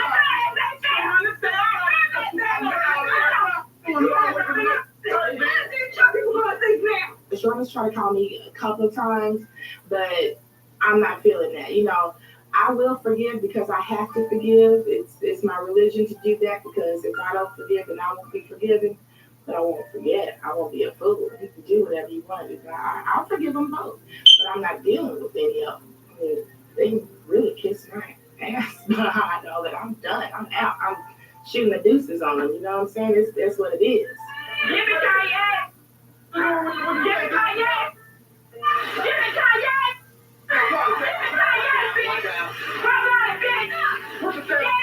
Yeah, you need to be baptized.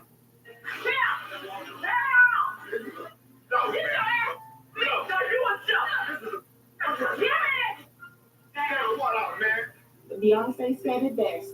Me, myself, and I is all I got in the end. That's what I found out. And there ain't no need to cry. Took a vow that from now on, I'm gonna be my own best friend. And cut.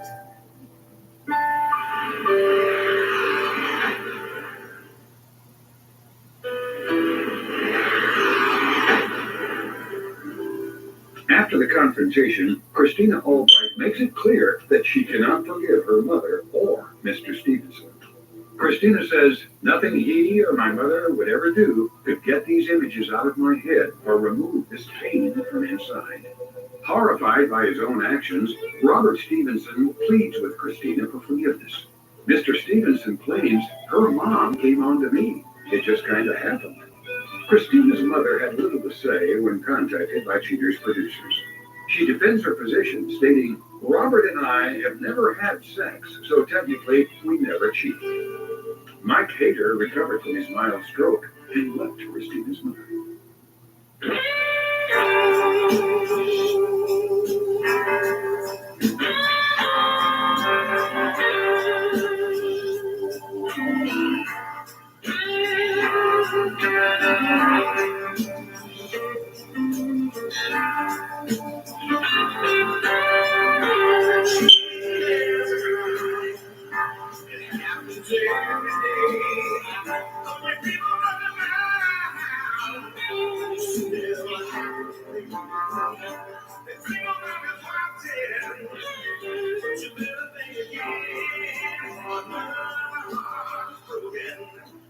Now remember, if If you don't get your programming from Goldstein's, why we'll both lose money.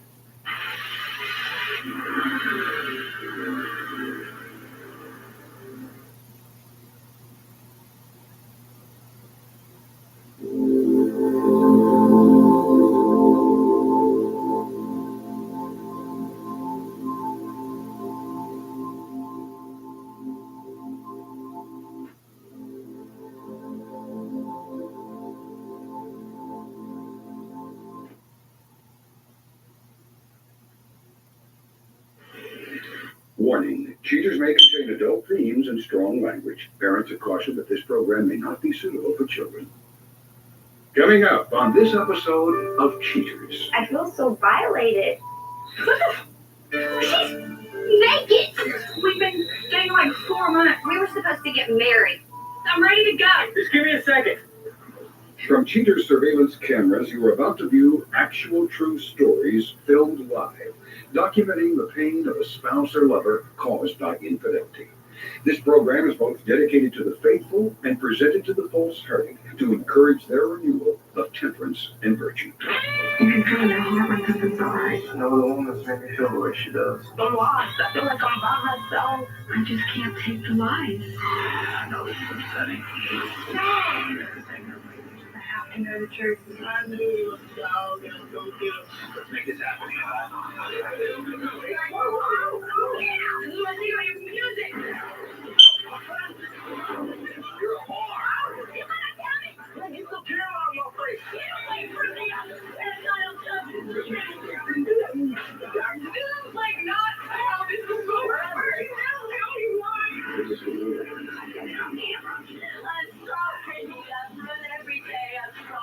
Real reality television is brought to you by Cheaters Detective Agency's Private Eyes on Cheaters. Hello, I'm Joey Greco.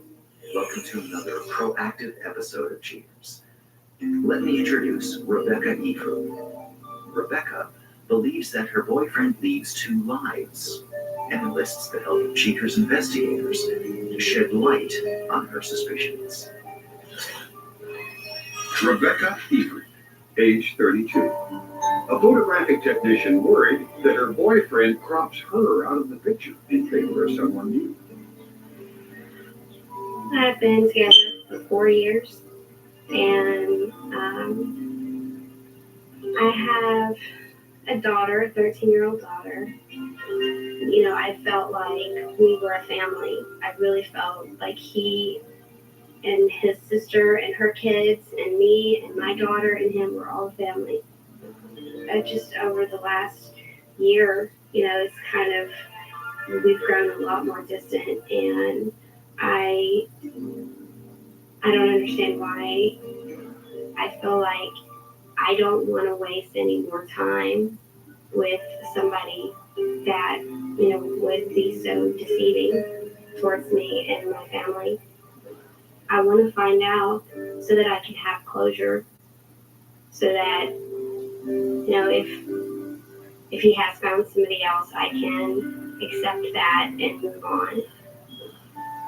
If you suspect infidelity in your relationship, Cheaters licensed investigators may be able to provide you assistance.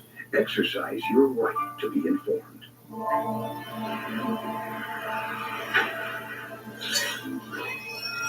Suspect's identity withheld, age 29. A project manager accused of planning to leave his girlfriend for another love interest. Investigation date 3. Cheaters Intelligence dispatch agents to the suspect's workplace. About lunchtime, Cheaters cameras capture a glimpse of the suspect, whose identity remains withheld, en route to his automobile. Cheaters units pursue the suspect. After a few miles, he arrives at a luncheonette. Detectives watch closely as the suspect meets with an unknown female. The pair share a hug and then go inside. Cheaters operatives note the suspect appears quite comfortable entertaining his lunchmate. Sometime later, the couple vacate the eatery. PIs trail the suspect and his companion until they arrive at the suspect's apartment. Arm in arm, the two disappear inside for about 20 minutes. After re-emerging, they share a kiss and then depart to their next destination. Upon arrival at an unknown residence, the suspect's companion succumbs to a man's charms and they lock in a passionate embrace. The suspect and his companion kiss goodbye and the two part ways. Investigation Day 9. Cheater's agents, cruising at a comfortable pace behind the suspect, track him to the companion's workplace. After stopping his vehicle, the suspect casually walks over to greet his companion, whose identity remains withheld. The suspect gives his companion a hug and a kiss, and the two depart. The suspect and his companion are followed a few minutes to an open-air bistro. The pair adjourn to the patio where they peruse some brochures. Apparently excited by the material, the couple celebrate with a kiss before beginning the trek back to the companion's workplace. Later that evening, PIs trail the two down a familiar path to the companion's residence. A few honks later, the companion emerges with bag in hand, and after a brief kiss hello, the pair make tracks. Detectives follow the suspect 65 miles away to a state campground where the couple stay overnight. Investigation Day 10. The following morning, Cheater's investigators establish a perimeter around the suspect's campsite. PIs spot the couple splashing around in the close-by lake. With romance in the air, the young lovers wade together through the water. Having their fill of aquatic activities, the suspect and his companion saunter to a nearby bench. After a few kisses, the pair decide to head back to camp. Later that evening, the couple get cozy by the campfire and appear to take part in illicit activities. The suspect demonstrates his degree of duplicity in this recorded telephone conversation. Hey, what's going on? Hey, want me to come over and hang out with me tonight. I'm supposed to go pick up some paperwork for FedEx office. Yeah, 10 hours, we're gonna go out to dinner. I'll just go look you after any time with all that. Maybe 9:30 will probably over towards you. I'll give you a call over, let you know where I'm at. Alright, that's fine, I guess. I love you, baby. I'll give you a call tonight and see what you're doing when I'm on my way back. I love you too. I gotta go. Bye. With sufficient evidence, Cheater's investigators close the book on this case. Coming up, the confrontation.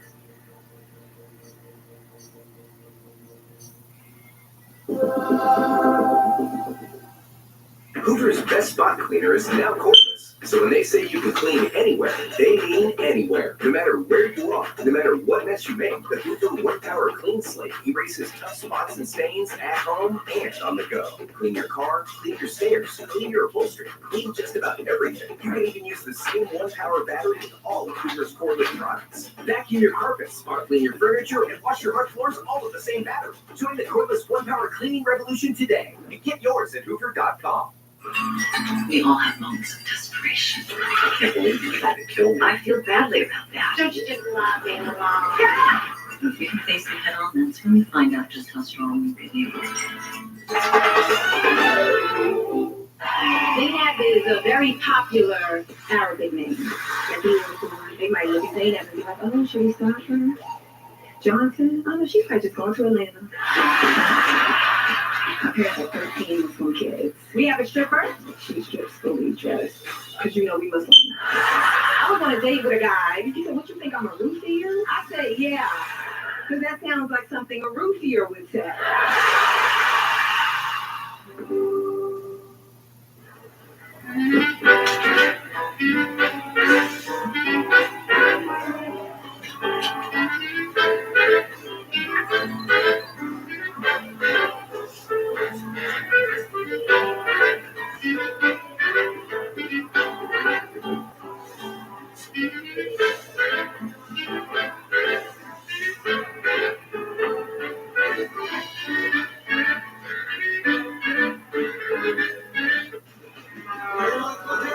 This is going to be fun. That's me. I'm the snack private investigator. Yeah. Bring the call back in one piece.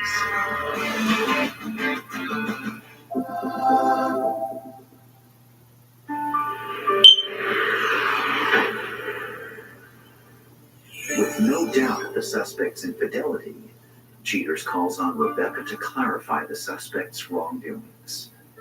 Overwrought with anxiety, Rebecca calms her worried mind by reminding herself the truth will soon be revealed. Rebecca, thank you for being with us.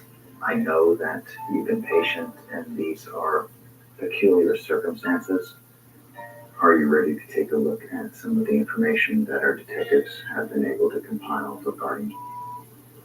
Yeah, I think so. Yeah. Okay. As our investigation started, our detective followed as he left work, travels to a restaurant. As he enters, he's greeted by a young lady outside. They share dinner together, and it doesn't take long before you can see that their relationship is more than just a casual one. They leave, and he drops her off at a residence that we believe to be her home. On this day, they were followed until they arrived at a campground. Now, we were unable to get access that evening, but the following day, our detective did return, and there we did observe the two of them. They had spent the evening. After a day in the sun, he breaks out the guitar, and they seem to be smoking something that we could not confirm what the substance was. But by the way it's being passed back and forth, I'm going to guess that it's a controlled substance. Now, he doesn't suffer from glaucoma or cataracts or anything, does he? Once the serenade has been completed, they go into the tent and retire. Sorry. I can't do this right now. Okay, just relax. Okay, you're going to get through this. We're going to be right here behind you. Just take a second if you need to. All right, take your time. The last evening that you saw was yesterday night.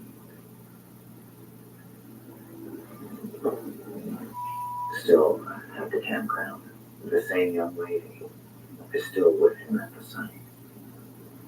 I'm going to call the detective right now and see if he can give us an update on where they are and what they're doing. Yeah, tell me what you have.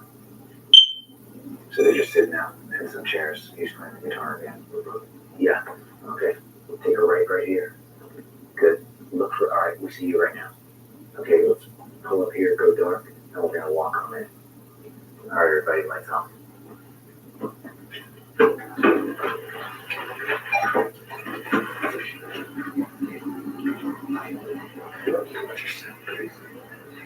Are we going lights off on everything? On the left right there. There's his car. Right there. Go. Lights off. Here we go. Watch out. What the hell? What's going on? Oh. Your nephews? Your nephews? Hey, it's not what it looks like. Don't you lie to me anymore. I'm not. I'm supposed to talk to you. He's a friend of mine. She's naked. What the? He's naked. What the hell? Can't put clothes on? Coming up next, the conclusion.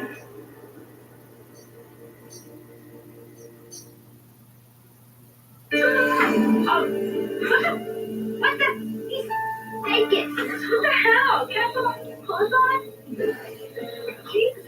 We've got detectives following you. We know the times that you told her that you were working late. We know that you know everything. I thought you guys broke up. He told me you guys broke up. Yeah, well, he just told me you're just friends. I'm sorry, Rebecca. I'm sorry. Why couldn't you be honest with her? Do you think she deserves more than that after 4 years? We've been dating like 4 months. 4 months? 4 months. So what's the problem with 4 dating months. her? No, You've been dating her for 4 months. You just said she was a friend. Yeah, she's just a friend. You've been lying to both of us? So when's the last time you guys been together? Don't. Yeah, like a week ago. A week ago. A week ago. What the? It's not what they're telling you. It's all for the TV show. It's all for the TV show? We've been together for 4 months. What the? to get married. Believe What are you it. gonna tell Jay? How could you lie to me like this? It's not about you, bitch. Don't you get in my face and tell me it's not about me? Just relax for just a second. I need to talk to you. Just don't touch me. Bitch. You can't say anything to make this right. I can't believe I have to put up with it. Mother. You know, you could at least been honest with me. I thought we were friends. At least I thought we were friends. I mean, it was me. I can't believe that mother. You should go after her. I don't want to go after her. I'm here for you. Oh, Here about her. I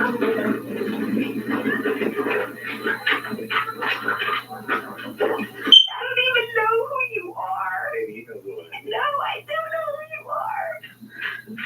I know it's not just good. Not Were you gonna tell me?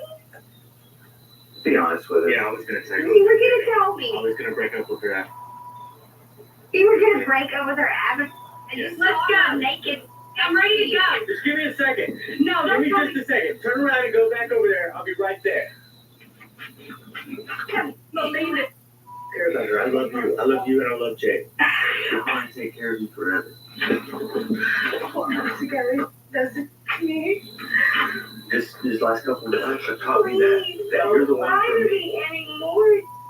She's got 4 years, baby. We don't want to throw that away.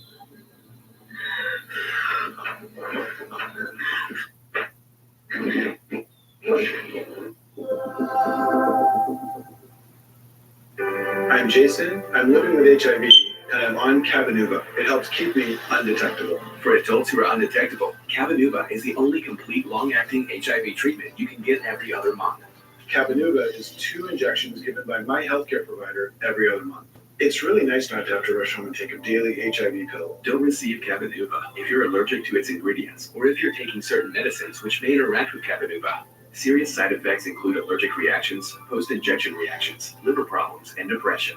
If you have a rash and other allergic reaction symptoms, stop Cabenuva and get medical help right away. Tell your doctor if you have liver problems or mental health concerns, and if you are pregnant, breastfeeding, or considering pregnancy. Some of the most common side effects include injection site reactions, fever, and tiredness. If you switch to Cabenuva, attend all treatment appointments. Ready to treat your HIV in a different way? Ask your doctor about every other month Cabenuva. Every other month, and I'm good to go. I'm telling you, I'm the strongest Sanders in the family. The whole family. Now, this is strong.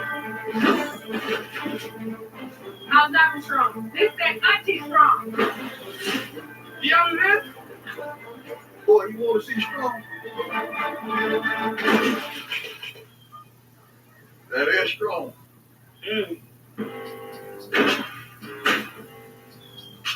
If you're taking a trip with your friends, why pay for 4 hotel rooms to stay apart from your friends?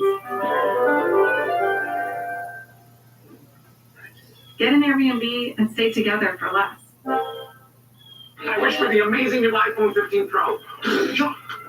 You mean this one, the one with titanium? Switch to Verizon and get iPhone 15 Pro on them. Wow. Get iPhone 15 Pro, Apple TV 4K, and 6 months of Apple One. All 3 on us. Only on Verizon.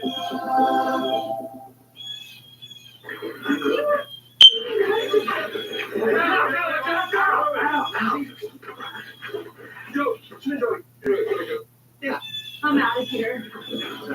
Michelle? You're right.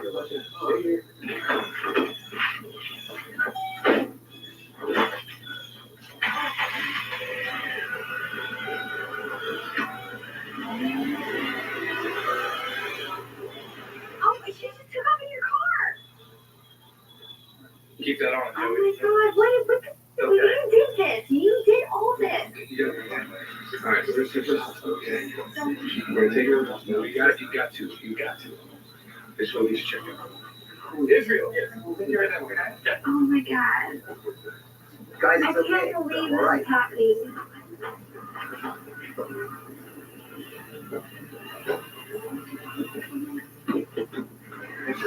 No, I'll make sure they're okay.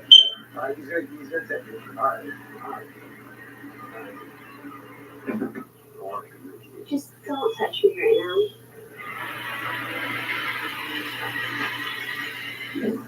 I don't understand any of this. I thought we were a family.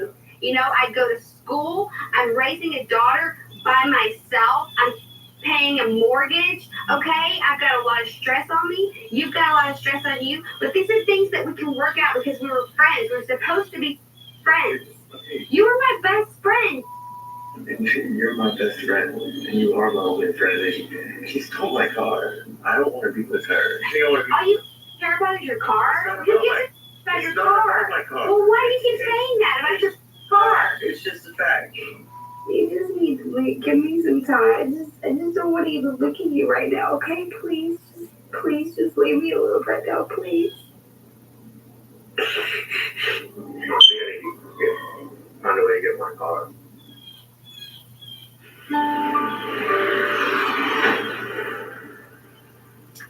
After the confrontation, a devastated Rebecca confirms she needs some time to sort out her problems. At the end of the show, Cheaters discloses her plans for the future. But next, Cheaters welcomes Starla Van, a former client, ready to talk about all the changes in her life. Starla offers her unique explanation of a relationship gone awry.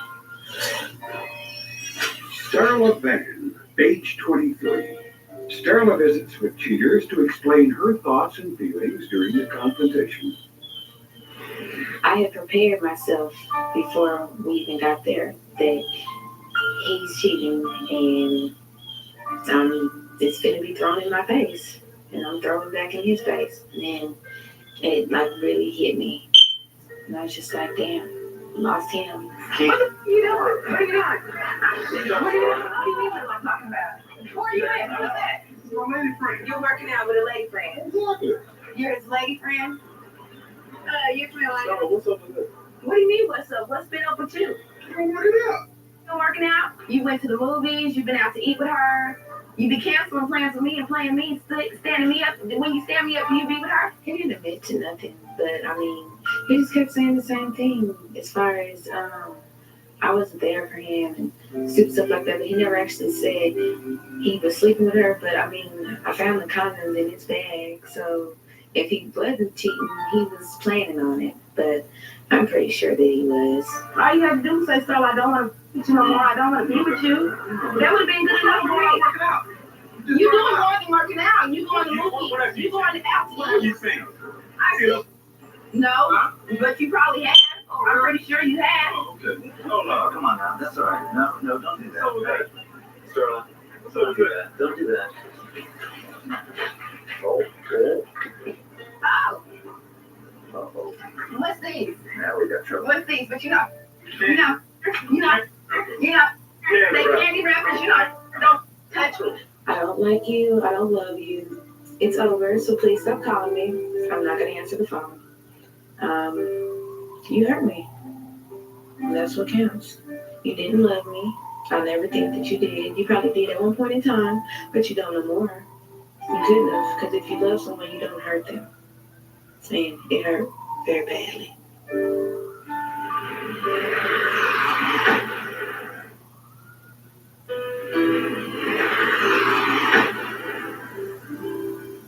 Following the chaotic confrontation, Rebecca Eford decided her daughter must come first in her life.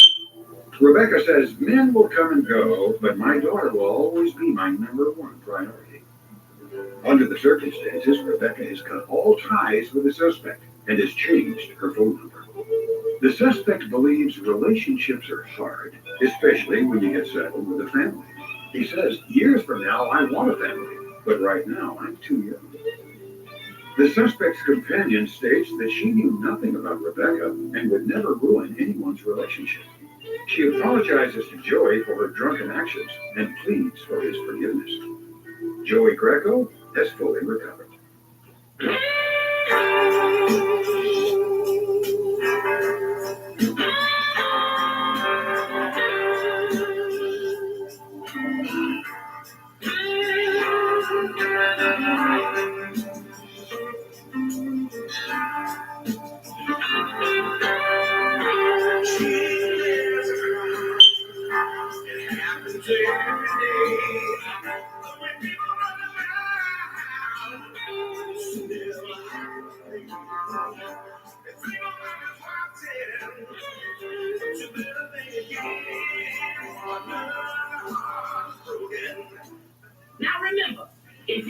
your programming from Goldstein's, why we'll both lose money.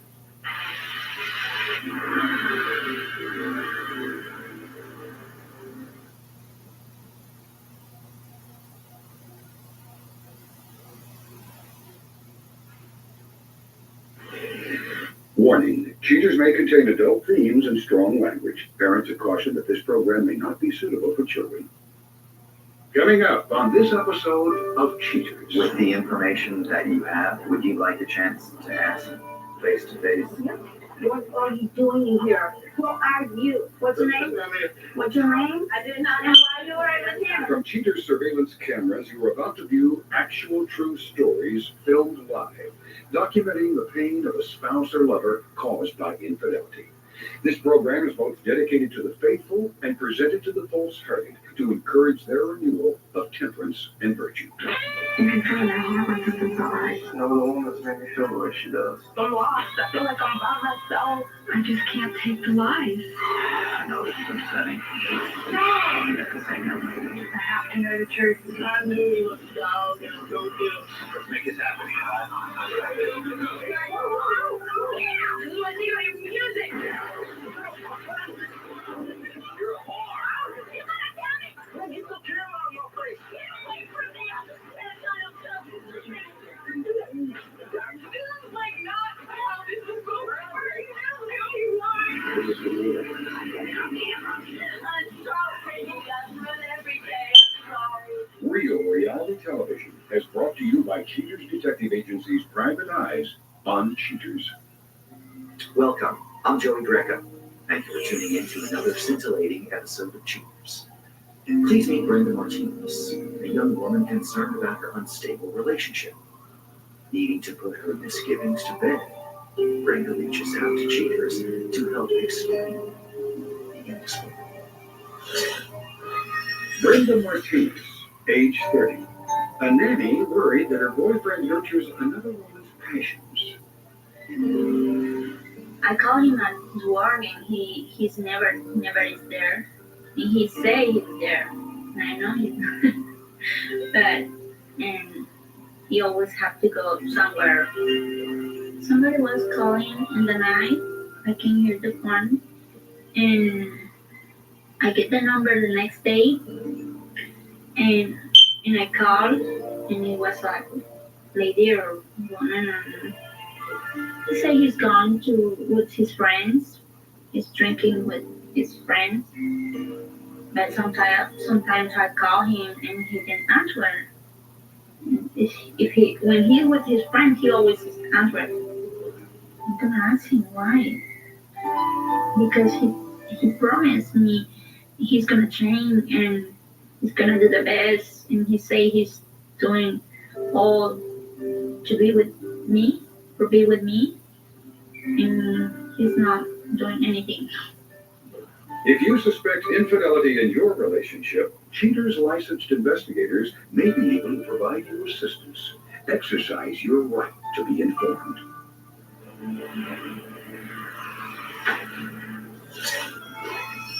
Suspect's identity withheld.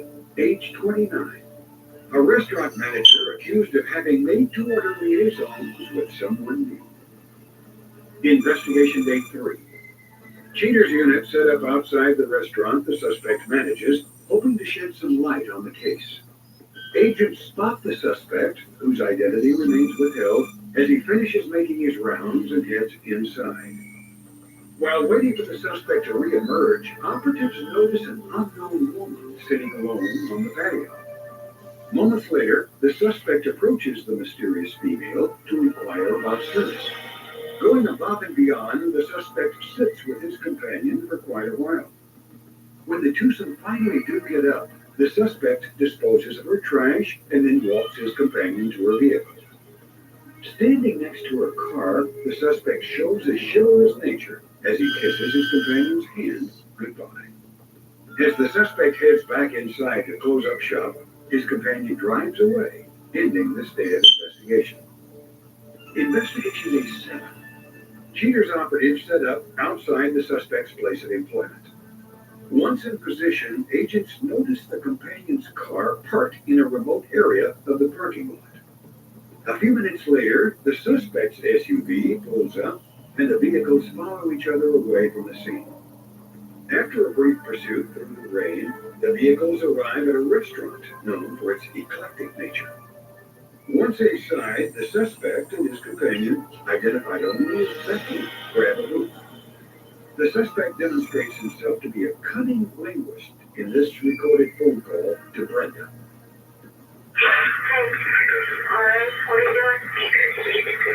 What are you doing now?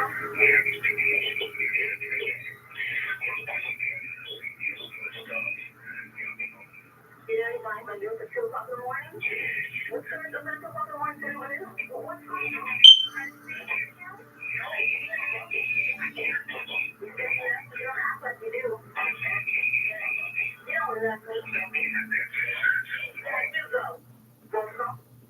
After their meal, the suspect walks his companion to her car, and the two part ways. Investigation Day 10. Once again, Cheater's detectives stake out the suspect's workplace. Agents on duty catch a glimpse of companion Becky pulling in. She appears to position her car for a quick getaway. Moments later, Cheater's detectives spot the suspect making his way toward Becky's vehicle. Upon arrival, the suspect gives his companion a hug and a kiss. Away from prying eyes, the twosome chat for some time. Realizing he needs to get back to work, the suspect says goodbye and returns to his neglected post. After his shift, the suspect emerges in a fresh pair of clothes and meets with his awaiting companion. As on prior surveillance days, Becky follows the suspect in her own car. Detectives track the suspect and his companion to a local Mexican cantina. Sometime later, the couple emerge with a doggy bag in hand and come to rest by Becky's car. The pair share a tender embrace before Becky slides inside her car. The suspect then leans in through her window and gives Becky a goodnight kiss. With more than enough evidence, agents return to headquarters and file a report for Brenda. Coming up, the confrontation.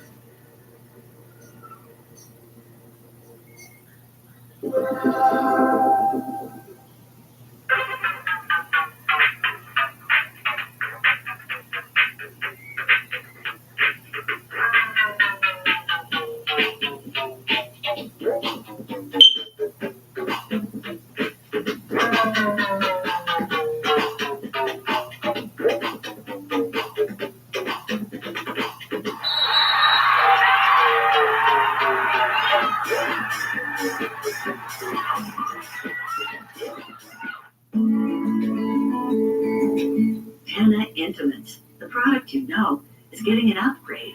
Introducing Tenna Sensitive Care, now with our new Skin Comfort formula. Our new Skin Comfort formula consists of a skin-friendly layer in combination with our soft and 100% breathable materials to keep you feeling fresh and clean throughout the day, so you can feel confident doing what you love with those you cherish most.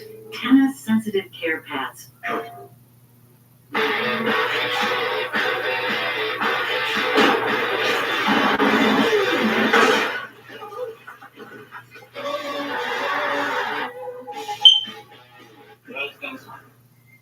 I'm the strongest in the family. The whole family. Boy, you want to see strong? That is strong. Active and bold, courageous or dull, emotions that flow. It all starts in your gut. Naughty with pride, probiotics inside, exciting, yummy things. From A to Z, your gut is where it all begins. Start with Activia with billions of probiotics.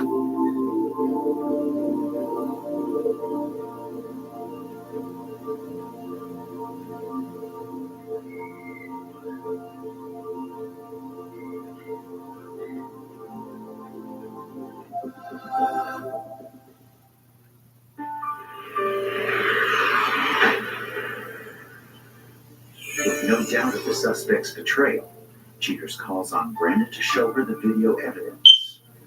Anxious for answers, Brenda calms her worried mind by reminding herself that the truth will soon be revealed.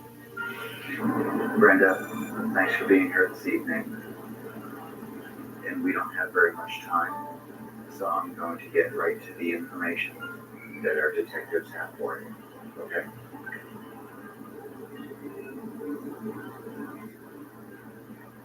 Now, as our investigation started, we have a detective that's outside of your husband's place of employment. On this occasion, we notice there's a young lady sitting outside at one of the tables.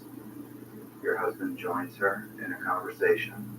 He goes away, comes back out after a second or two, walks her to her vehicle,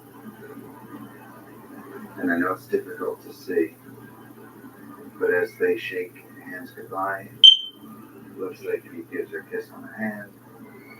She goes on her way. He goes back inside, continues closing the restaurant. On this day it was raining. Did you notice that car that was parked in the corner? That was the same vehicle on the previous evening. Your husband drives away. This young lady follows closely behind him.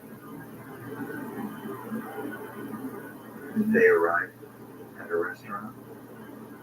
Our detective was able to go inside and observe the two of them sharing a meal together.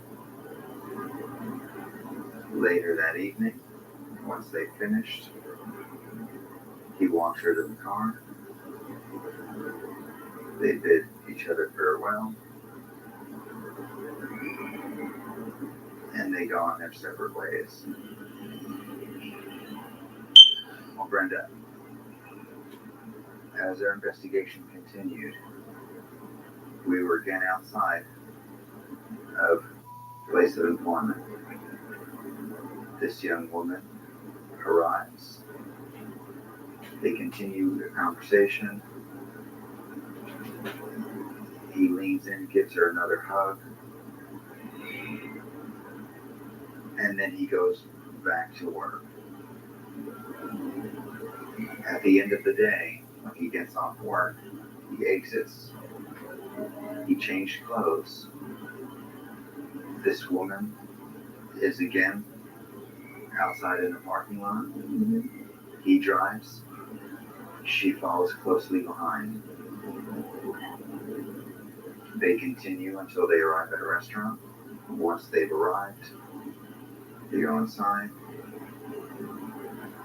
And after again sharing a meal together, as they exit, this time they spend a moment or two together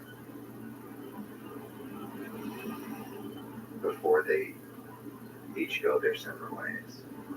Wow. With the information that you have, would you like a chance to ask face to face? Yep.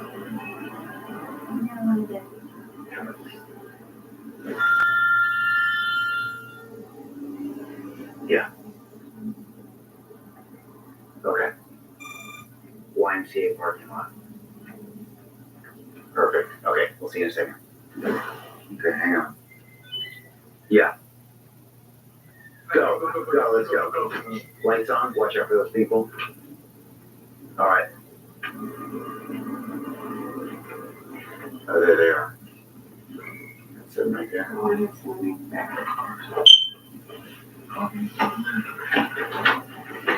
these people to get out.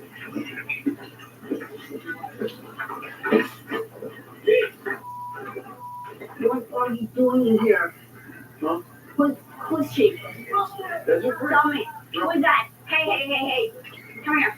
Who are you? Es una amiga. Una amiga. Sí. Una amiga con la que te ves. No. Pregúntale. Who are you? What's your name? Coming up, the conclusion.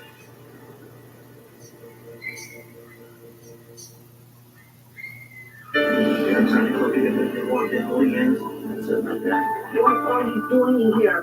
Who are you? Es una amiga. Una amiga. What's your name? Es una amiga, pregúntale. What's your name? Stop. To me, you know he's married? No. You have 4 kids? You have 4 kids? And you, what are you doing here? Pregúntale, es una amiga. It's your friend. Pregúntale. Okay. That's enough. How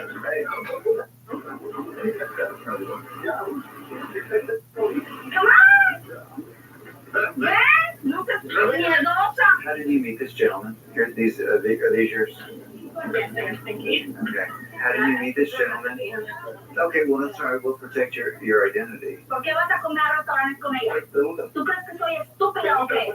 No importa. Pregúntale pues, si ya. Has this gentleman told you that he was married? No, never has. Okay. He's married. That's his wife. They have a 2-year-old child. Okay. ¿Por qué no va a preguntar yo? Ve a preguntar tú. A ver. Okay. You know he's married? She did. Did you know he has 4 kids? I did not know why you were at the gym. You didn't know. You didn't know. No, I didn't. He's never told me. Oh, really?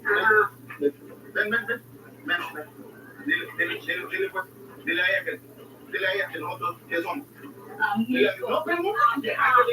Friends. Hey, si yo quisiera andar, okay. si yo quisiera, okay. You can do whatever you want. Okay. I don't care. Okay. No es la primera vez que te encuentro. Okay. Te voy a decir algo. Mira, eso es todo. Sí, eso es todo. Eso es todo. No necesito más. I don't want to be your wife anymore. What? Oh, come on now. We don't want to end it like that, do we?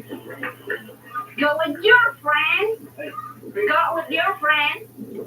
¿A dónde vas ahora? ¿A un hotel?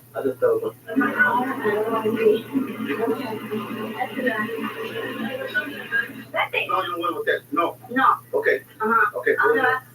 Voy a mi casa. A tu casa con tu baby. Ah, ok, pues tal vez en la casa de ella, porque a mi casa no regresas. Hey. A mi casa Okay. no regresas, ¿ok? Vamos a ver. Vamos a ver. Okay. Vamos a ver. Sale, pues. Gracias. Gracias por todo. Por todo. Pero no es la primera vez que sales con ella, ¿o sí? Es, okay. Lo que tú. Te vi. Okay. Te estoy viendo en los videos. ¿Sabes? No te quiero en mi vida. No te quiero. Bien. ¿Eso es lo que querías? Vete con ella. Vete con ella. Te está esperando, te está fijando. Vete con ella. Somebody, please move the van. Dime lo que me tengo que decir, que ya me voy a ir. Okay. No, please, no. ¿Por qué no estás ahorita en la casa? ¿Por qué no estás ahorita después de irte del trabajo? ¿Por qué no vas para la casa? ¿Por qué tienes que venir con una amiga?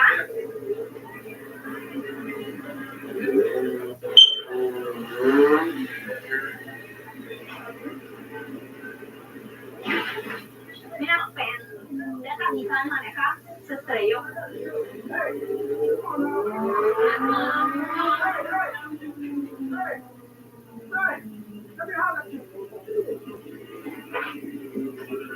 Can we go? Can we go? No quiero saber nada, nada de lo que me digas, nada.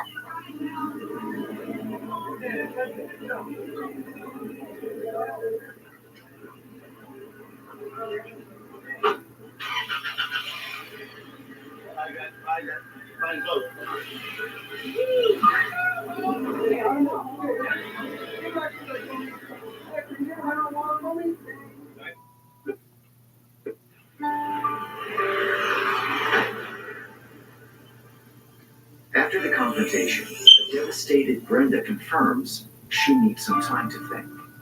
At the end of the show, Cheaters discloses her plans for the future.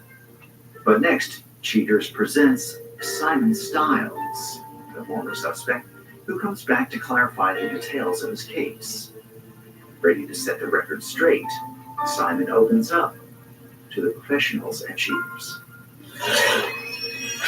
Simon Stiles, age 32. Simon returns to share his perspective on the night he was confronted on Cheaters. When the cameras came over to me, I was like, is this real? And I was like, what's going on? You know, I was like, is this, what's going on? What have I done? You know, well, I knew what I did, you know, but as soon as I saw, Stacy, and I was like, Yeah, I screwed up. What are you doing here with this lady? What are you doing here? Explain. You got some explaining to do. Easy. What are you doing? How long have you been seeing her? Hello? How long have you been seeing her? Excuse me? Hello? How long have you been seeing her? With me. She's back your first time.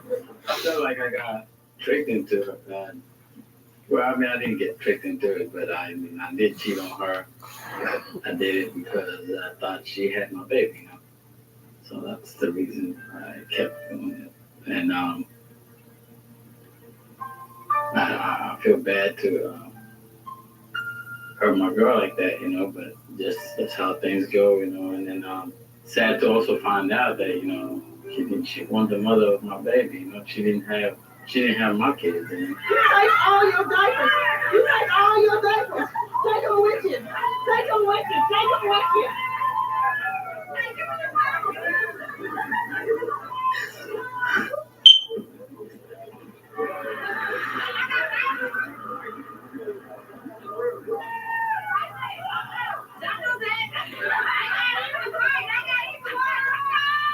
I tried to call Stacy because I really screwed up. You know, she wouldn't answer the phone. I got to live with, you know, what I did. You know, the consequences. You know, there's always consequences for what you do. So you got to think about what you do sometimes. You know?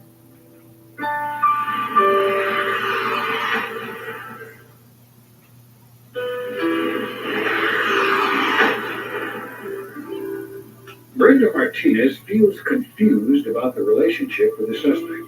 She says there are serious trust issues that their relationship may never overcome. For now, Brenda wants to take things one day at a time and needs to determine if forgiveness is a viable option. As for his part, the suspect remains defiant and assumes little responsibility for ruining the relationship. He alleges that Brenda is too controlling and her attitude pushed him away and made him look elsewhere for happiness. Becky refused to comment to Cheater's producers.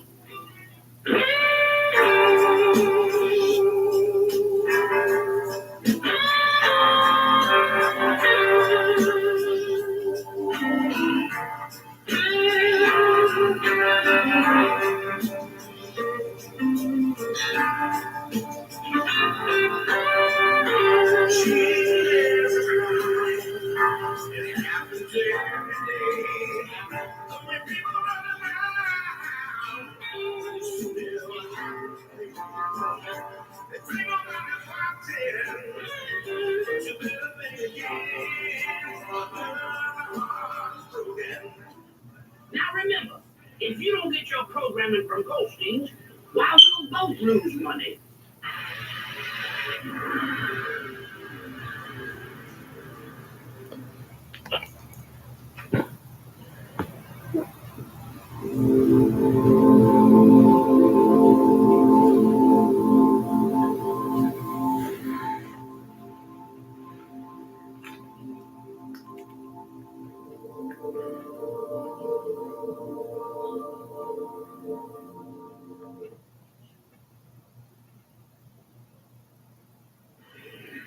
Warning, cheaters may contain adult themes and strong language. Parents are cautioned that this program may not be suitable for children.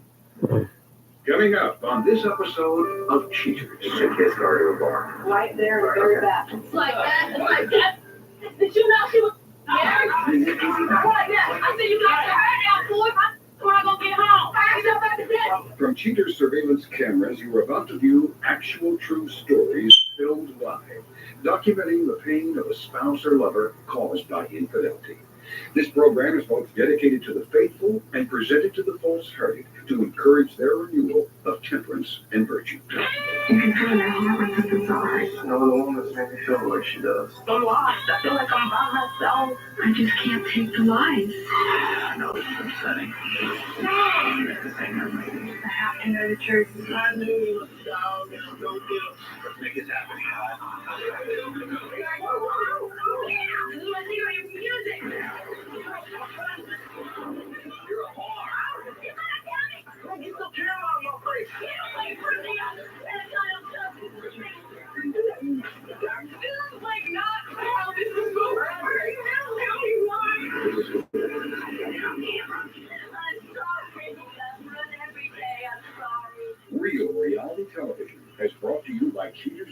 agency's private eyes on cheaters. Hello, I'm Joey Greco. Welcome to this presentation of Cheaters. Please meet Raquel Bacon, a kind-hearted lady who believes her boyfriend sneaks around behind her back.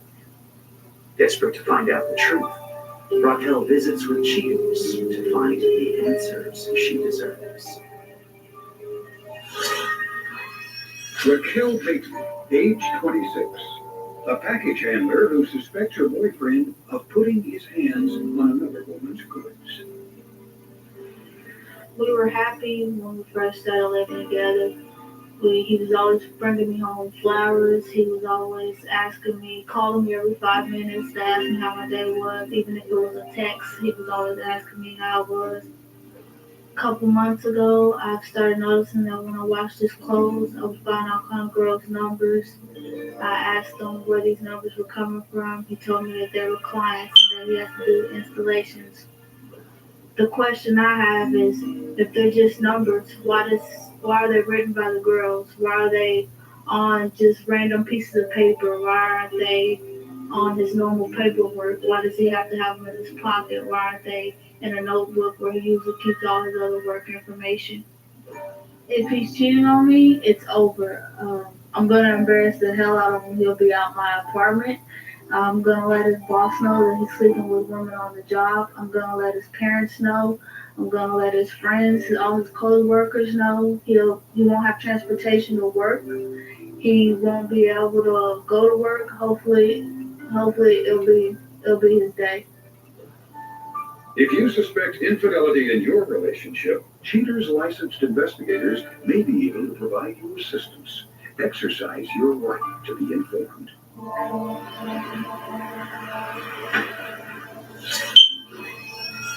Suspect's identity withheld, age 24. An installation technician accused of fulfilling more than just his customers' audio-visual needs. Investigation day 4. Cheaters investigators dispatch field operatives to the suspect's place of employment. Waiting patiently, agents on stakeout spot the suspect, whose identity remains withheld, as he emerges from the front door. The suspect makes a beeline for his vehicle and leaves for the evening. After a brief pursuit, the suspect arrives at an unknown residence. Cheater suspect moseys up to the door, knocks, and a few minutes later, an unknown female answers. The mysterious woman takes a moment to pick up what appears to be a child's toy before leading the suspect inside. Hours later, the suspect's companion walks into his automobile. The pair end the evening by cuddling near his car and then cap it off with a passionate kiss. After leaving his date, the suspect pulls into a Mexican restaurant and places an order. Agents get word from headquarters that Raquel contacted the suspect to grab her dinner. With food in hand, the suspect heads home to his loving girlfriend, Raquel. Investigation day 7. Cheaters agents revisit the suspect's workplace in search of new evidence. Operatives find the suspect as he talks on his cell while walking to his car. The suspect dashes off down the highway into rush hour traffic. After an hour of gridlock, the suspect finally arrives at a downtown eatery. The suspect saunters inside and meets his companion from prior surveillance. The companion, now identified as Jenna Edmonds, enjoys a meal with the suspect. A background check on Ms. Edmonds uncovers that she not only is married, but also has a child. Meantime, the suspect reveals his tendency to stretch the truth in this recorded phone call with Raquel.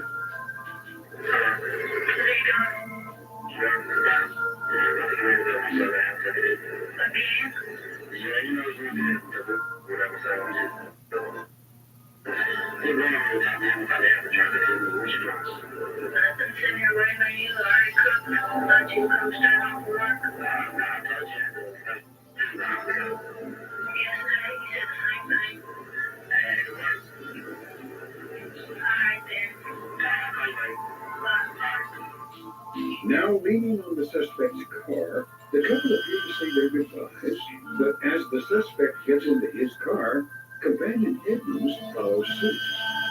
After a brief time behind the closed car doors, the companion emerges, and the two head their separate ways. Investigation Day 11. Agents tailing the suspect catch up with him in a local park. In pursuit on foot, Jeter's PIs observe the suspect meeting Ms. Evans. After salutations, the twosome lay down a blanket in the shade of a large tree and have a seat. The couple stare longingly into each other's eyes and touch each other lovingly. Savoring the precious moment together, the suspect and his companion share a passionate embrace and then roll around on the blanket. Amid the tender moment, the suspect quickly gets up and says his goodbyes in a hurry. The suspect rushes to his car and drives away. After a quick cleanup, an apparently upset companion storms off in a huff. Jeter's operatives compile their findings and return to headquarters. Coming up, the confrontation.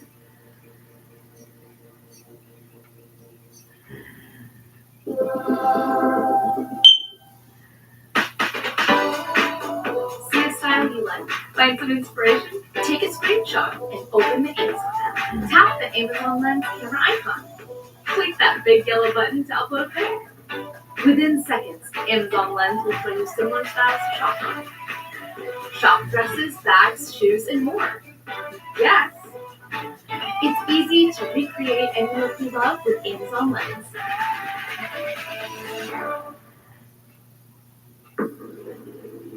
Face of silver, frame of black, oculus of glass. I stare. I can feel you staring back.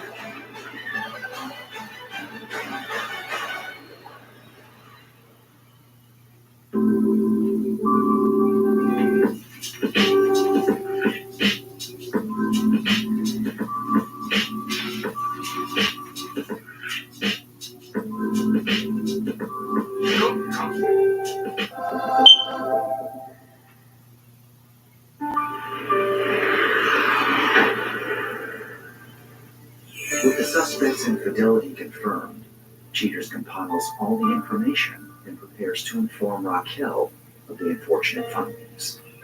Exhausted by heartache, Raquel readies herself to move forward in quest for closure. Raquel, thank you for being with us this evening. You know the reason that you're here. I know that you're anxious, and I know you've waited and been very patient. Are you ready to look at the information that our detectives have been able to procure? Yes. Raquel, as our investigation began, a detective was outside of the place of business. On this evening, he leaves work, gets into his car, and was followed until he arrived at this residence. Once there, he knocks on the door, is greeted by a young lady. She picks something up.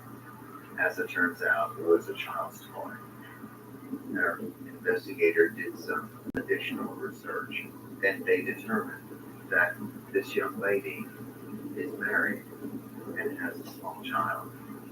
And she has a job. They go inside for about 30 minutes. She walks him out to the car, and there we see some interaction. Alright.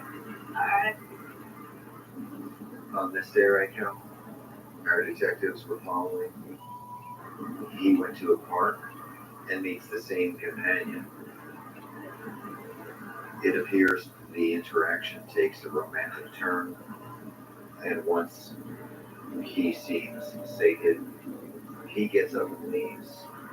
She seems none too thrilled over that fact. He gets on the phone, collects her things, and leaves. I'm gonna call my detective and see if we can find out exactly where he is right now. All right. Bet that. You have anything? Really? She drove up to where he works. Okay. Said he was at work. I guess he was working hard. I see. There wasn't a line there. Yeah. Okay. Then they took his car to a bar. Okay. All right. You stay tight. We're on our way right now. Okay. Greco, you know what we do. We gave you the information, and now we can provide you with an opportunity to confront in the presence of this young lady. That's why you chose the line. I want that. I want that. Now you can go on this way. I want that. Yeah, we're getting close. They're still there. All right, we've got a detective that's inside watching them, and then we've got one outside who will be able to direct us. Okay, we got. All right, listen. Hey, make sure everyone groups up. Nobody runs in. Nobody runs up. Let's get together and then move in all at once. Sure.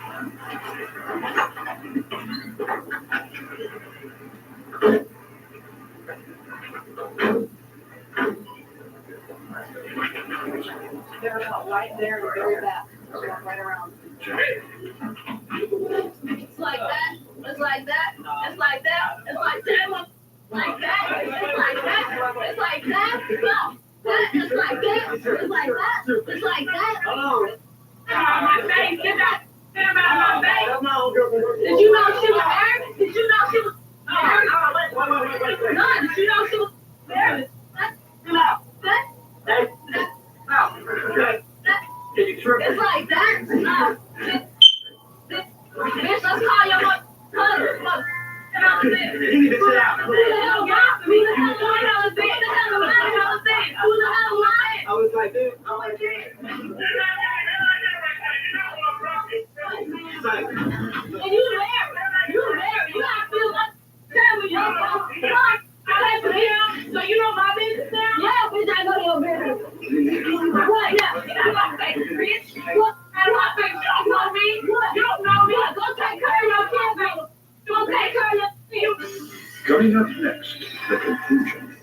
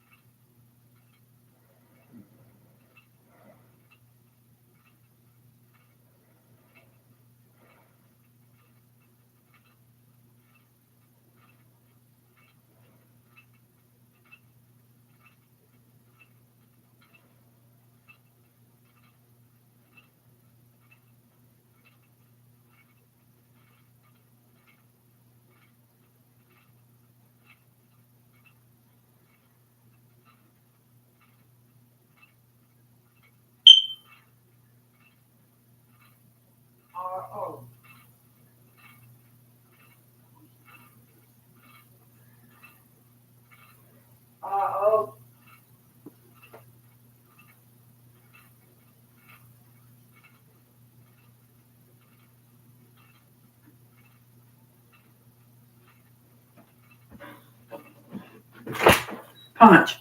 Come gonna send bring me the vinegar. Come on. Punch, why did you have that on? Look.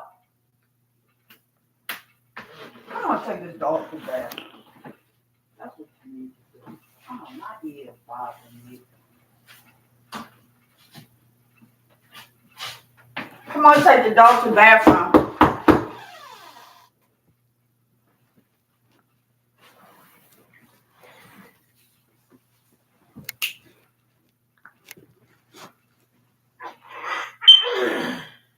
Punch, come on. Just run downstairs and bring me the brown vinegar and turn the thermostat up on 75.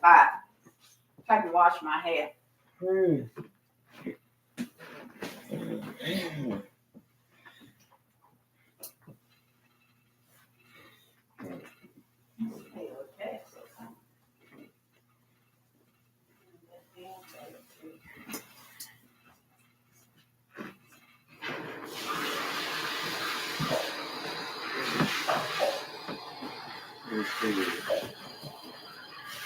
Come to brown vinegar.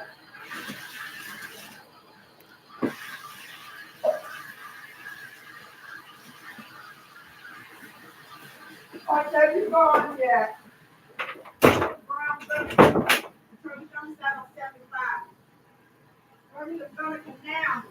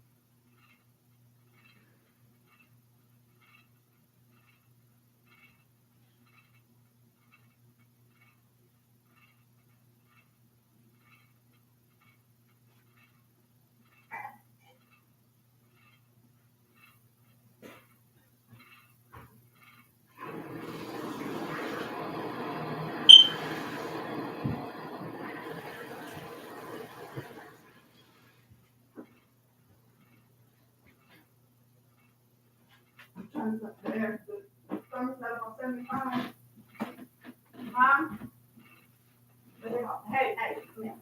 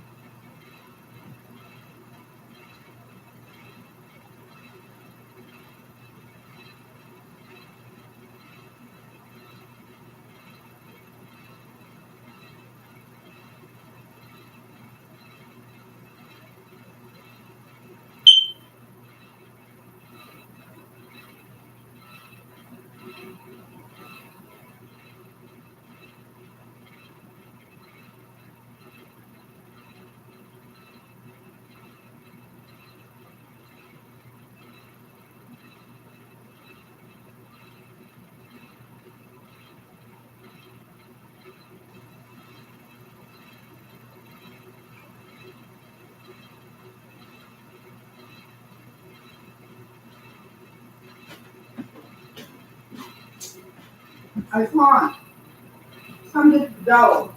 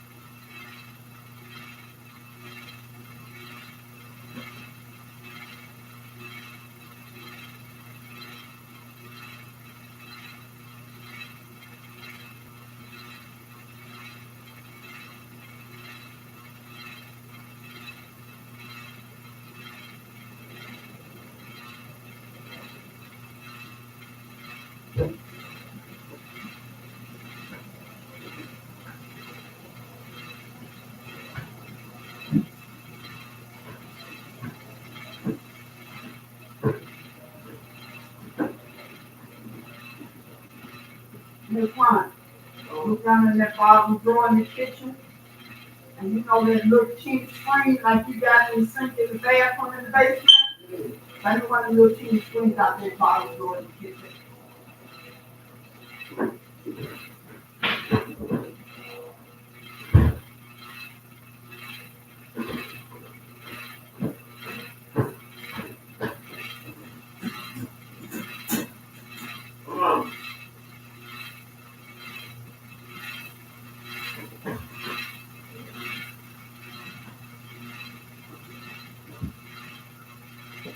Here, you can wash your face, look. Oh, look at me. Just wash your face. How you wake up? How would you like to wake up with your eyes shut? You tell me what Just wet it with the wet rag and soak it like I do. I mean, you pray for me? What? I do what? You pray for me? No, take it in the basement and soak it. You want me to let go. Huh? I'm waiting on the screen. You want me to let go. Your phone.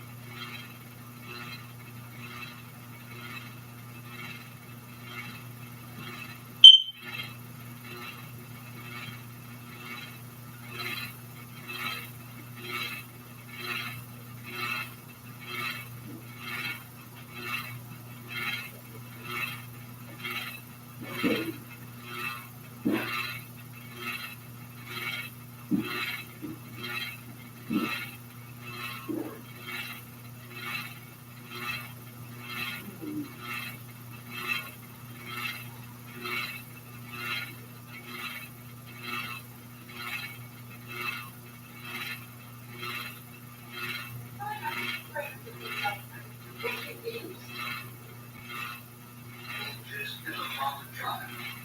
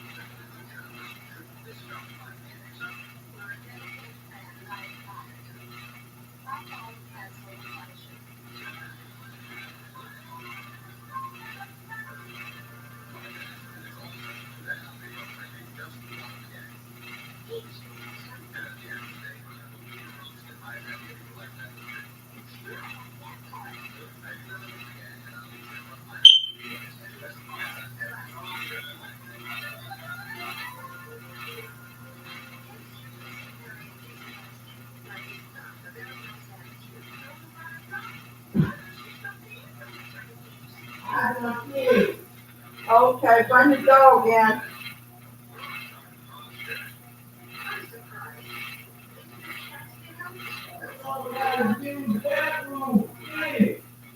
How you know she haven't gone?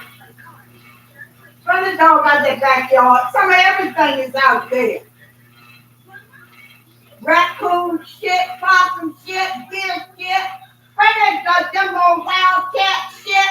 Bring that dog in the house. Time I turn around, shit keeps popping up in the front yard.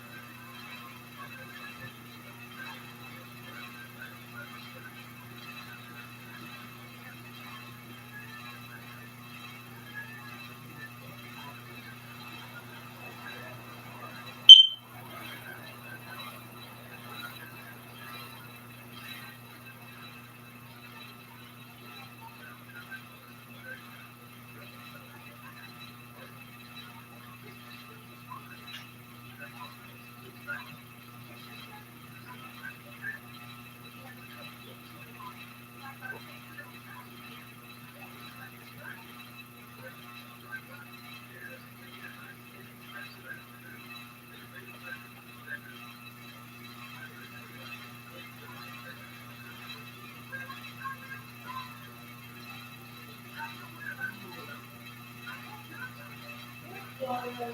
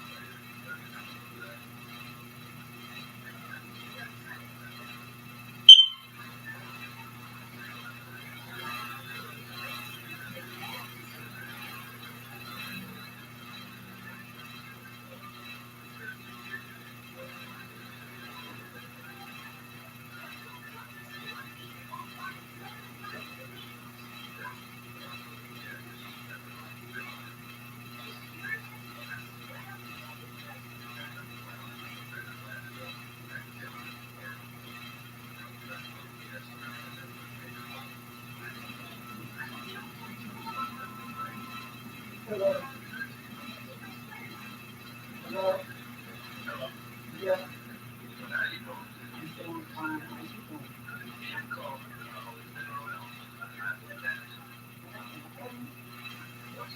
Ain't nothing. Ain't nothing. Nothing.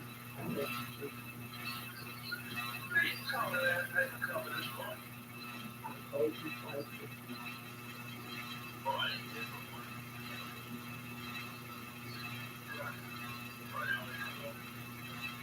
No, I got to take from Mia. I told you to just move it to a home home. And I have to go physically just to take that house off. It's just like they for Rhode Island. So I'm gonna run down there at 1 o'clock. I'm going to knock it down. That's cool to knock it down. I mean,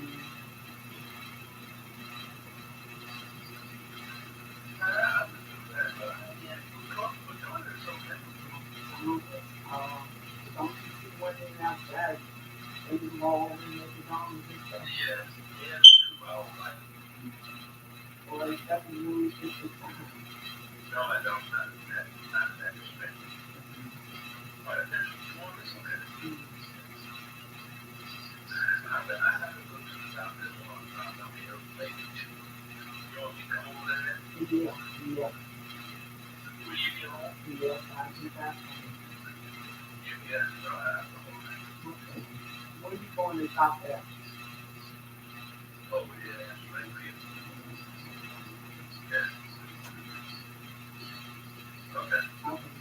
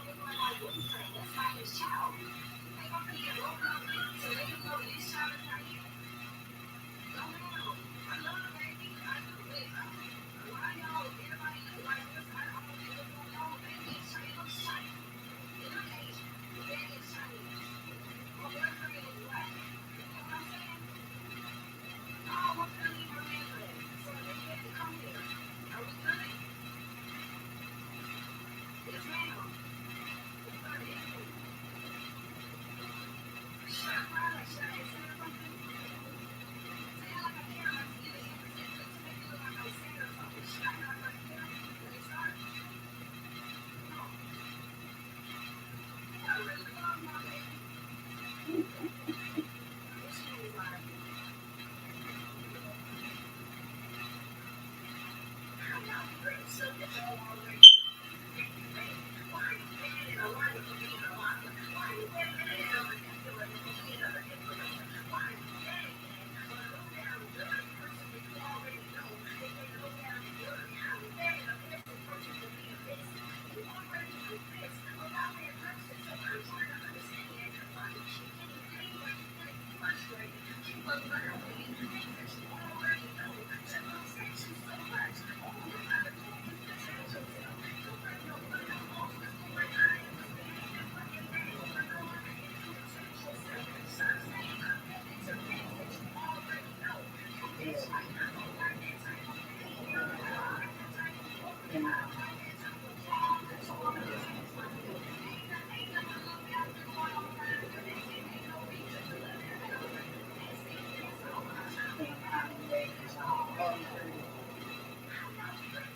already knew.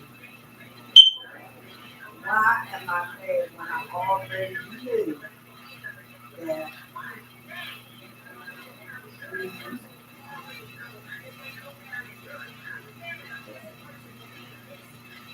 why am I there when I already knew that why am I there when I already knew it was against they were against that they I'm already saying why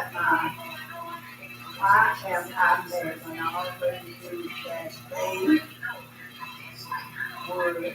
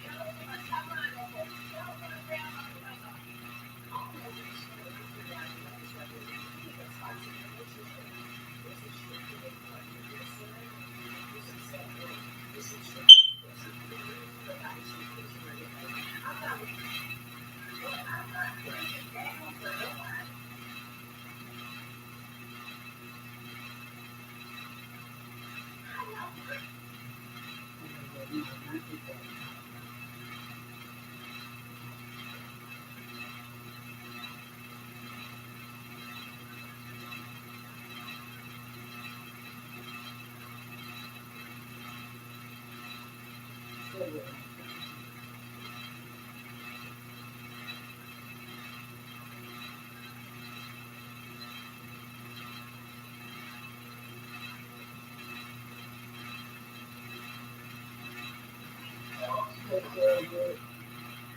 think I can get that because I got with CBS at 2 o'clock. I got that meeting because I don't know how long that's going to be.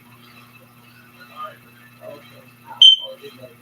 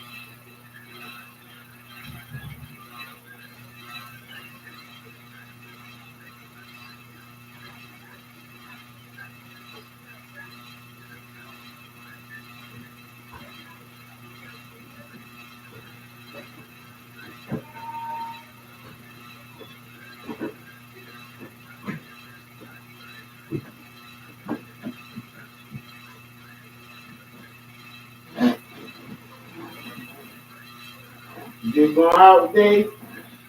Yeah. This time to be out. Well, we'll wait for you. What time? He said be there before 1 o'clock. You got me over I'm not leaving till about, I don't have time, huh? Yeah, when you get ready, you be ready by the time I'm not getting ready. Why can't you just go get that F bus and go straight to Will's place? That F bus takes you right there.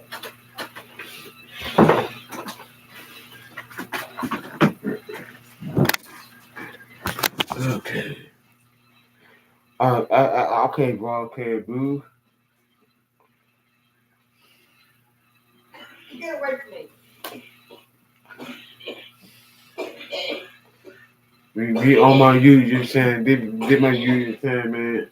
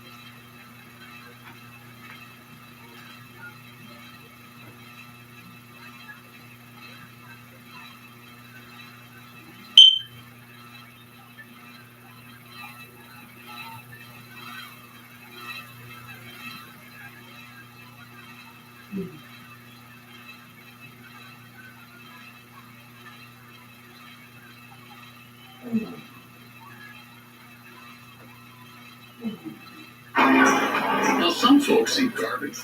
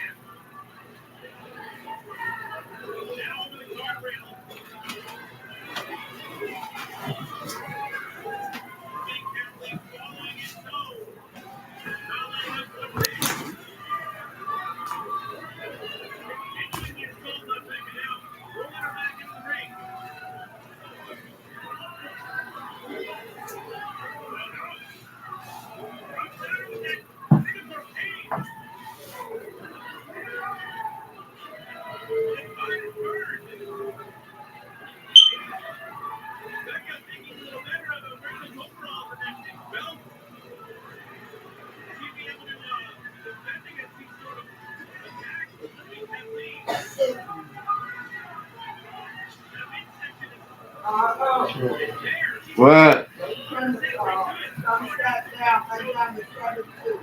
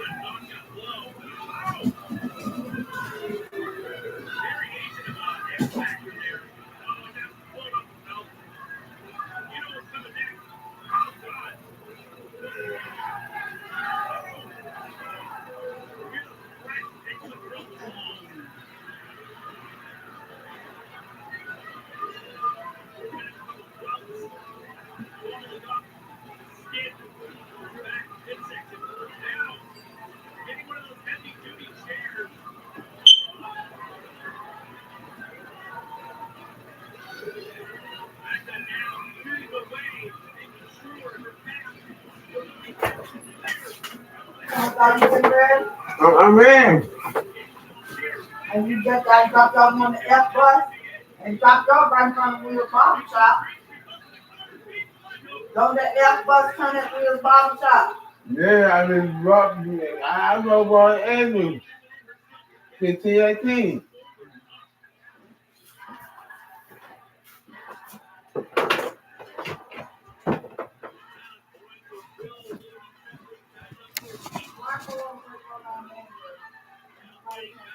Yeah, I drove 1018.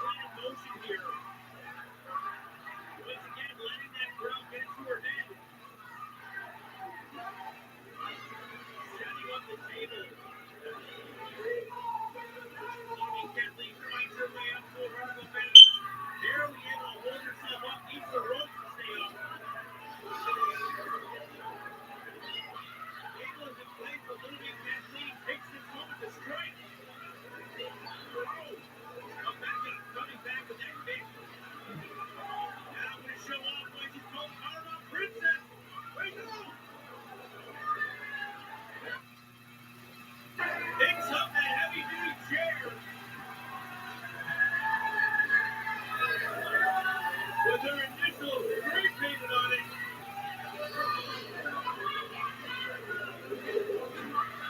Back is still on the outside. They're looking at their feet. Oh!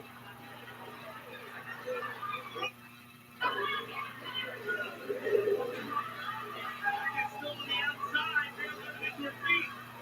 Oh! Throws the chair. Without any care. The positive well-being of Beckham. This is what they each want their opponent to remember this night for the rest of their lives. Whether it be from a nagging injury or from a nagging injury or from a scar left over as the aftermath of this match. But they have a blood there. Beckham going back under the ring once again. Skateboard! Skateboard! Who left that there? My favorite fan ever. Missing, swinging with that. Don't bitch, let somebody say. My favorite fan ever.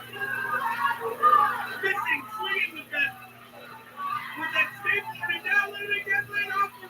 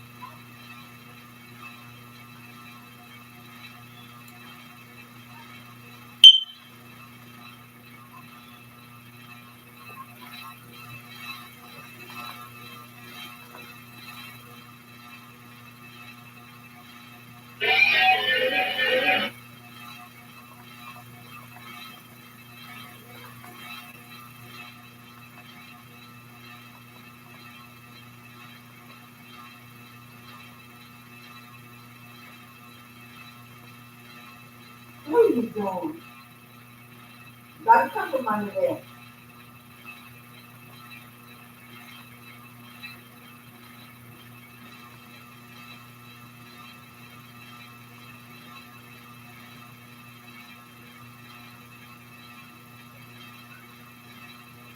Change your plea from not guilty.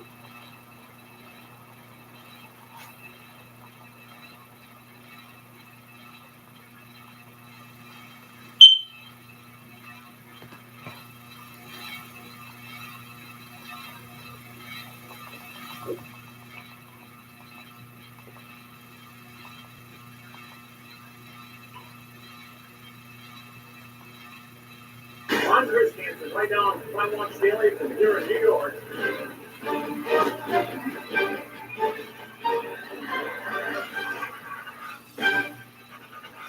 A pretty single mother rushed to the ER with gruesome wounds to her head.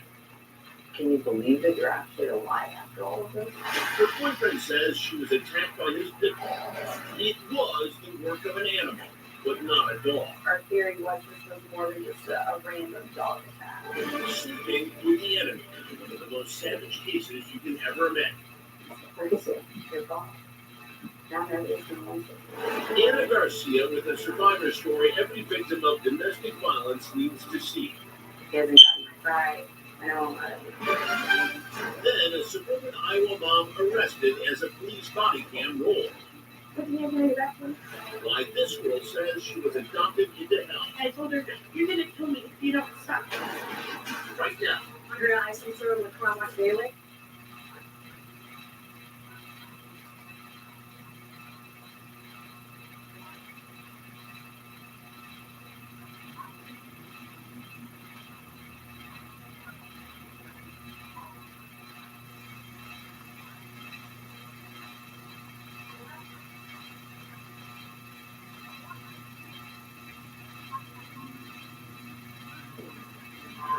Tonight, Massive Daily.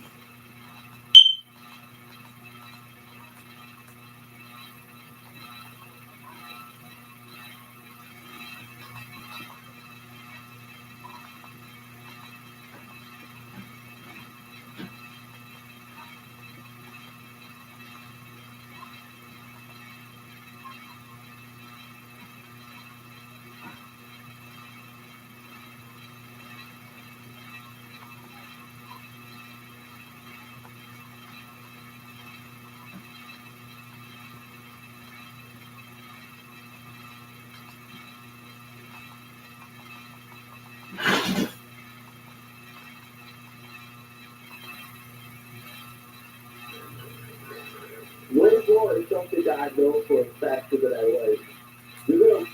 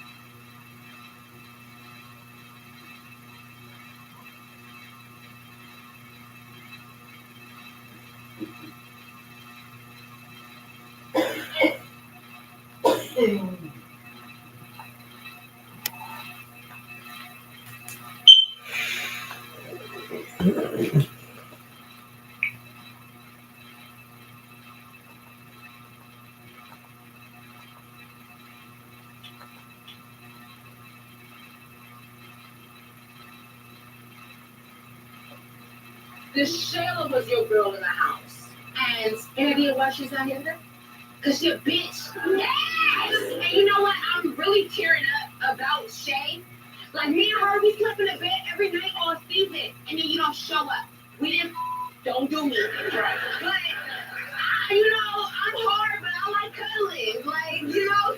Sarah, what do you have to say about her not coming and showing up to the reunion? Because that's crazy. You a punk. There's nothing to say. I have nothing to say to Shay. I said the same thing. She's a punk. She's a punk. Now, Karen, do you think you can predict what happened the days following after your departure? Now I know. She felt like when we left the house that they was going to try to walk around. She had nobody. She had nobody. She kissed their ass.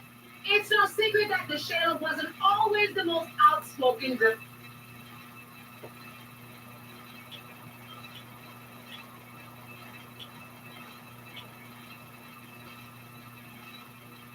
This would be the end. Without fear.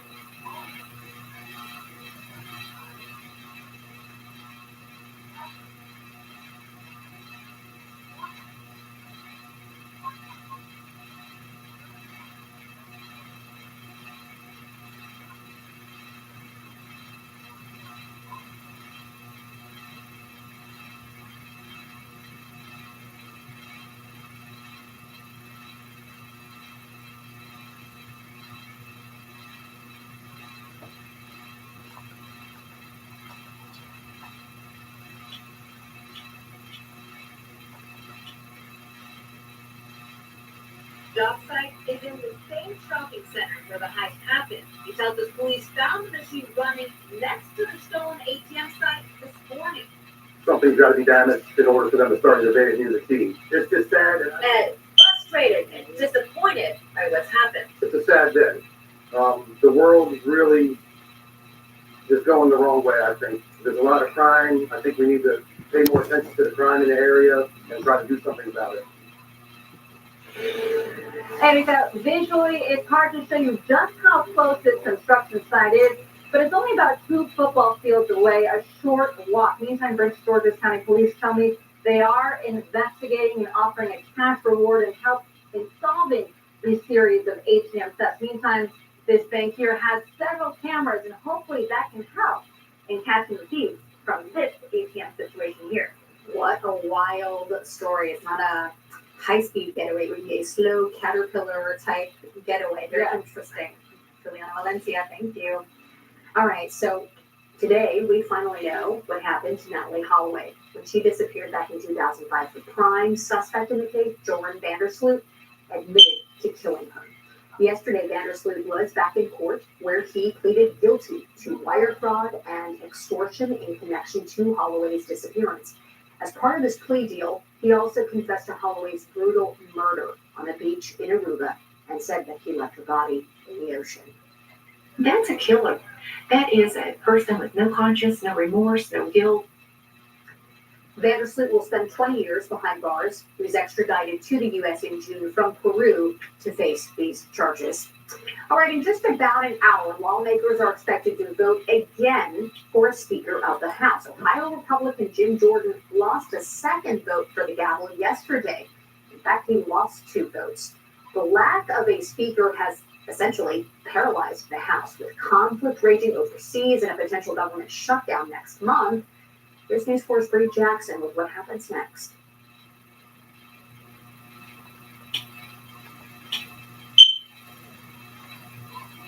Now coming in from the south, that just carries that warmer air. And so we are warmer across parts of Delaware, down the shore. We're into the 60s as well. Have a few spots, areas north and west of Philadelphia that are still in the 50s at this time. Allentown around 53 degrees. So it's been a cool morning for us, to say the least. I know a few spots even bottomed out into the 30s, but you will warm really nicely. We're already seeing that this afternoon. Few spots maybe flirting with the 70-degree mark, but I do think all in all we'll top out just above our seasonable average, which is 66. I think we'll get to around 68 here in Philly.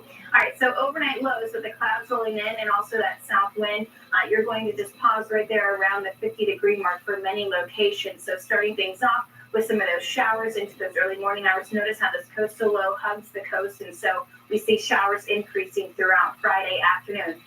At the bus stop, you'll need the umbrella. On the ride home, you might be dealing with a thunderstorm as well. I would say all in all, just keep the rain gear on standby, keep it handy for you. By Saturday, the newest model showing that the slow kind of pulls away a little faster. So, of course, that's some good news for us. If we can get this out of here, that's what we like to see. Still a change in wind direction, so it is going to be breezy and chilly on Sunday. High temperatures only going to be in the 50s and 60s, and then on top of that, you'll have some pretty gusty winds as well. I'm going to show you the 10-day, though, next week. It's even cooler as well. Oh, you know anyone heading to the Eagles game?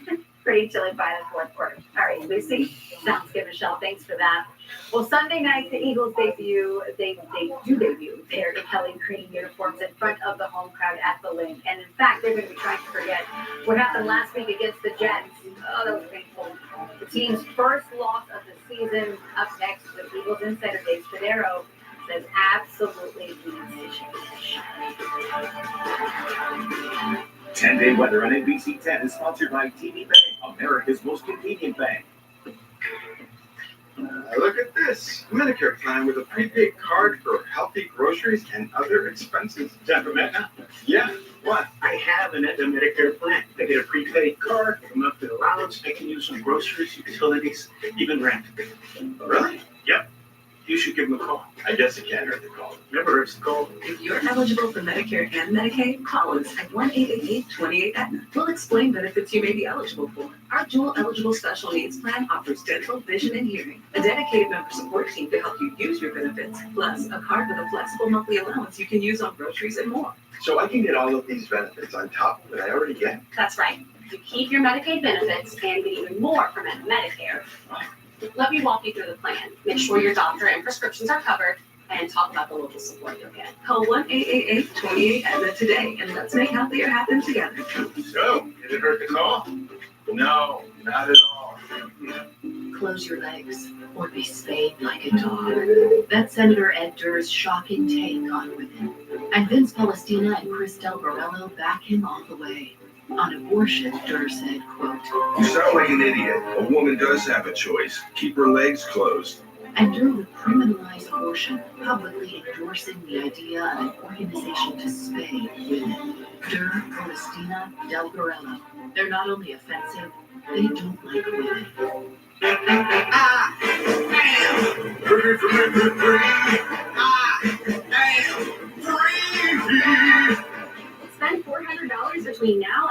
23rd and get a free turkey. Count on NBC10 to fight for you when you need us to. So many people feel these days that they're not seen, that they're not heard. We know that you need somebody in your corner. Problems that are small and big, from a cracked iPad to something as big as a fraudulent $14,000 check. We will take up the cause and we will go after the company and we will resolve the issue. I promise. Whenever you need us, wherever you are, NBC10 is here for you. Count on it. It's Kelly Quinn all Sunday on NBC 10, starting at 6. Exclusive Vintage Eagles content, player interviews, and so much more. Only on NBC 10. Count on it. Brought to you by your local Tri-State Toyota dealers, proud partner of the Philadelphia Eagles.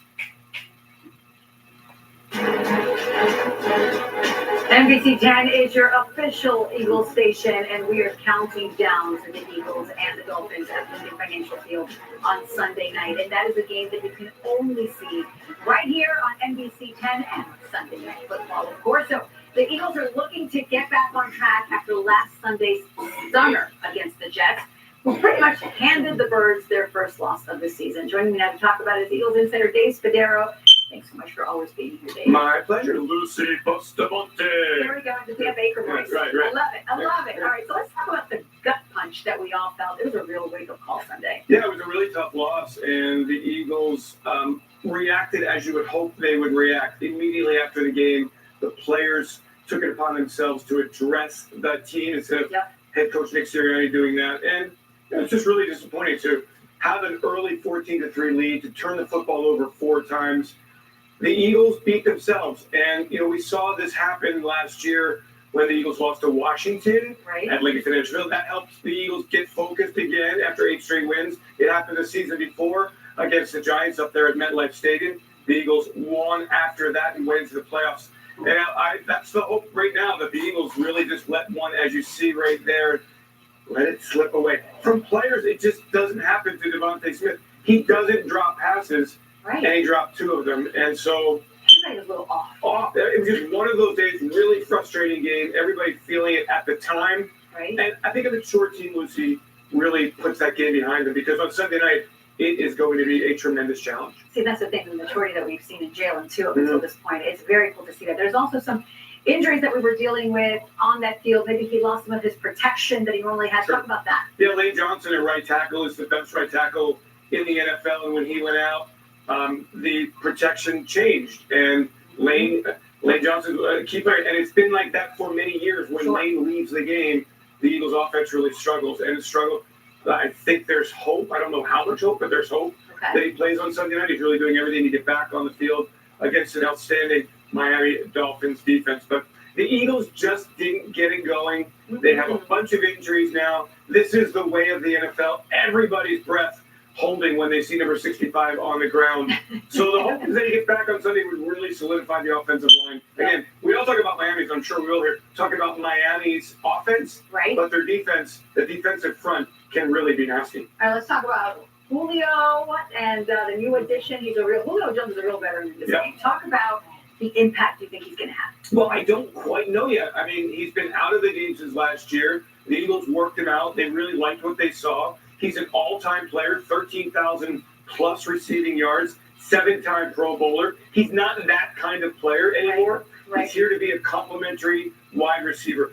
As Nick Sirianni said, the offense still goes through A.J. Brown, still goes through Devontae Smith, still goes through Dallas Goedert. But number 80, Julio Jones, will be here to help in any way he can. Now, is that a red zone threat? Is that a big body? Is that a third down, third receiver? Don't quite know yet. But if he's got some juice left in the legs, as Nick said he does, he'll be a big addition. Oh, it's going to be so much fun to see. All right, let's talk about the aesthetics of the Kelly green. You walked in here with him like, that is such a beautiful color. It's something that Eagles fans have been waiting for a long, long time. And Chairman CEO Jeffrey Lurie has been working on this for a long time, for more than 10 years. It's been in his mind. The wheels have been moving. Nike's been kind of slow to... I'm on my way. Tell her that she's going to have to be better. Because, I'm still open on what's coming. I have to be somewhere at 12:30. That's what I'm going to punch it at 12:30. I have to get dressed, but I've been holding on for her for a whole half an hour. Okay. After the call, you lay on the TV. Brothers comes out there, O'Shaughnessy in the backfield. They do. O'Shaughnessy, they're going to make some motion here. They're going to send O'Shaughnessy to line up wide. And here we go. It's going to be a pass. Struthers looking to throw. Throws over the middle. And it is almost picked off and it falls to the ground. And before we say anything else here, real quickly, the next Monday Night Spectacular. Monday Night Spectaculars return this week with our first flex of the season. The 5-3 Arizona Scorpions 11-4 Portland Fleet prime time on second. This week, the SFL's 7:15 kickoff, 8:15. Playoffs are almost here. You won't want to miss this crucial matchup. Here we go. Struthers is going to be sacked. Huge sack, third sack of the game, and that's a big one. Going to make 3rd and 15. Achilles Papa toe.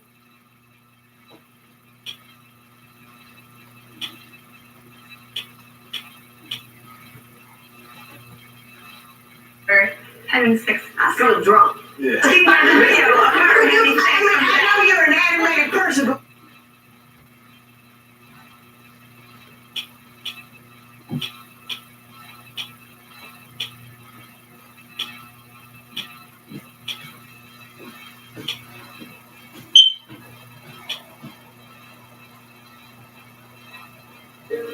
But now Cheaters revisits Glenn Mack. Glenn comes forward to set the record straight about his experience in Cheaters. Hello?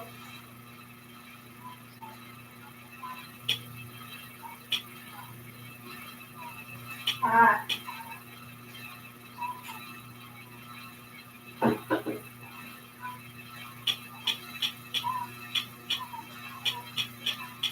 Can we reschedule this? Yes, because I've been on the phone holding for you for half an hour. I need to get dressed. See, I got my pajamas on. Because I have another appointment at 12:30. Or can you call me on the phone and we can do it tomorrow? Okay, so What do you have? Show us how the supervisor. Alice, what do you got? I don't know. Oh, Zoli. 316-311. Where's your location? Fifth floor, 5 stand, Alex.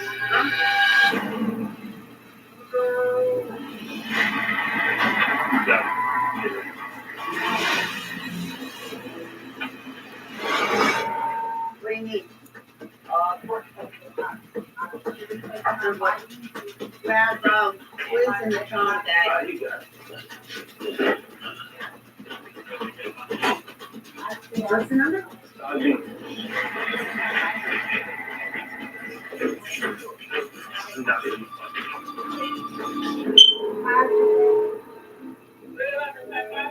It's dark. We're on the 5th floor fire escape, out the window. And I realized that the guy has a leg and a foot, not where it's supposed to be. Hiya. Now it's okay. Let's take a deep breath. Just try to focus on me.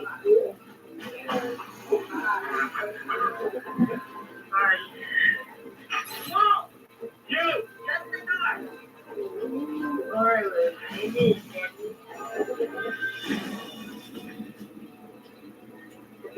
We're gonna give you something for pain, okay? But I need your arm. Straighten your arm. Just your arm. I know. We know about you. Stop moving. No allergies? I'm gonna give you the pain meds, okay? I, of course, see that this guy What? we administer fentanyl. It was just pain medication so that we can move him. Where did he actually come from? Okay, so it's a broken ankle. Let's just get the back one. Okay. Let's just go look. Give me another, please. Okay. It's probably a good 12-foot drop. He managed to land on the fire escape, which was 2 feet wide. Had the fire escape come loose, had he hit the rail, he could have been the guy on the ground with the 2 broken legs. So yeah, incredibly lucky that was the only thing that happened. Guys, we're gonna hand them in to you. Okay, good. I got you. Okay, put your arms in. I got this. Oh, wait. And, you good? Ready, 1, 2, 3. How you doing, baby? You heard anywhere else, man? He's doing great. He's not gonna tell us. Which hospital? Jacoby it is. Thank you. How's the pain right now? I know, honey. Okay. I need water. You need what? I need water.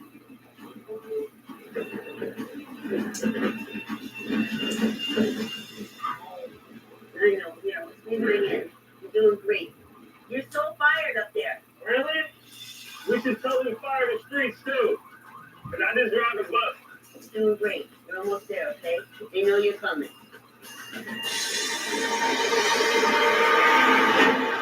Look, he's fired. I fired him. Hey, listen. I just round the bus. I don't pay the streets. Did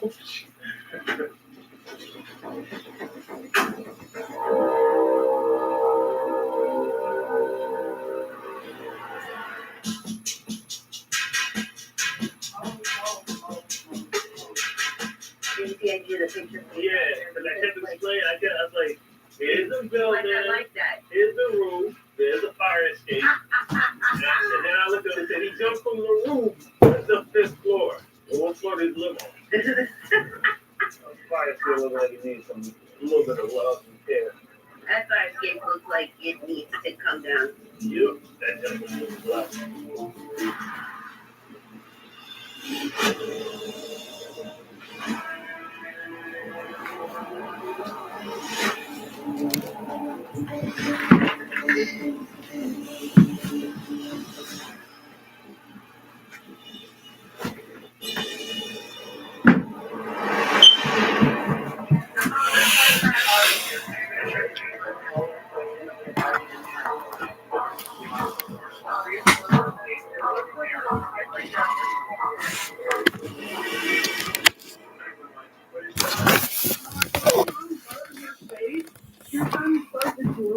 Okay, Amber, she burned out. Like her nose, right side of her cheek. Is her skin, is it blistering or anything? Yeah, it is really burning her. She's scared, she's crying. They're coming with ice and tyrants. They're coming. It just hurts her real bad.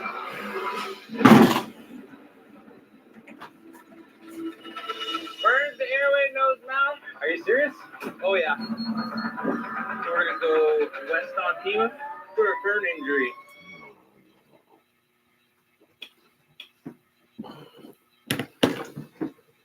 I thought that was Steven. No, he didn't. And Bobby wasn't just your buddy for meetings. You broke his heart? No. I didn't think that was worth mentioning. Just look, we fell into bed a few times. We were both desperate and trying to get clean. It burned out quick. Sarah, you lied to us then, and you're lying to us now. 4 hours after we spoke, you packed up and you moved to a suite that your dad paid for. You think we're just gonna believe that that's a coincidence? Were you and Bobby blackmailing your dad? No. Look, I'm sorry. I don't know what to tell you, but after you showed up, yes, I called my dad because I was scared. We can hold you for 48 hours. Get comfortable.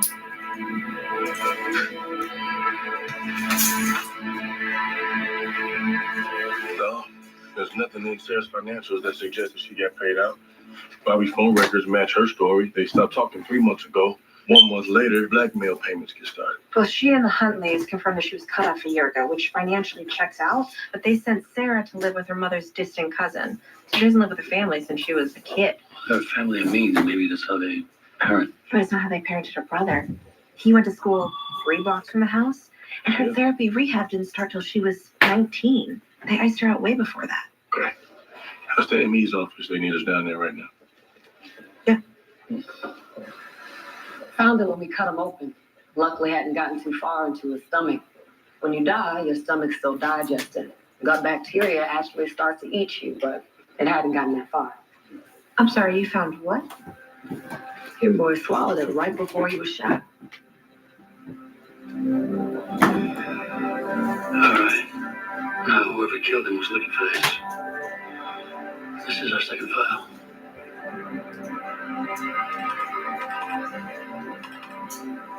This is not a video file, it's audio.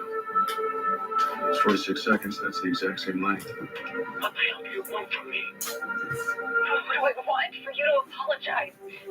For you to even admit that you did it. A long time ago. Not to me. Not to me. It was what you did. It was sick. No, you don't get to say that. Calm down, you're in a public place. I don't care. I don't have to calm down. You won't even admit I admitted to you that I was sick. That's not sick. Stop it. You raped me. I was 9. You're my dad. You're supposed to protect me. Calm down. I'm sorry, okay? I'm sorry. I apologize. What do you want from me?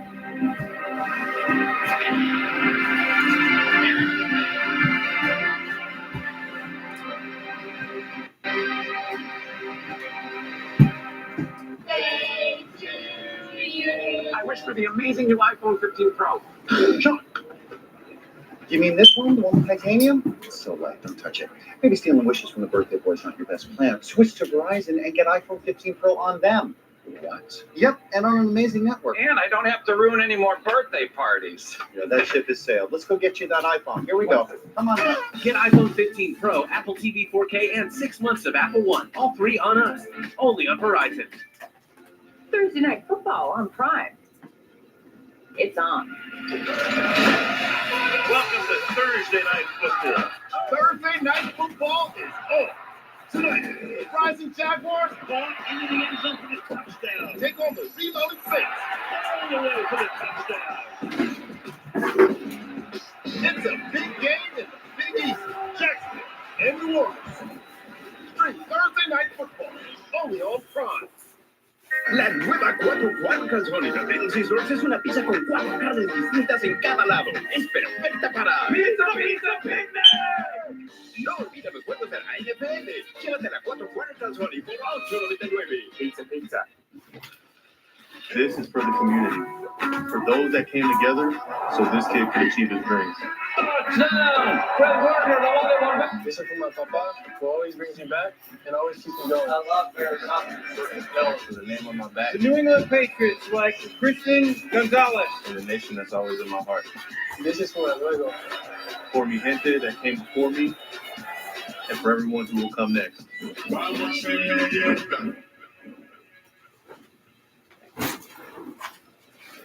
Andrew wanted to make a splash at this year's polar plunge.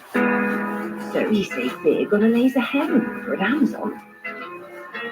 And now he's debuting what he calls the Flying Dutchman. See you move, Andrew.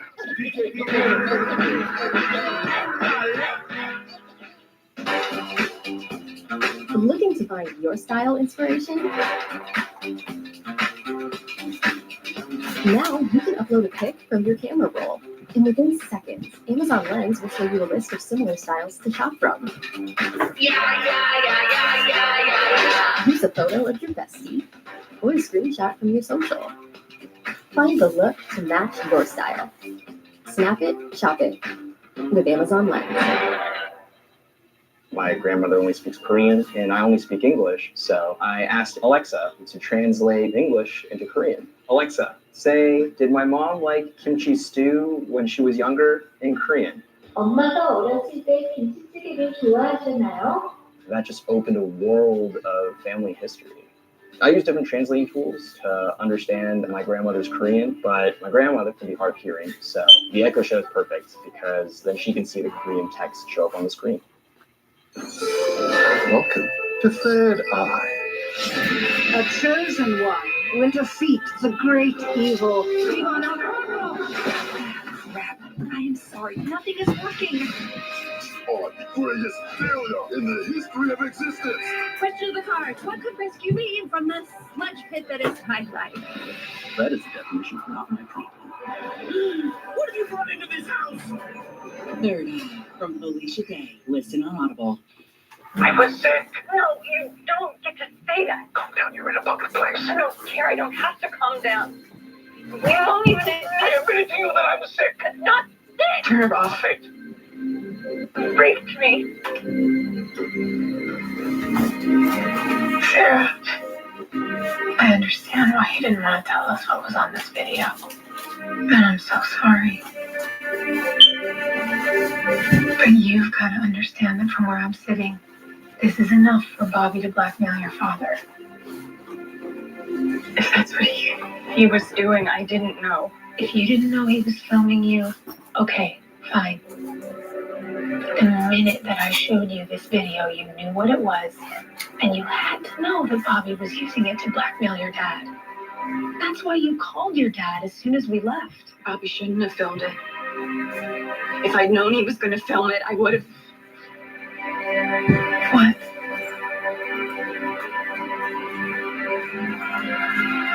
Sarah, this video, this ruins your family business. This is worth millions of dollars. This is motive. I don't know anything.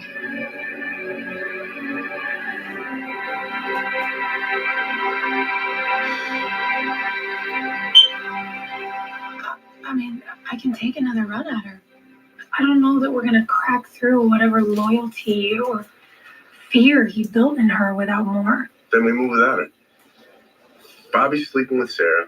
He finds out who she really is and what happened. He convinces her to confront her father. Films the whole thing without her knowledge, and then he goes to shake Calvin down. He reaches too high, and Calvin takes care of him. We don't have evidence for that in Calvin's financials, not yet. I mean, we're trying, but the company's got over 300 accounts. We got the guy on tape admitting that he raped his daughter. All right, bring him in. Do you all understand what this will be? We can't have 99.9. I mean, we need 100%. Yeah.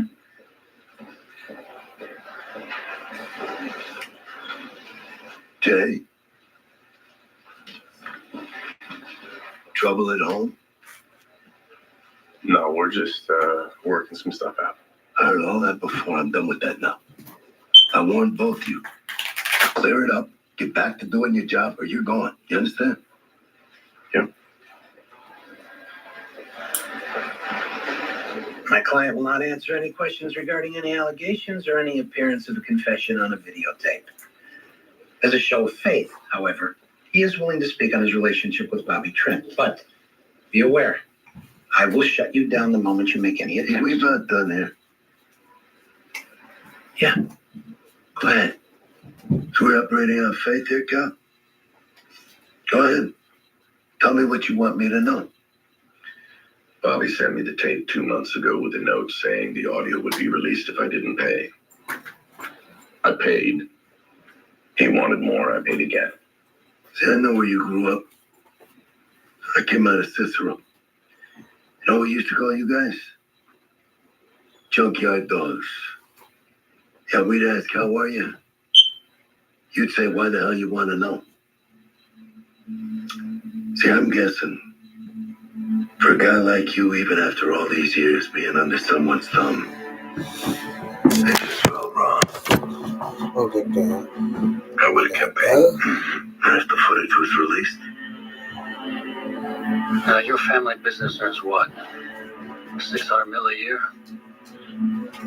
And its CEO is being accused of raping his 9-year-old All right, that's daughter. it. My client is not going to sit here and listen to any more of this. That's enough. You hear me? Enough. I never heard from Bobby after the second payment. I'm happy to share all our correspondence with you. Thursday night I was with my wife and my friend Miles. A junkyard dog will confirm that. all right. You keep smiling, Cal. You know the nice thing about my job? No matter how much money you have, I land every killer in the exact same place. You say so. His lawyer's playing it right. Even if Sarah gave you a statement for the rape, which would have been necessary for a charge, the abuse occurred 22 years ago in a state where the statute of limitations is 20. You have to get him on the murder. Well, Calvin's financials show that his assistant withdrew the 60 grand from Calvin's son's college fund and FedExed it to Bobby. The alibis are tight. Both Jessica and his friend Miles confirmed that Calvin was home all night. Could the killer have been hired? No, it was too sloppy. The killer was in the car. Gave Bobby time to struggle. Sergeant, Calvin's lawyer Williams is downstairs insisting Sarah see a lawyer. He can insist all he wants. He can't be a lawyer. The conflict of